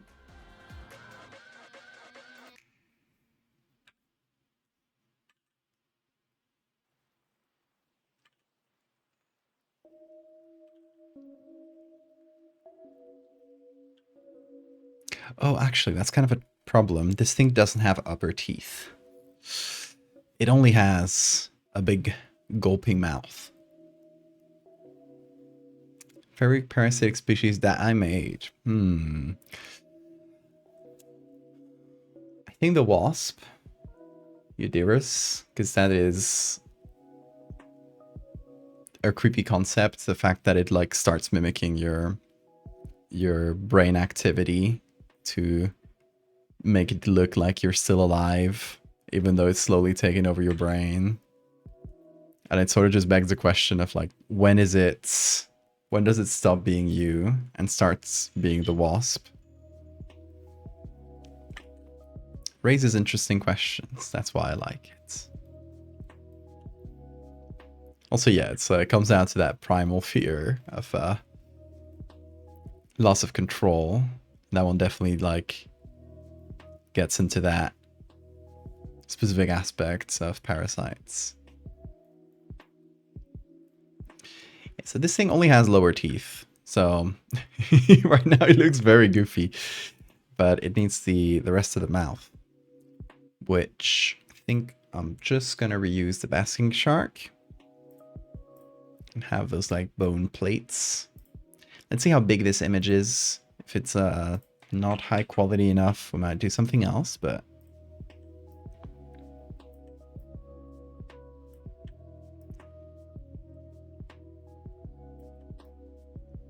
it is a good texture. Maybe I'll flip it. I don't know. Let's try that out. So we put that below the rest of the mouth, right here.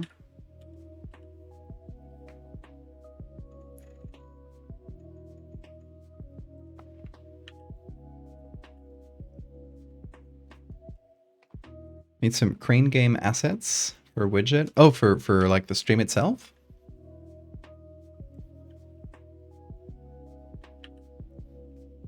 What that mouth do? So my theory is that it filter feeds, but on big stuff. You know, the same way that sharks will filter out like tiny little animals from the water. Well, this thing does that, but for like regular size fish or whales, whatever it catches in there. If it has meats, it's a meal.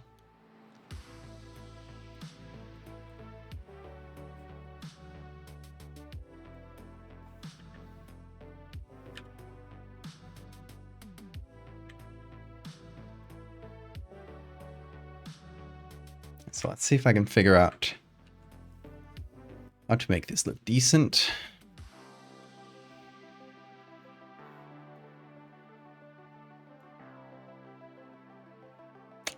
Yeah, the quality is not great. This is the thing with underwater photos. You lose a lot of quality.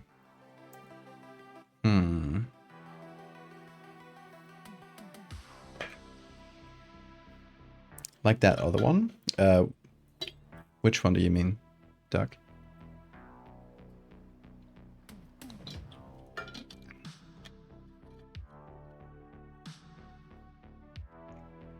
Ah, sounds fun, Suzuki. You know that mobile game with the small fish getting eaten by the bigger fish which gets eaten by the bigger fish and they all have number next to them and and it's a shark labeled 1 million? I haven't seen that. Shark. It's the shark from the mobile game ad. I haven't seen that mobile game ad, but I can perfectly imagine what you say. Oh, see you, Jackie. Thanks for watching.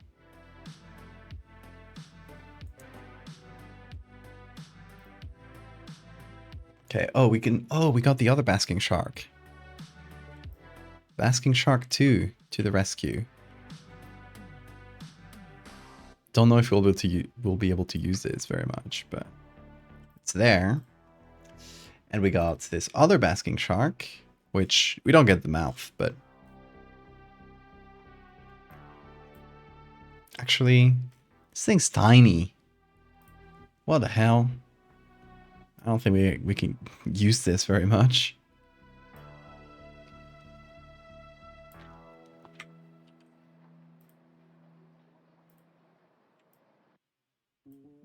Hey, Rakut. The hive wasp? Oh, doesn't have a name yet.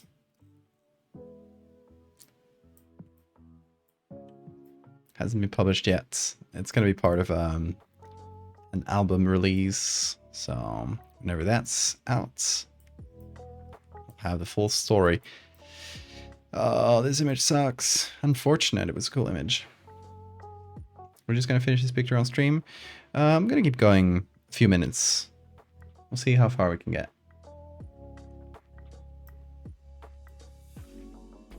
Okay, we can definitely reuse this one too. It's a statue, not a real fish. But just has some cool shapes, so. Oh, I want it to flip it vertically. There we go.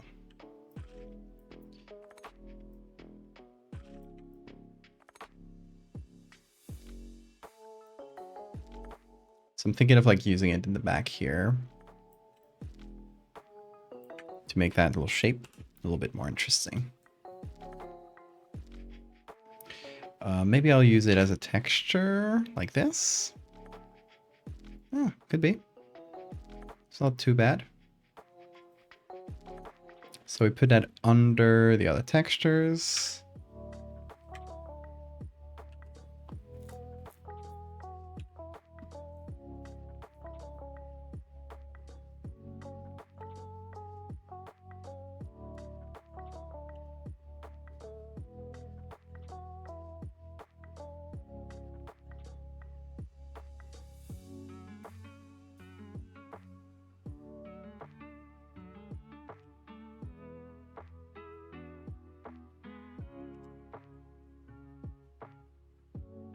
Definitely like a weird line coming from one of the textures.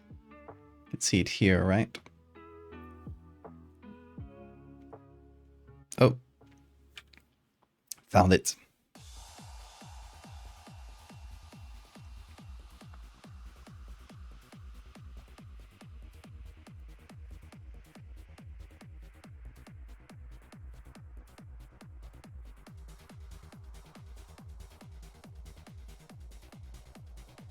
Okay, we got the shape down more or less. That's not too bad.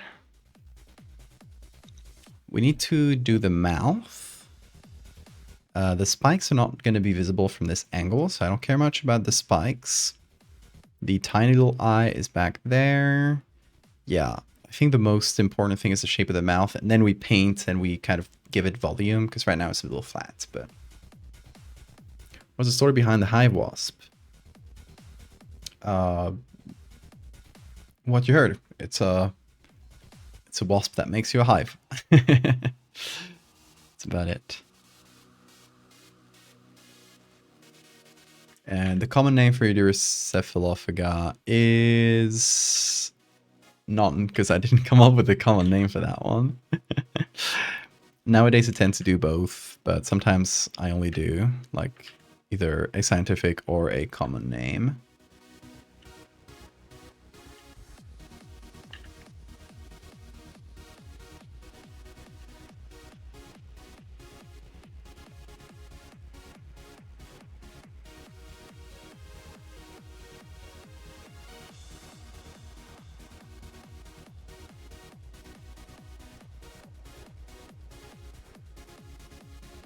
Okay, maybe I'll use the pretty bad picture of the basking shark and use that more as a base to then paint on.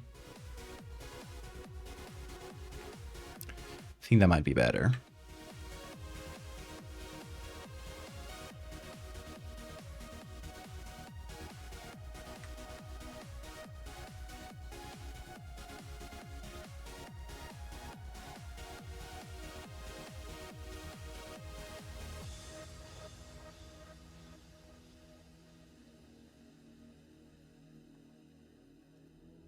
You said it would be part of a series. Which one? The brain wasp? I mean, it's part of the collection of the bestiary, I call it. My speculative biology collection. Oh, the hive wasp. Yeah, but I'm not coming up with that. It's a commission, as I said.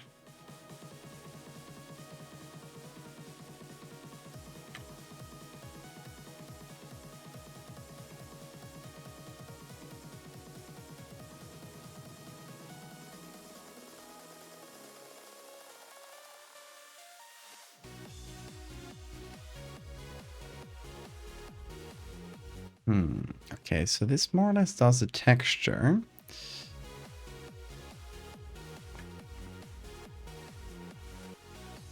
But it definitely needs more work on top of that. Also, we need more texture on top of this, and just like in general to dirty this up a little bit, make it feel more rotty. Is that a word?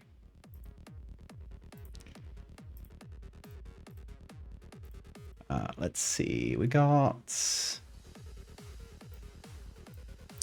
This one's kind of dead, so... But it's very small, so we can blow up this image. Same with this one, it's very small, even though it would be very good. We got this one, which we already used. We can use it for the wrinkles. So we can definitely like reuse some parts of the texture. We just repeat this. And maybe get some of the wrinkles from the back. Yeah, could be.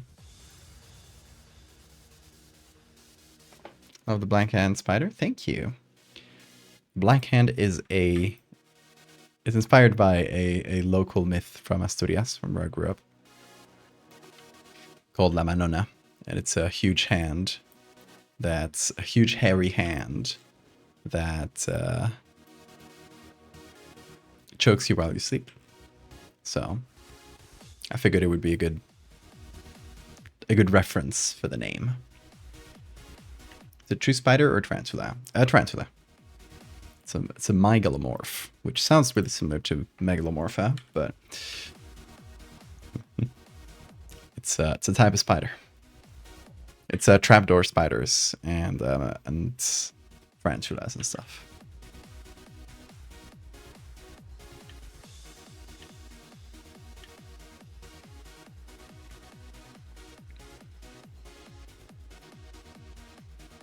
They are puppies to me.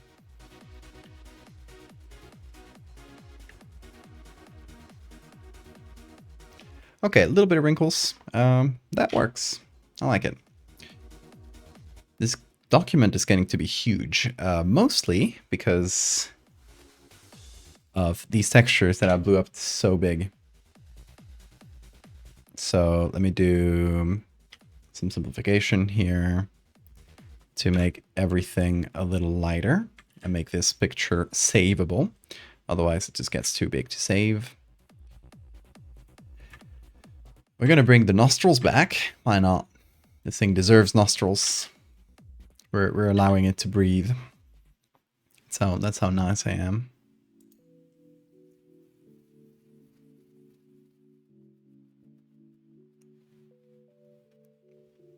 Oh, I don't tend to do a ton of gaming streams.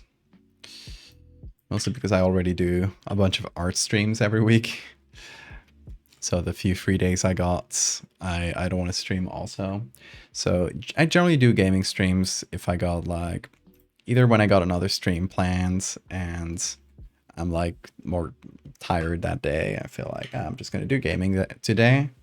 So kind of improvised in that way, or I'll plan them ahead and mix them in with art streams.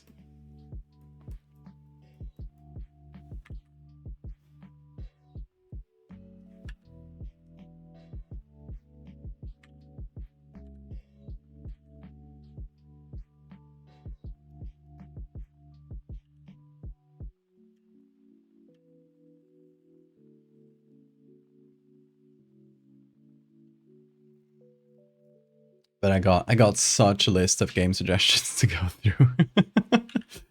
It's the list is probably in the 20s or more of games I gotta try out.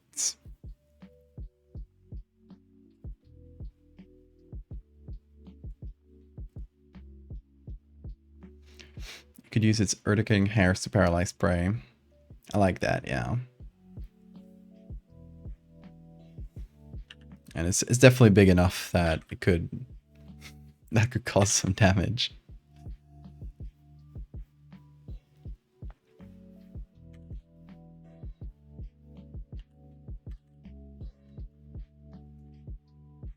Bean, he just did a tiny little snore.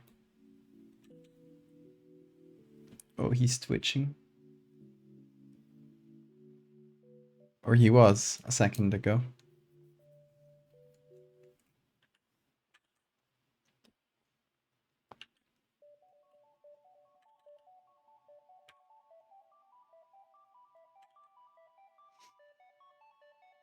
Okay, let's keep filling in with textures. We need more dead stuff texture. We got this. How big is this? I don't think it's super big, but maybe it'll help. Let's see. I do like the white eye. It's kind of creepy. Okay, that might be our eye, actually. It feels like, you know, it would be a blind eye too, so let's try that out.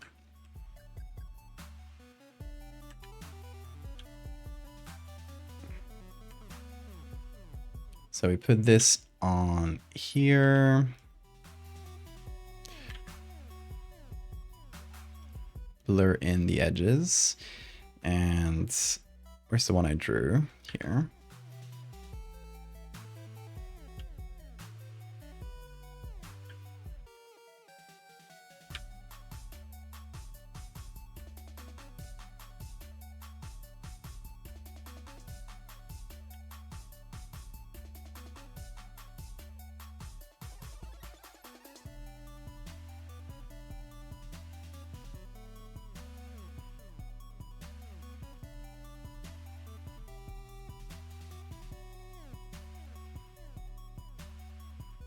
You know, the specific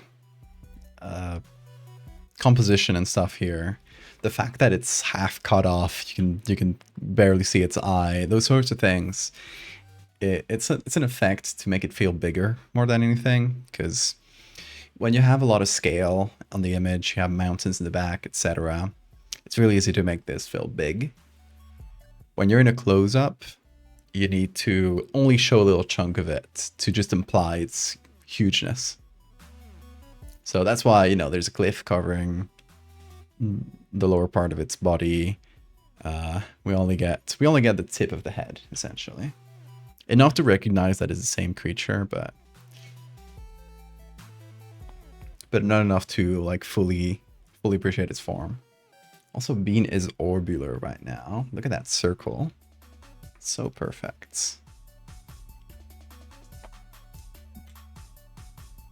I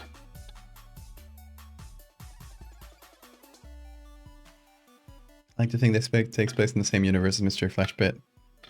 US and Norway have a bit of a rivalry with their fucked up esoteric creatures. I do like that, yeah.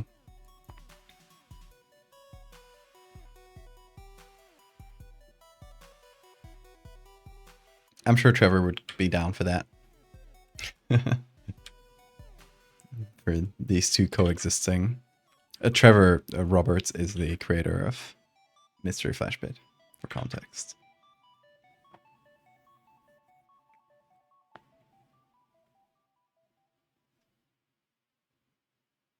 Parasitic crabs that burrow into skin. Stay there making small rock-like lump. That's fun. Parasitic crabs is a fun idea. Might steal that someday if you don't mind.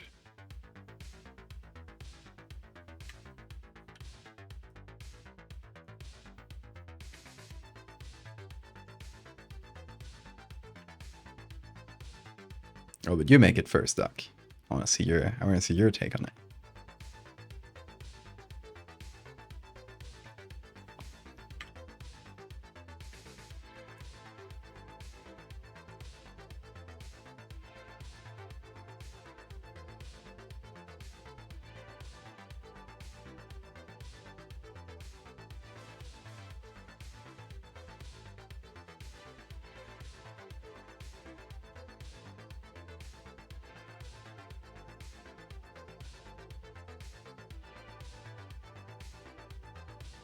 Oh yeah, we were at textures. Nearly forgot. Yeah, we did the eye. This is... It's not a great image for textures, unfortunately.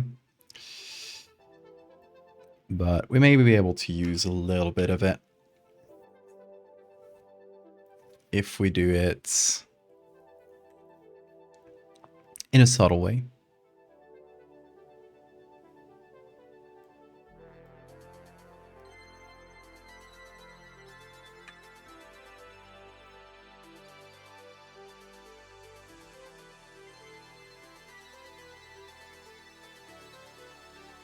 First you learn the skills, then you make it. Hell yeah.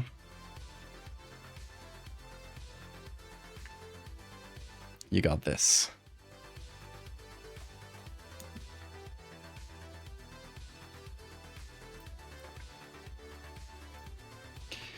I'm thinking that at some point for the Patreon, you guys let me know if that sounds interesting to you potentially, but having like a special tier above the others where it's like limited to maybe like 1 or 2 people, where it's like specific coaching for Photoshop, like, you know, we it's not only like, oh, you get access to tutorials, but you know, maybe we do like weekly calls with feedback and stuff like that.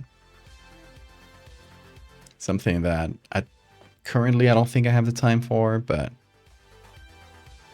like maybe at some point sort of deal.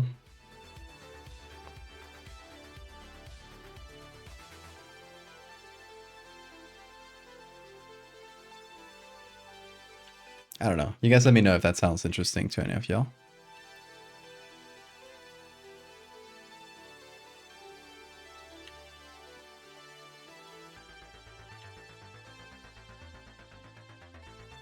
Oh yeah, it's a good texture. Parasitic cicadas, that's fun.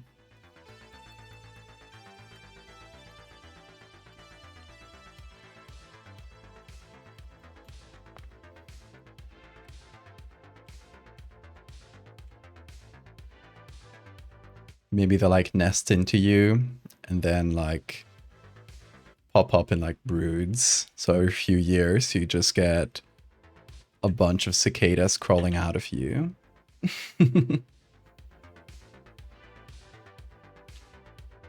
Instead of crawling out of the ground. Okay, I'm gonna use it as a sort of wound. Maybe a bit smaller because it is not that detailed of a photo.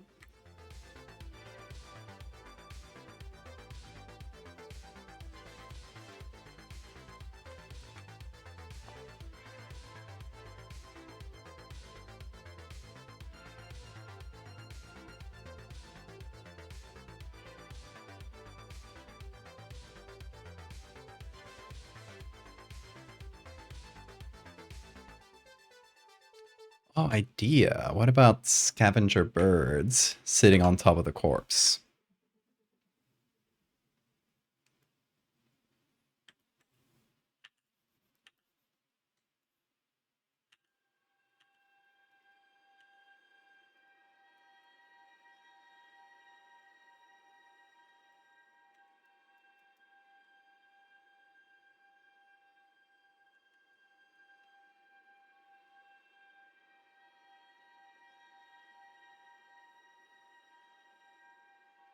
They burrow into your bones when you're a baby and they pop out 7. You're right, because the cicadas, I think it's just American cicadas, have these like cyclical broods, right? Of 17 years, is it?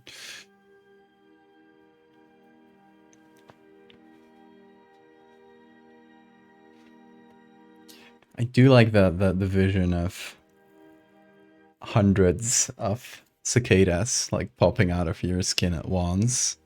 That'll be pretty horrifying. I'll note that down. It's gonna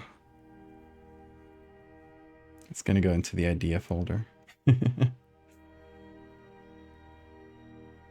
If you don't mind, of course, Duck. That is your idea as a base, so you let me know if it's something I can iterate on.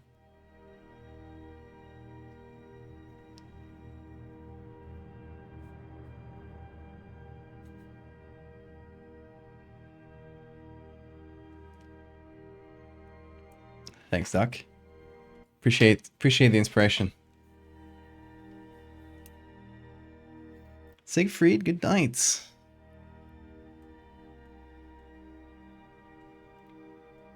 Thanks for popping in.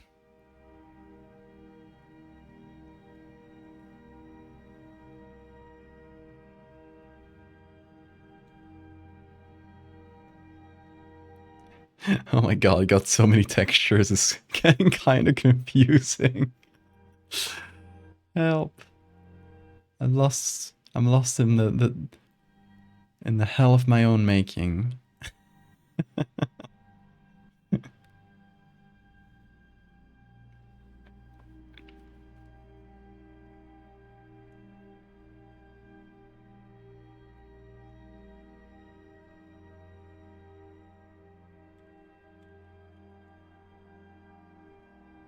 Oh, it's one of these. Found you. Some wrinkles I wanted to remove.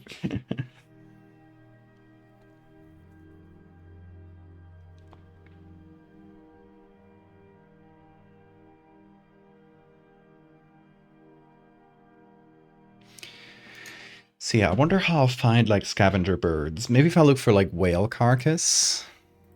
I don't think we'll have one here, but it's good to check. Ah, we do, but a very decomposed one.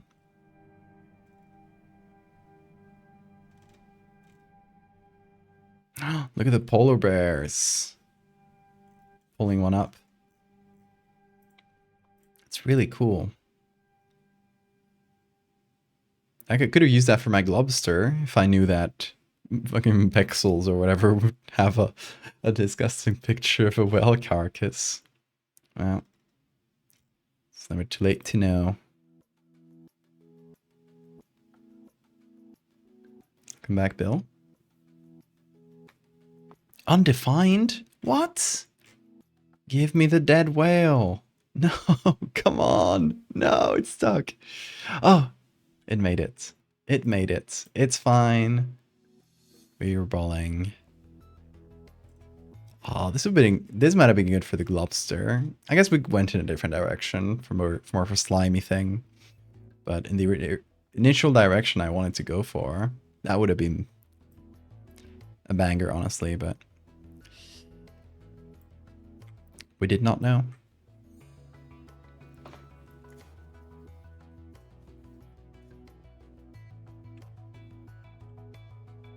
Yeah, definitely. Hundreds of parasites emerging at once would definitely be life-threatening.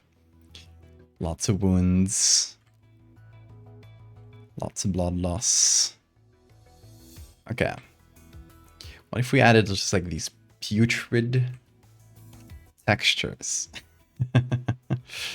Would that work? Is the question.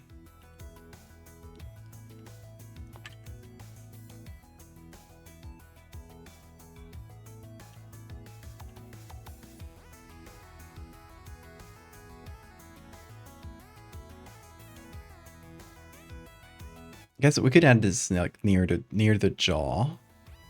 It's sort of already like a jawbone. It's kind of just positioned differently. So we either add it in a more like abstract way, like this, or... Oh yeah, that's actually good. This thing's decomposing, baby. Yeah, okay, I dig that. Thing is falling apart. Hi, Bean. Oh, changing position. Good choice, good choice.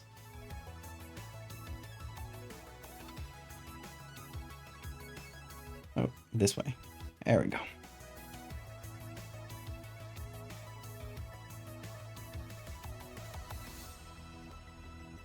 Miniseries called Mitosis. Sounds interesting. Good luck with it.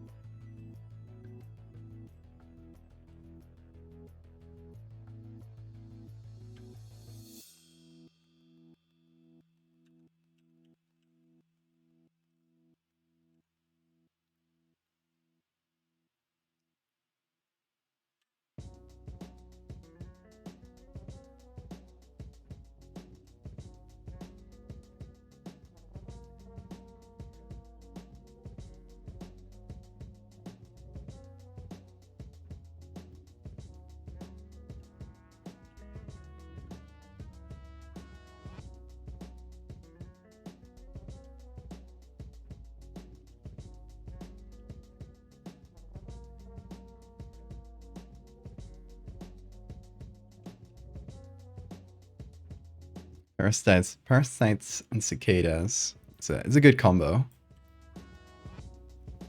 Definitely gives me ideas. I think I would take it in a slightly different direction, but I think that's part of the thing that makes art fun. That two people can take the same thing and do completely different results with them. That is what, you know, what defines art in a way. That's what AI will never be able to replicate. AI all feels same-ish because it's not a person with a life experience and their own ideas. It's just a slot machine.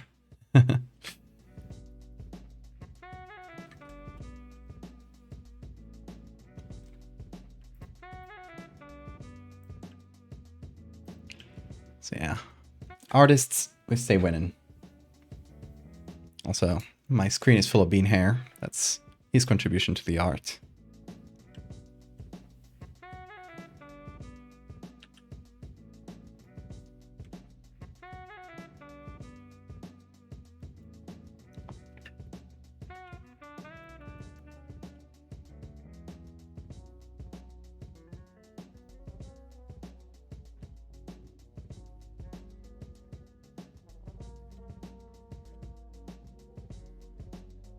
Considering how much this should feel like it's rotting, I feel like it would have probably been there for a few days when this picture has been taken. So it's starting to be picked apart. But how much is the question? So I need to find maybe like an area that's a lot more damaged. I think that's what I want to figure out. Uh-oh. Don't chug Photoshop, you got this.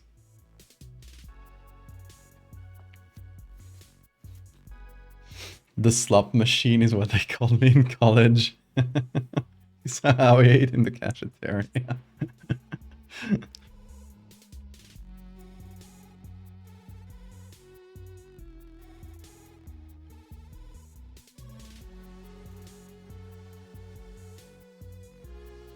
Oh yeah, it's just that this layer is huge. That's why it's taking so long. Makes some sense. I'll keep that layer where it was, because I like it there. I'm gonna hit it with a quick little simplification, like so.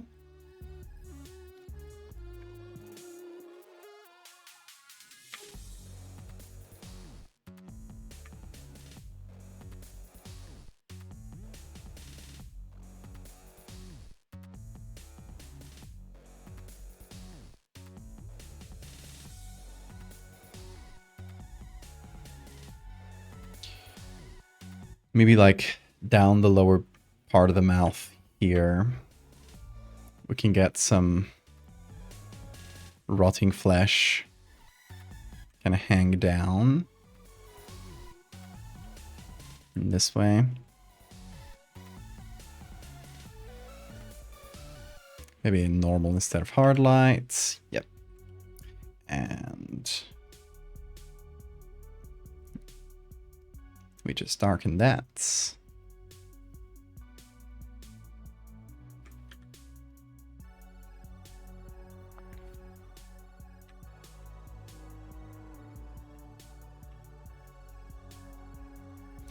Now we figure out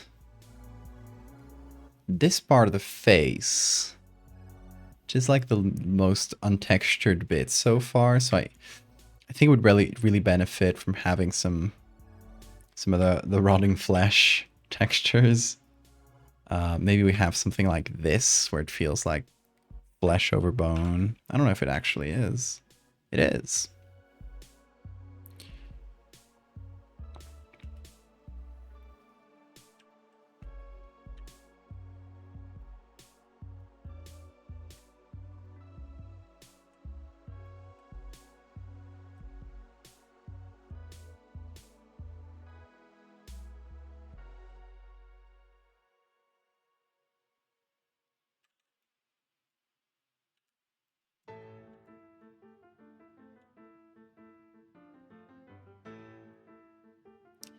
Now, what about overlay? That's the stuff.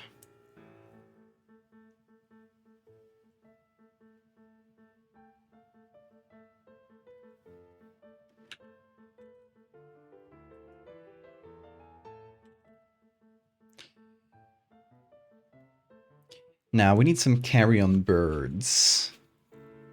That would be cool, at least. What kind of birds would pick this apart? I think like any shorebird, honestly. I don't think birds will be too picky about this sort of thing. But we're in Iceland, so maybe a squaw or something.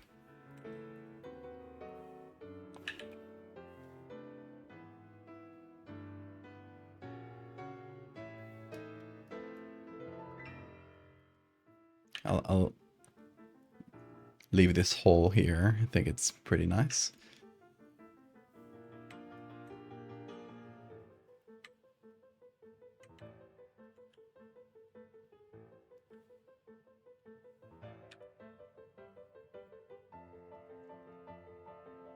Jellyfish for rotten flesh texture. I feel like that would be a bit too slimy in terms of texture.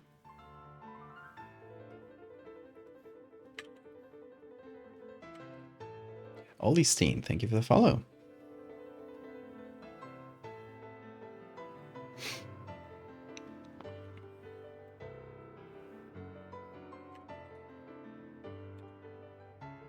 And I agree, Duck.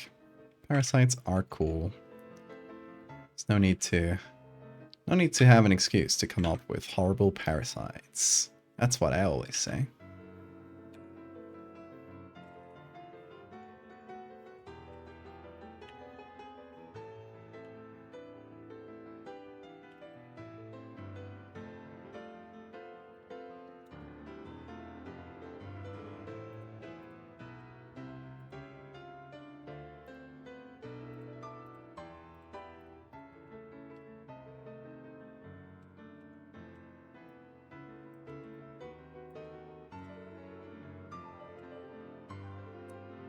Okay, yeah, this is gonna be too large still, I bet.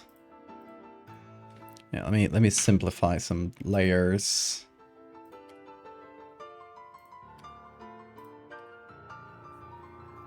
It's gonna be still too big. Yeah, we definitely have some like huge layers over here.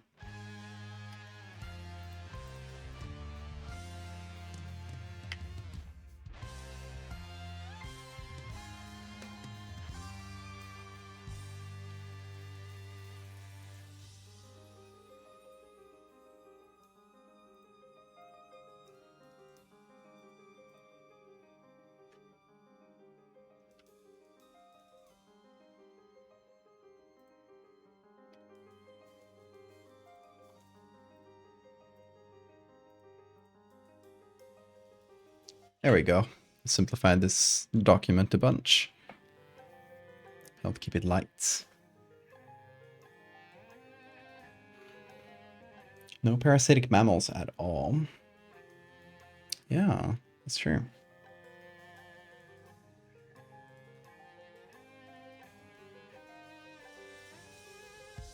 There should be, though.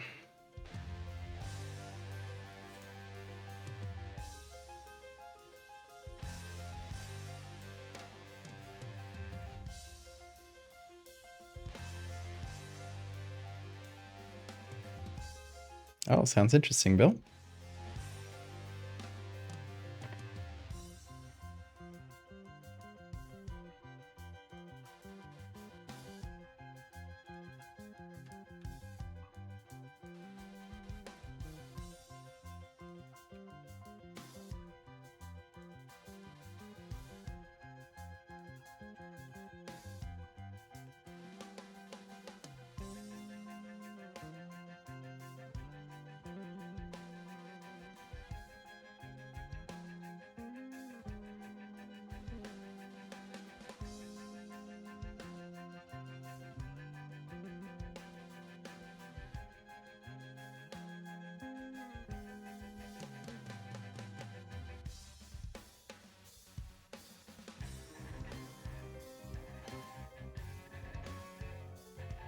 Thank you.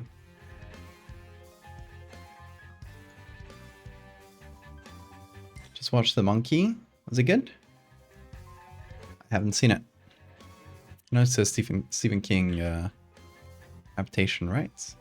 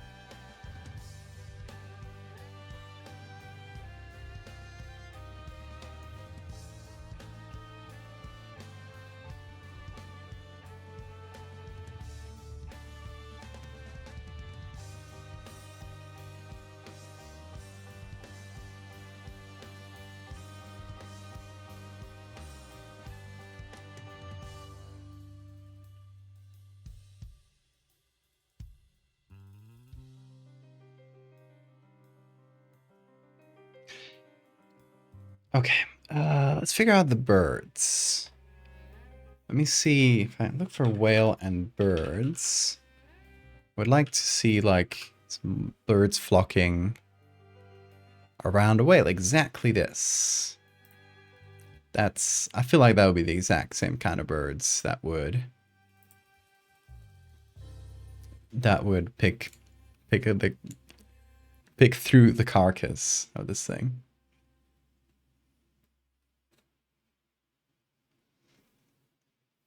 Okay, let me see if I hit select subject here. Will it recognize the birds as subjects?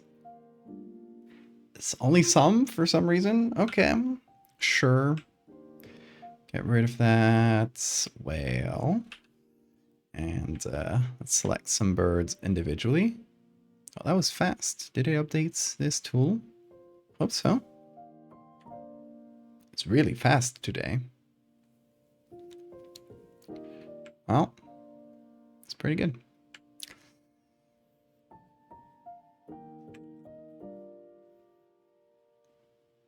There we go.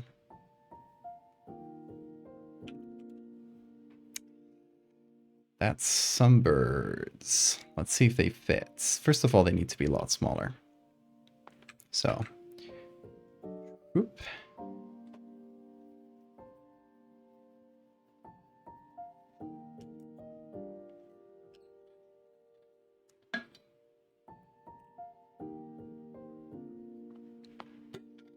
Few Rube Goldberg type deaths. Okay, interesting.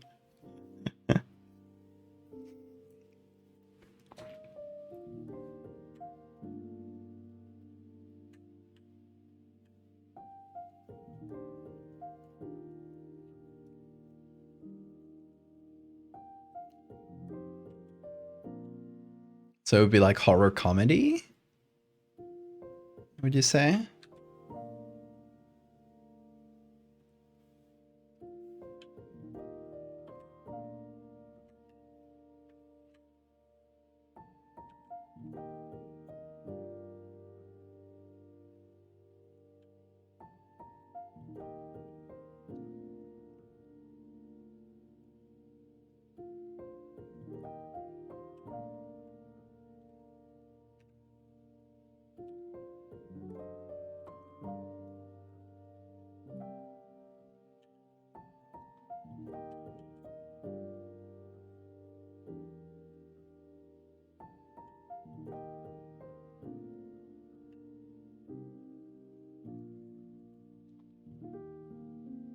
Okay. I think we've done a pretty good job of representing this, or at least like a close-up of a small chunk of that. Basically just the important bits, the mouth. Okay, we need to adjust the lighting a bit, get a good sort of readable shape going. We're in like pretty strong daylights. And the shadows are fairly mild, so I'm going to take that into account. So we're going to go into the levels. First of all, we're just going to hide the whole Nidhogg here. And we're going to find you. I've selected you to get the darkest spot, which is 54, pretty similar to the other one. And the brightest spot, which we're just going to say is the sky in the back, which is 226. It's 226 and 54. We're going to plug that in here. 226, 54, and that makes it so that... Where's the Nidhogg? Yeah, perfect. So the Nidhogg can't get darker than this lady, which makes everything pretty bright. So we need to adjust for that.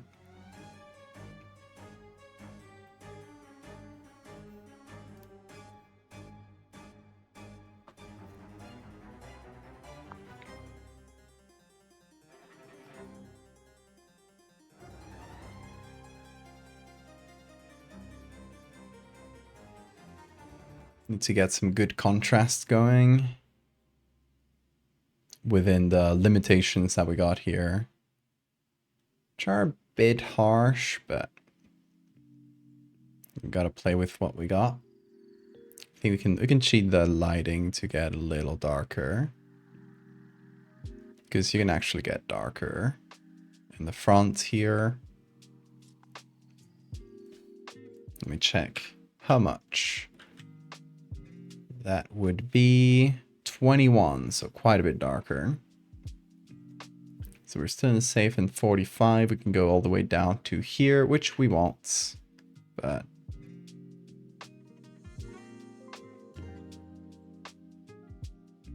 at least we know that we can. Yeah, if we get some good contrast going between the bright spots, which can get a lot brighter, and the shadows, I think we are pretty much in the clear. This bit is too bright. It's mixing in with the background, which is a bit annoying. It's almost midday light, yeah. I think so, yeah. Yeah, the sun is a little angled, but...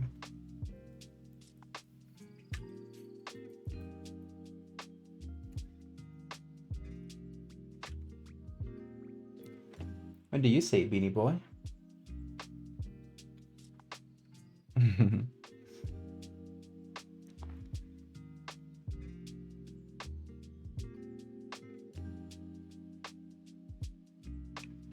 Did the Nidhogg die naturally or was it killed by another species?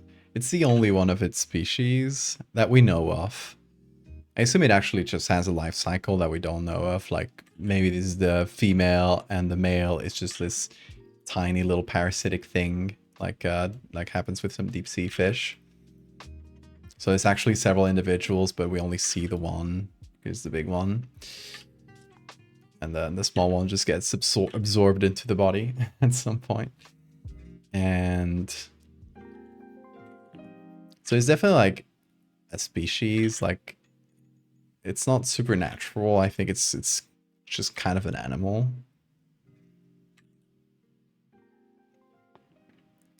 But nobody really knows. Just like we don't know where eels go. Which is the thing, by the way. I think we know a little bit better these days, but it's been a mystery for a long time. Like, where the hell do eels go? They spend their baby years, like they show up on the coast and then they swim up rivers, and then as they grow up they go back down the river and they go into the sea and they disappear and nobody's tracked them. Oh, goodbye, Bean. So it's been a sort of a scientific mystery for a long time. Like, where the hell do the eels go? Same with sharks. Like, we don't know a lot about sharks, like reproduction cycles for a lot of species. They just kind of go into deep water and we don't hear from them in a long time.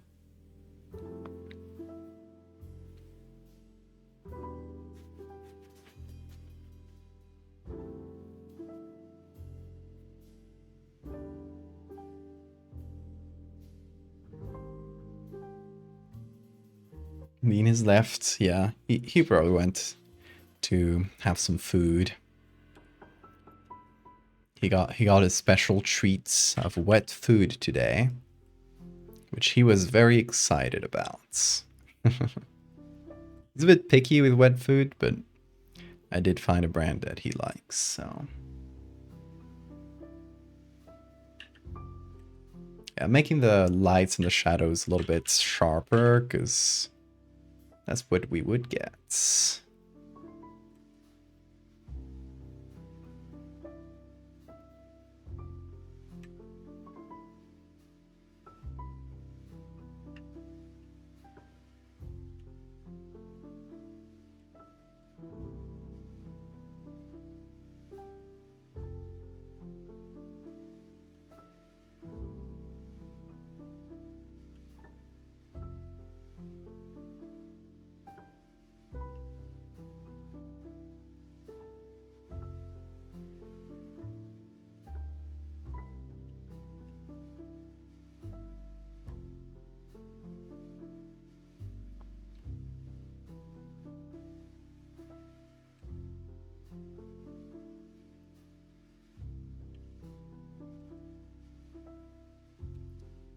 Figure out specific shapes. Because when you do like strong lighting like that, gotta make sure you've really figured out the 3D shape of what you're making.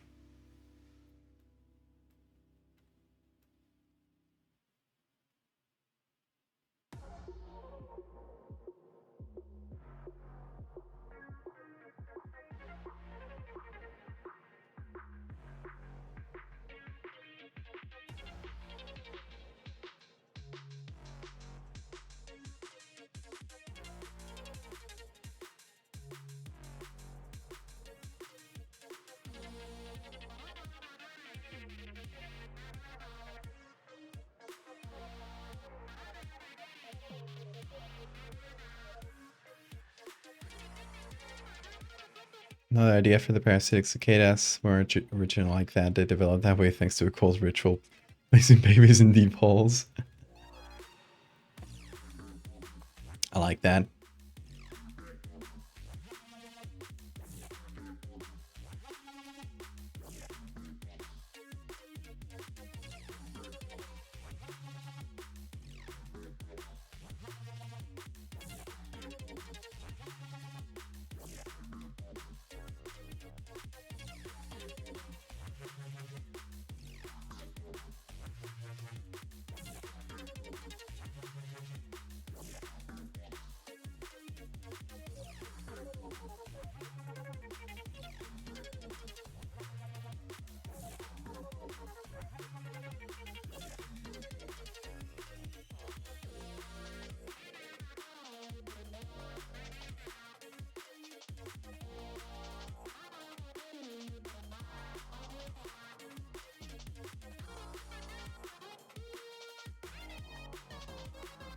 Okay.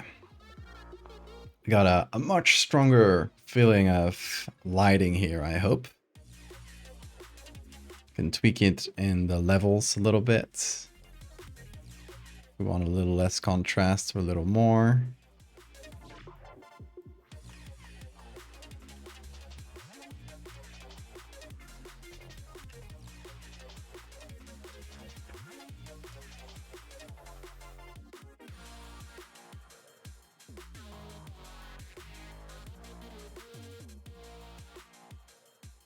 Cicadas would never naturally evolve like that. I mean, you always need some sort of, you know, you need to allow for a little bit of irreality and magic. If you make something like this and you want to, you know, you can still keep it very realistic, but you got to allow for a little bit of fuzziness with the actual realism. Because otherwise, yeah, none of these things would exist. But you can totally say, yeah, cicadas naturally evolve to do that. I would do that.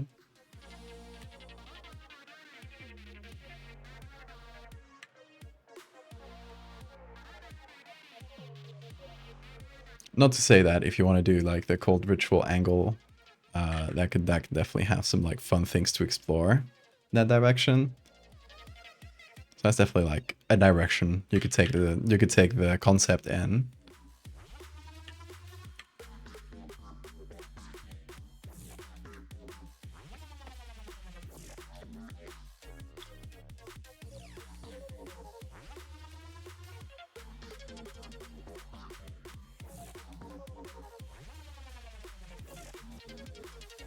Which route do you think I should go? Make it more like bitter carnies with all the giant versions of microscopic animals, or make it more like a Colorado space?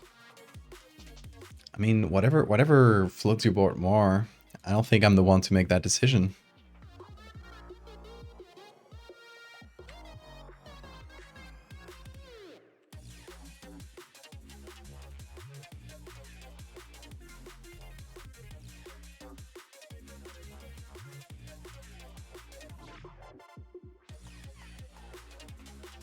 I'm the author of this narrative. I work because I say it works. Exactly. You get the vibe. You get the vibe. Sometimes you just gotta say that.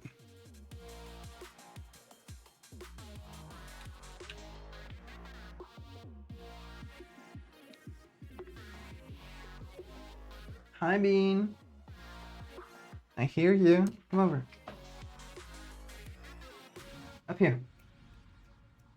Come on. Up here, you get a treat. Oh, that piqued your attention, didn't you? Come on. I'm calling the Bean. I'm summoning. I'm summoning. Come on, Bean. You got this. Make the jump. Yeah. Did you see him? Hello.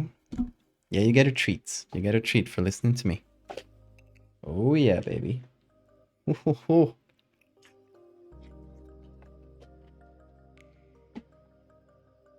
The Bean has been summoned.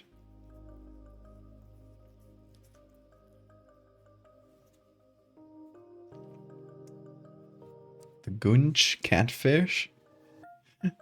Gunch sounds like a old school insult. Species that developed a taste for human flesh. Is that true?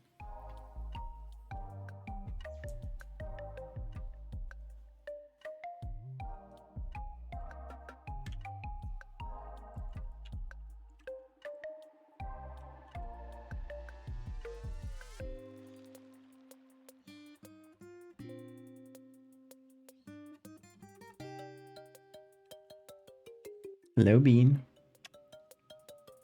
He's right here. I will look up Gunch catfish.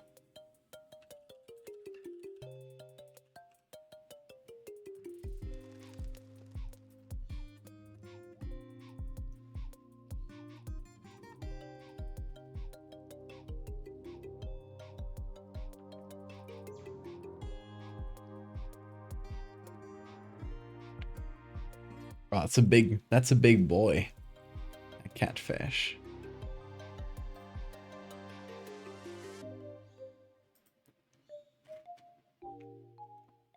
Cool fish.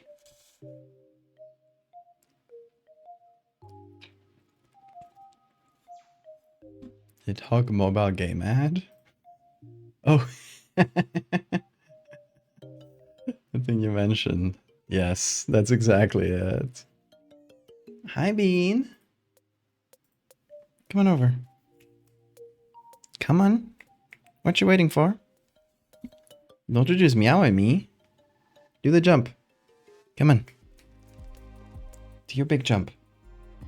Doesn't want to do the big jump. There he is. Look at him. Oh. Ooh, careful with those claws, dude. Put down those weapons.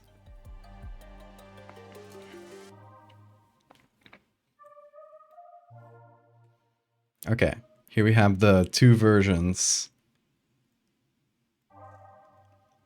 I definitely like the new one better, to be honest. I think we're we're improving on everything here. What is this levels layer? Does it do anything? I don't actually know. Just changes the output level up very slightly. Here's without the black and white. Full color version. And I'm gonna delete this layer.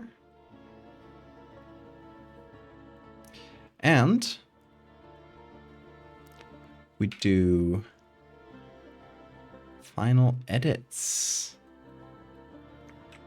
Let's see, what camera raw filters did I add here on the previous one?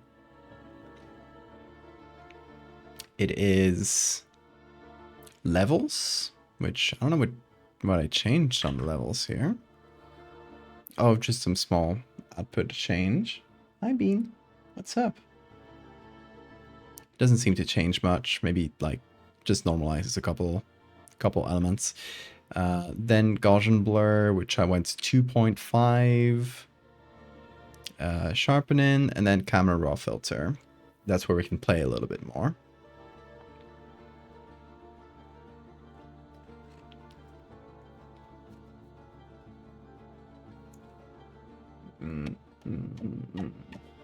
Beautiful boy.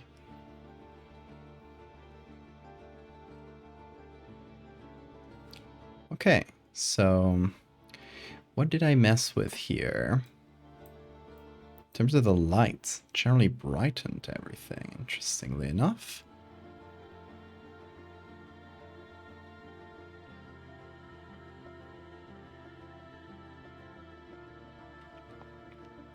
Honestly, yeah, I kind of dig the overexposed thing. This is pretty good too, though. Which direction shall we go?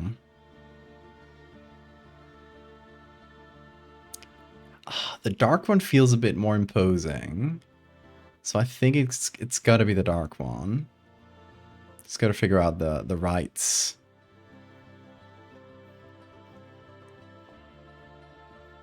The right level of contrast and stuff.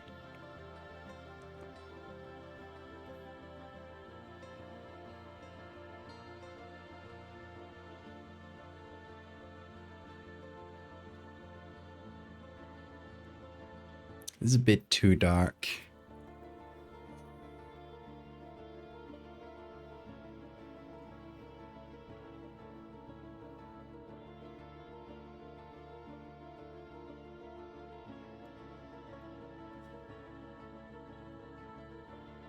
Yeah, that's good. I dig that.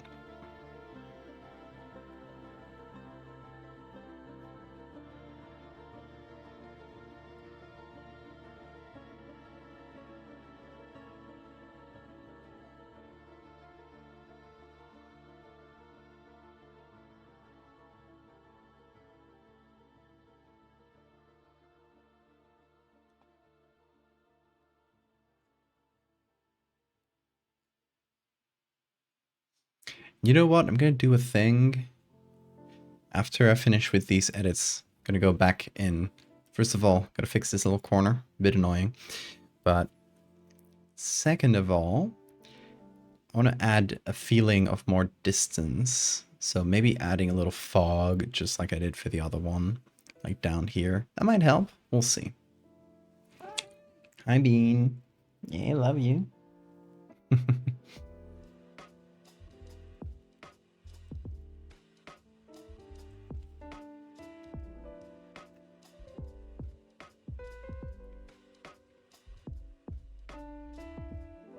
Okay.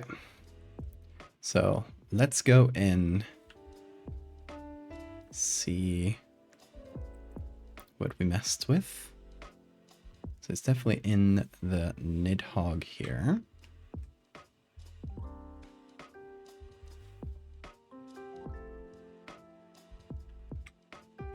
Yeah. I got it. Hi, Bean. I love you too. He's so filled with love. He can't even fully contain it.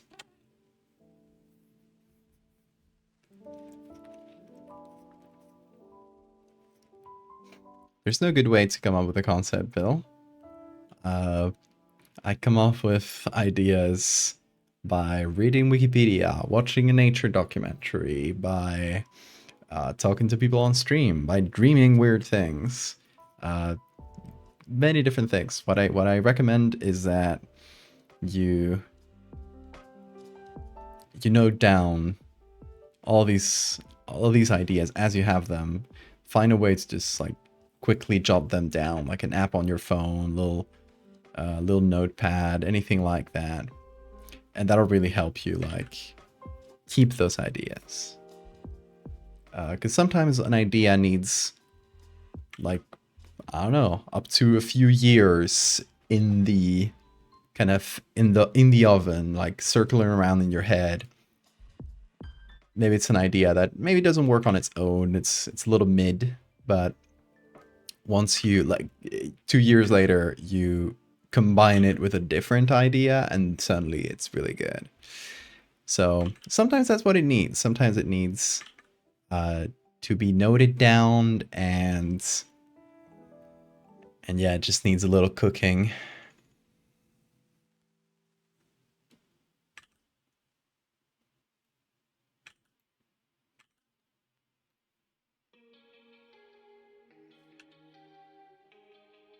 And you know, same for stories. Have like the story concept quickly jotted down somewhere. Hi Bean. Yes, I love you too. Oh, wanna go? Good jump. Okay, foggy version. I think I like it better. It gives a better sense of distance, doesn't it? Like it feels like this thing is further away. A little bit obfuscated in the distance.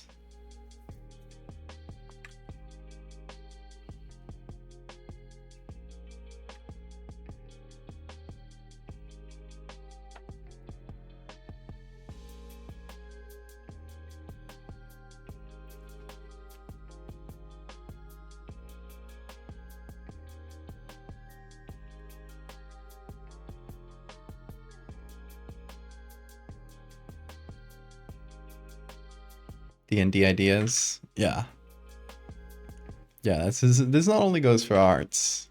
Anything creative, it's great to just have a quick way of noting down ideas. Because you never know when you'll have a great idea, and you never know when a mid idea will become great.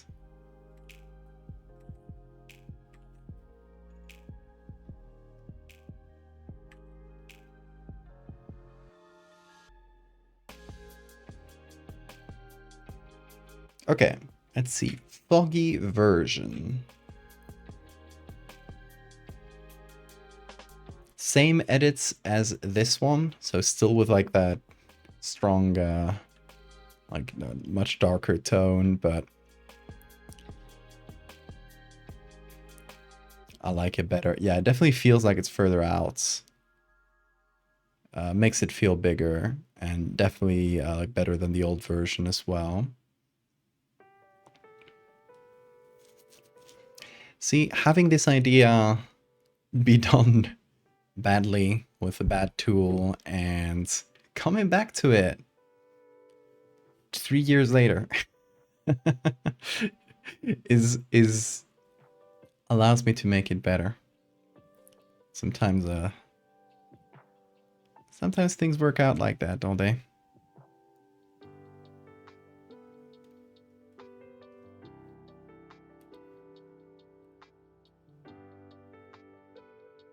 Don't know if I want to go for like higher clarity with like, you know, sharpened details. If I want to do the opposite, I'll let them be kind of hazy. Actually, yeah, we're gonna go kind of hazy if we're going for this foggy version. That's in my best interest. So, okay. We're gonna do something real quick. Go back once again to the previous version of this. And we're gonna take everything here, the Nidhogg, in its entirety. We're gonna copy it with all of its edits, the whole thing. And we're gonna hit Control E to combine.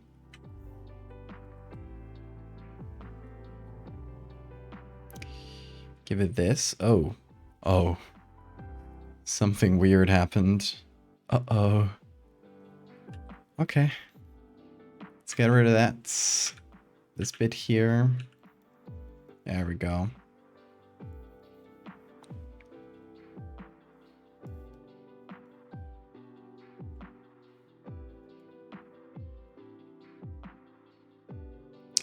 Okay, this whole thing is just to say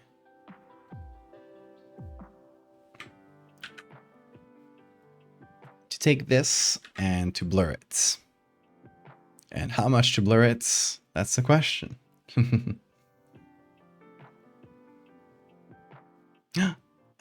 Hi, Laos. Fell asleep. Thank you for the save reminder.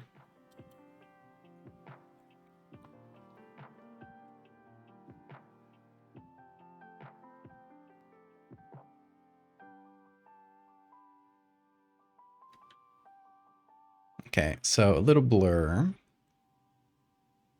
helps, first of all, hide some of the textures that weren't like so high quality, which, you know, we're working with what we had on hand.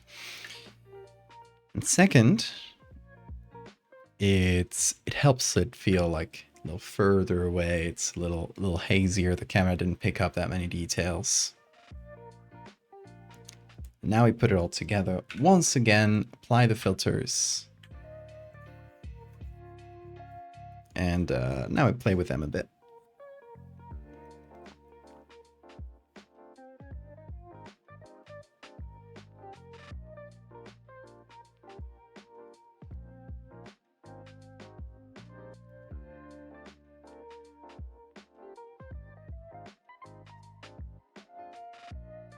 Yeah, I guess we really go for that hazy feel. Low contrast.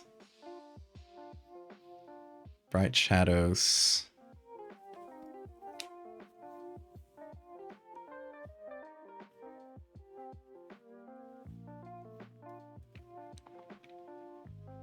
It's kind of just a big thing towering back behind them. Kind of hard to tell how big it is exactly. Honestly, these birds feel too big now. What do you guys think? Should I make these birds smaller? Or do they feel right in terms of size? Thanks once again for the save reminder. Gotta leave this menu, but I will... Once I do, I will save.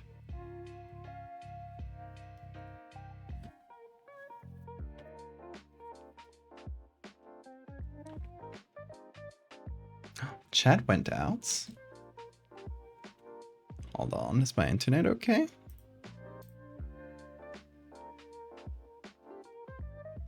Okay, hold on. Please let me know if you can still chat. Because my chat just turned into a white screen. So, but if I'll see it on my own stream preview. So, give me a shout if you can chat. I can see you. I can see you. Okay. It's just on my end then. Phew.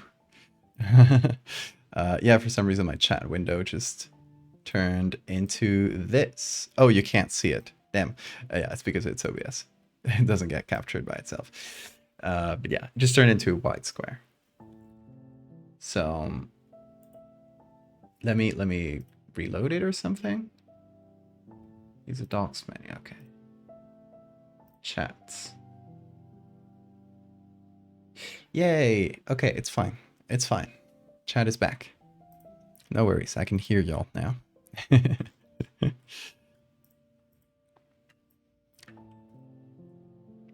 Yeah, little question for chat. For you guys. What do you prefer? This dark version or the hazy version? I definitely feel like the hazy version helps with size, but the dark one is a bit more imposing. We are so back, baby.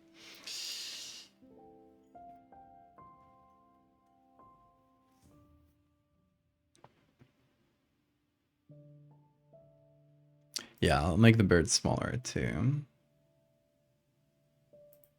Okay, let's go with hazy. Thank you, guys. Birds. Rink.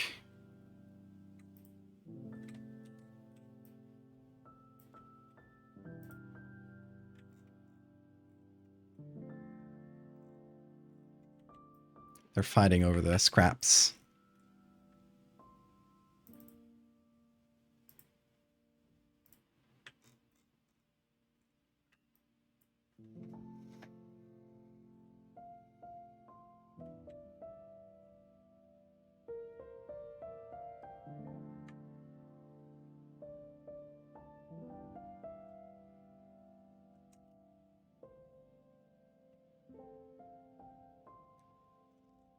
Okay, let me do a quick thing.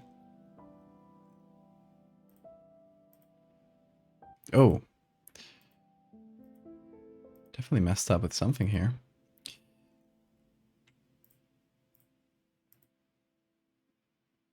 Okay, let me do something real quick.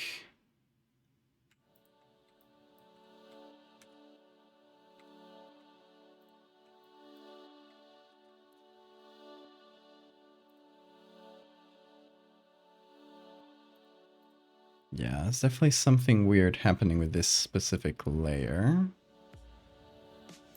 Okay, good to know.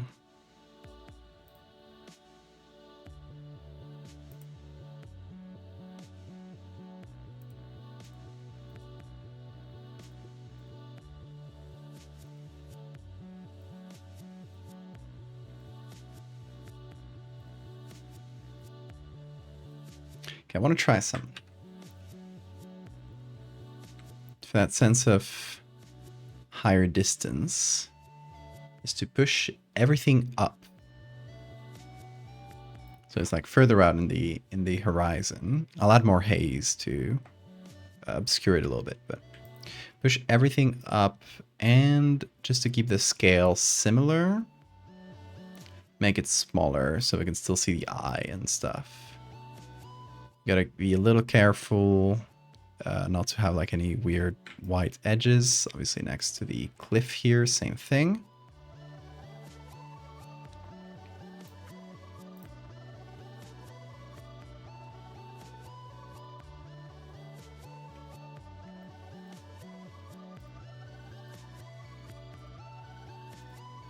Like, it's not a ton, but hopefully it'll help bring things together a bit. But we'll see. We'll see in a sec.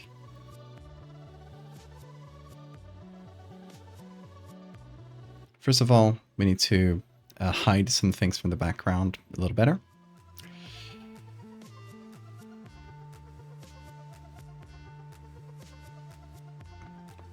Second of all... Oh wait, I didn't move the original Nidhogg. I thought I did? Oh, it's just a copy of it. Okay. Okay. I will remove these.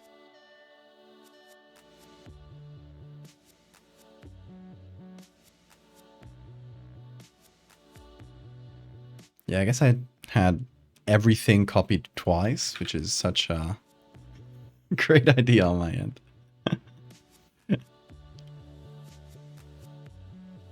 And then we have the reflection, which should be moved to the left. It's not a huge deal. It's just taking this, moving it a little.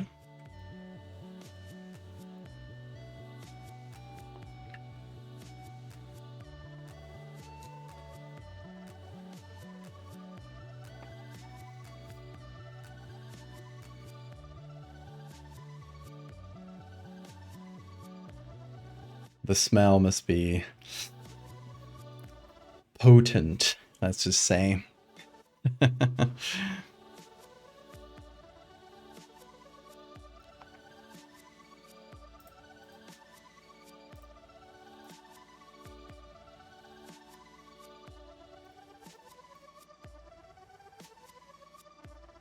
so if we take this, like this, no.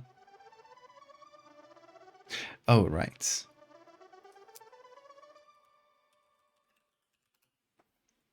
Gotta be here. There we go. Okay, we just add that haze by picking a color from here and skewering where exactly it comes from.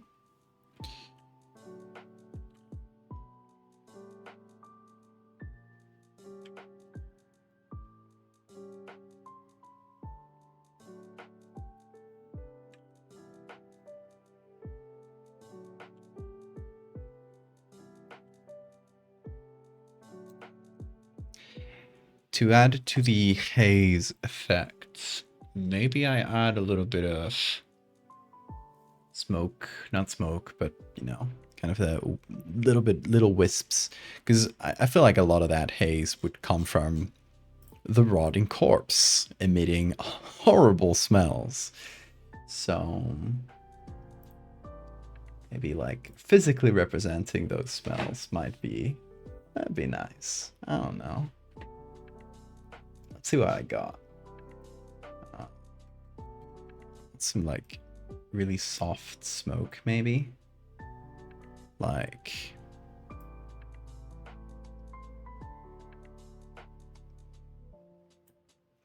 this.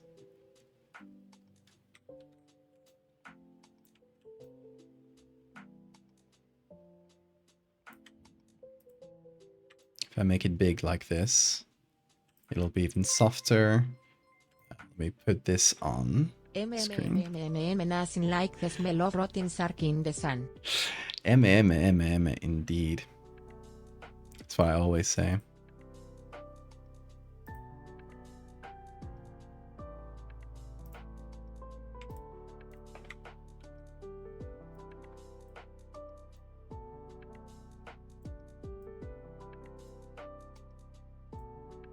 Okay, it's a bit grainy this way.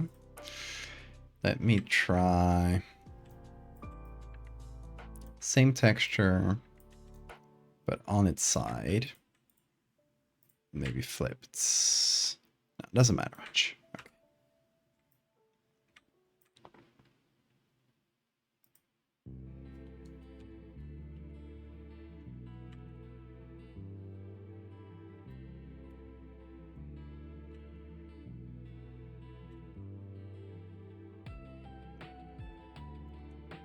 You know it's putrid when you have your own particle effects.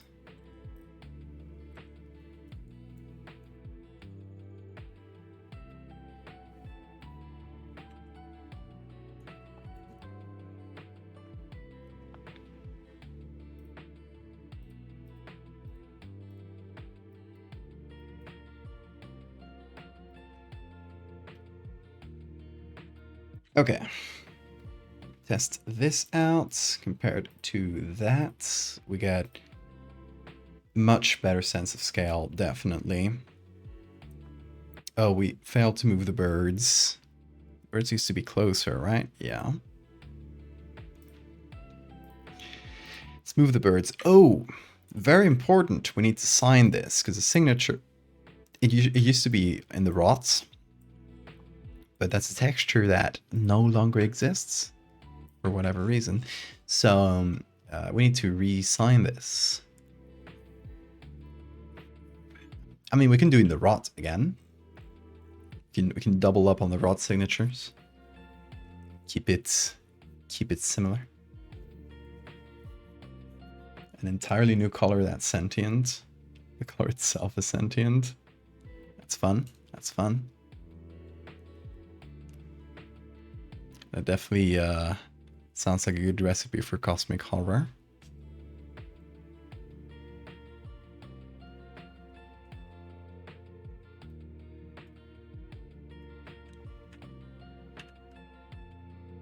Okay, let's try a little rot signature here. Color artist space type vibe, yeah.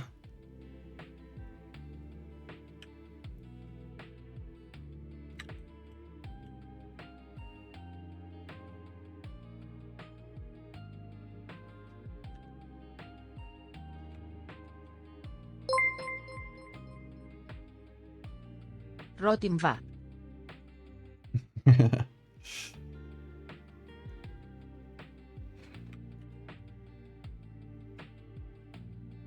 It represents me, okay?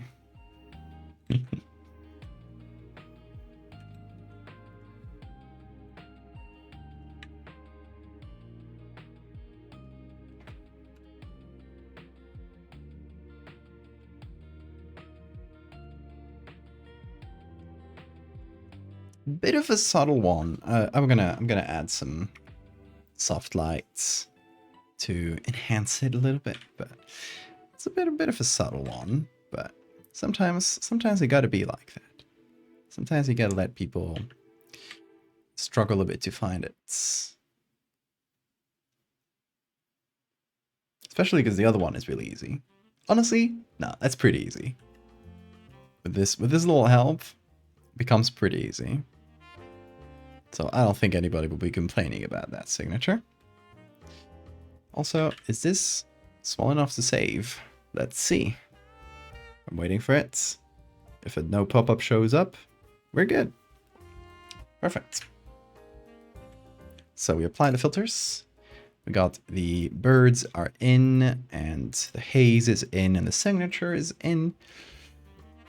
We did it! Oh my god, it is so late. I hadn't checked the hour in a while.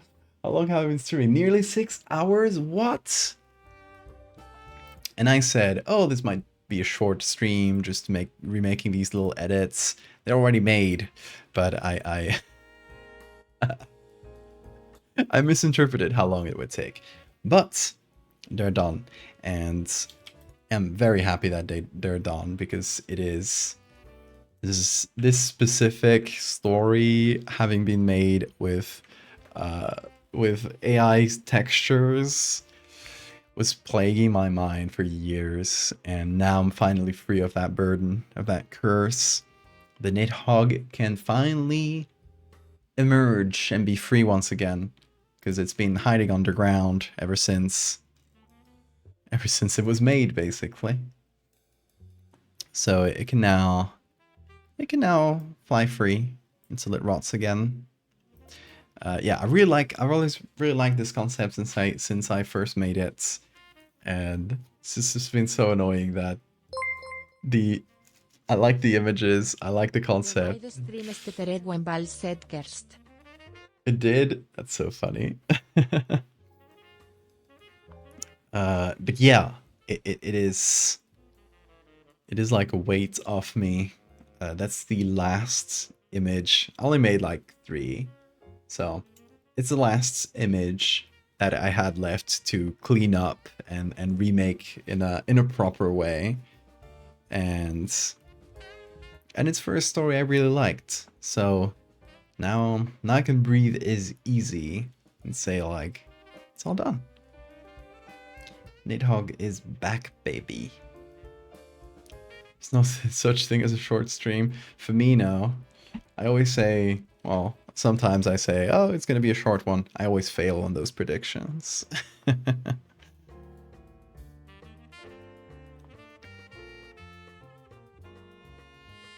you ever read the Horla? No, not. You thought it was your Wi-Fi? No, it was probably me. I guess it's not showing up. My bitrate shows up normal, but if several of you have had a stutter, that was probably a stutter. My internet has been doing that these days.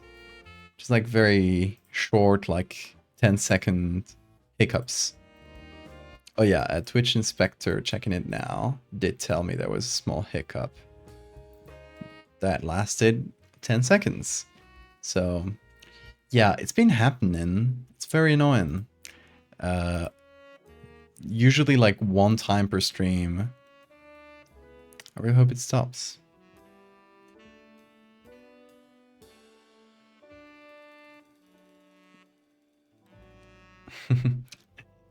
Anyway, what I was saying is that I'm happy that this is the weight of my mind because this image is something I've always really enjoyed, and this image and the concept behind it, this like yearly kaiju, is,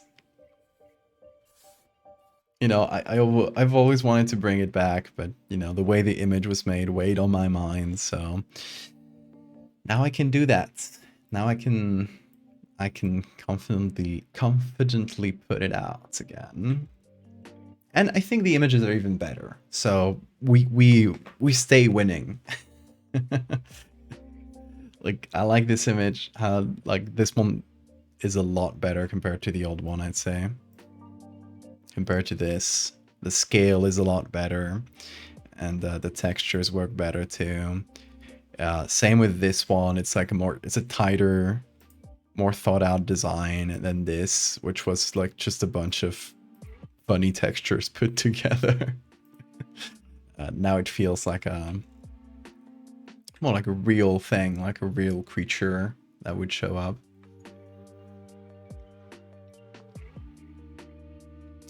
So yeah, that's going to be it for today, folks, and that's going to be it for this week. It's been a sort of a weird week where I staggered the streams. Generally, for those who are new here, I stream Monday to Thursday, but in this case, I streamed Wednesday to Saturday.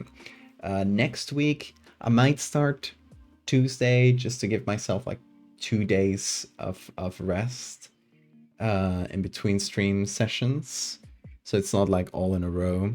So I might start Tuesday next week, or I might start Monday. I don't know. In any case, I will post a schedule on the Discord as I usually do, so you'll be able to know when I start streaming, the approximate times, because I always end up starting later than I say. But that's gonna do it for us tonight. We've been cleansed. The art has been cleansed. Now all my art is squeaky clean. Glad you like the Nidhogg Bell. We're absolved of the generative sin. No, you're fine. You guys are fine, unless you didn't make AI art, did you? If you did, clean it up. You don't have to. You can also not use it, but if you did and you wanna bring it back and still be proud of it, clean it up.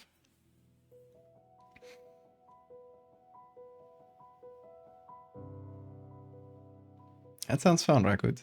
I will give it a check when I got some time.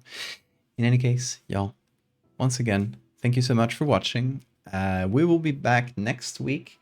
I don't know exactly what we'll do next week. Haven't planned it out yet, so surprise. Look out for the schedule on the Discord. In the meantime, folks, thank you so much, and have an amazing time zone. Take care.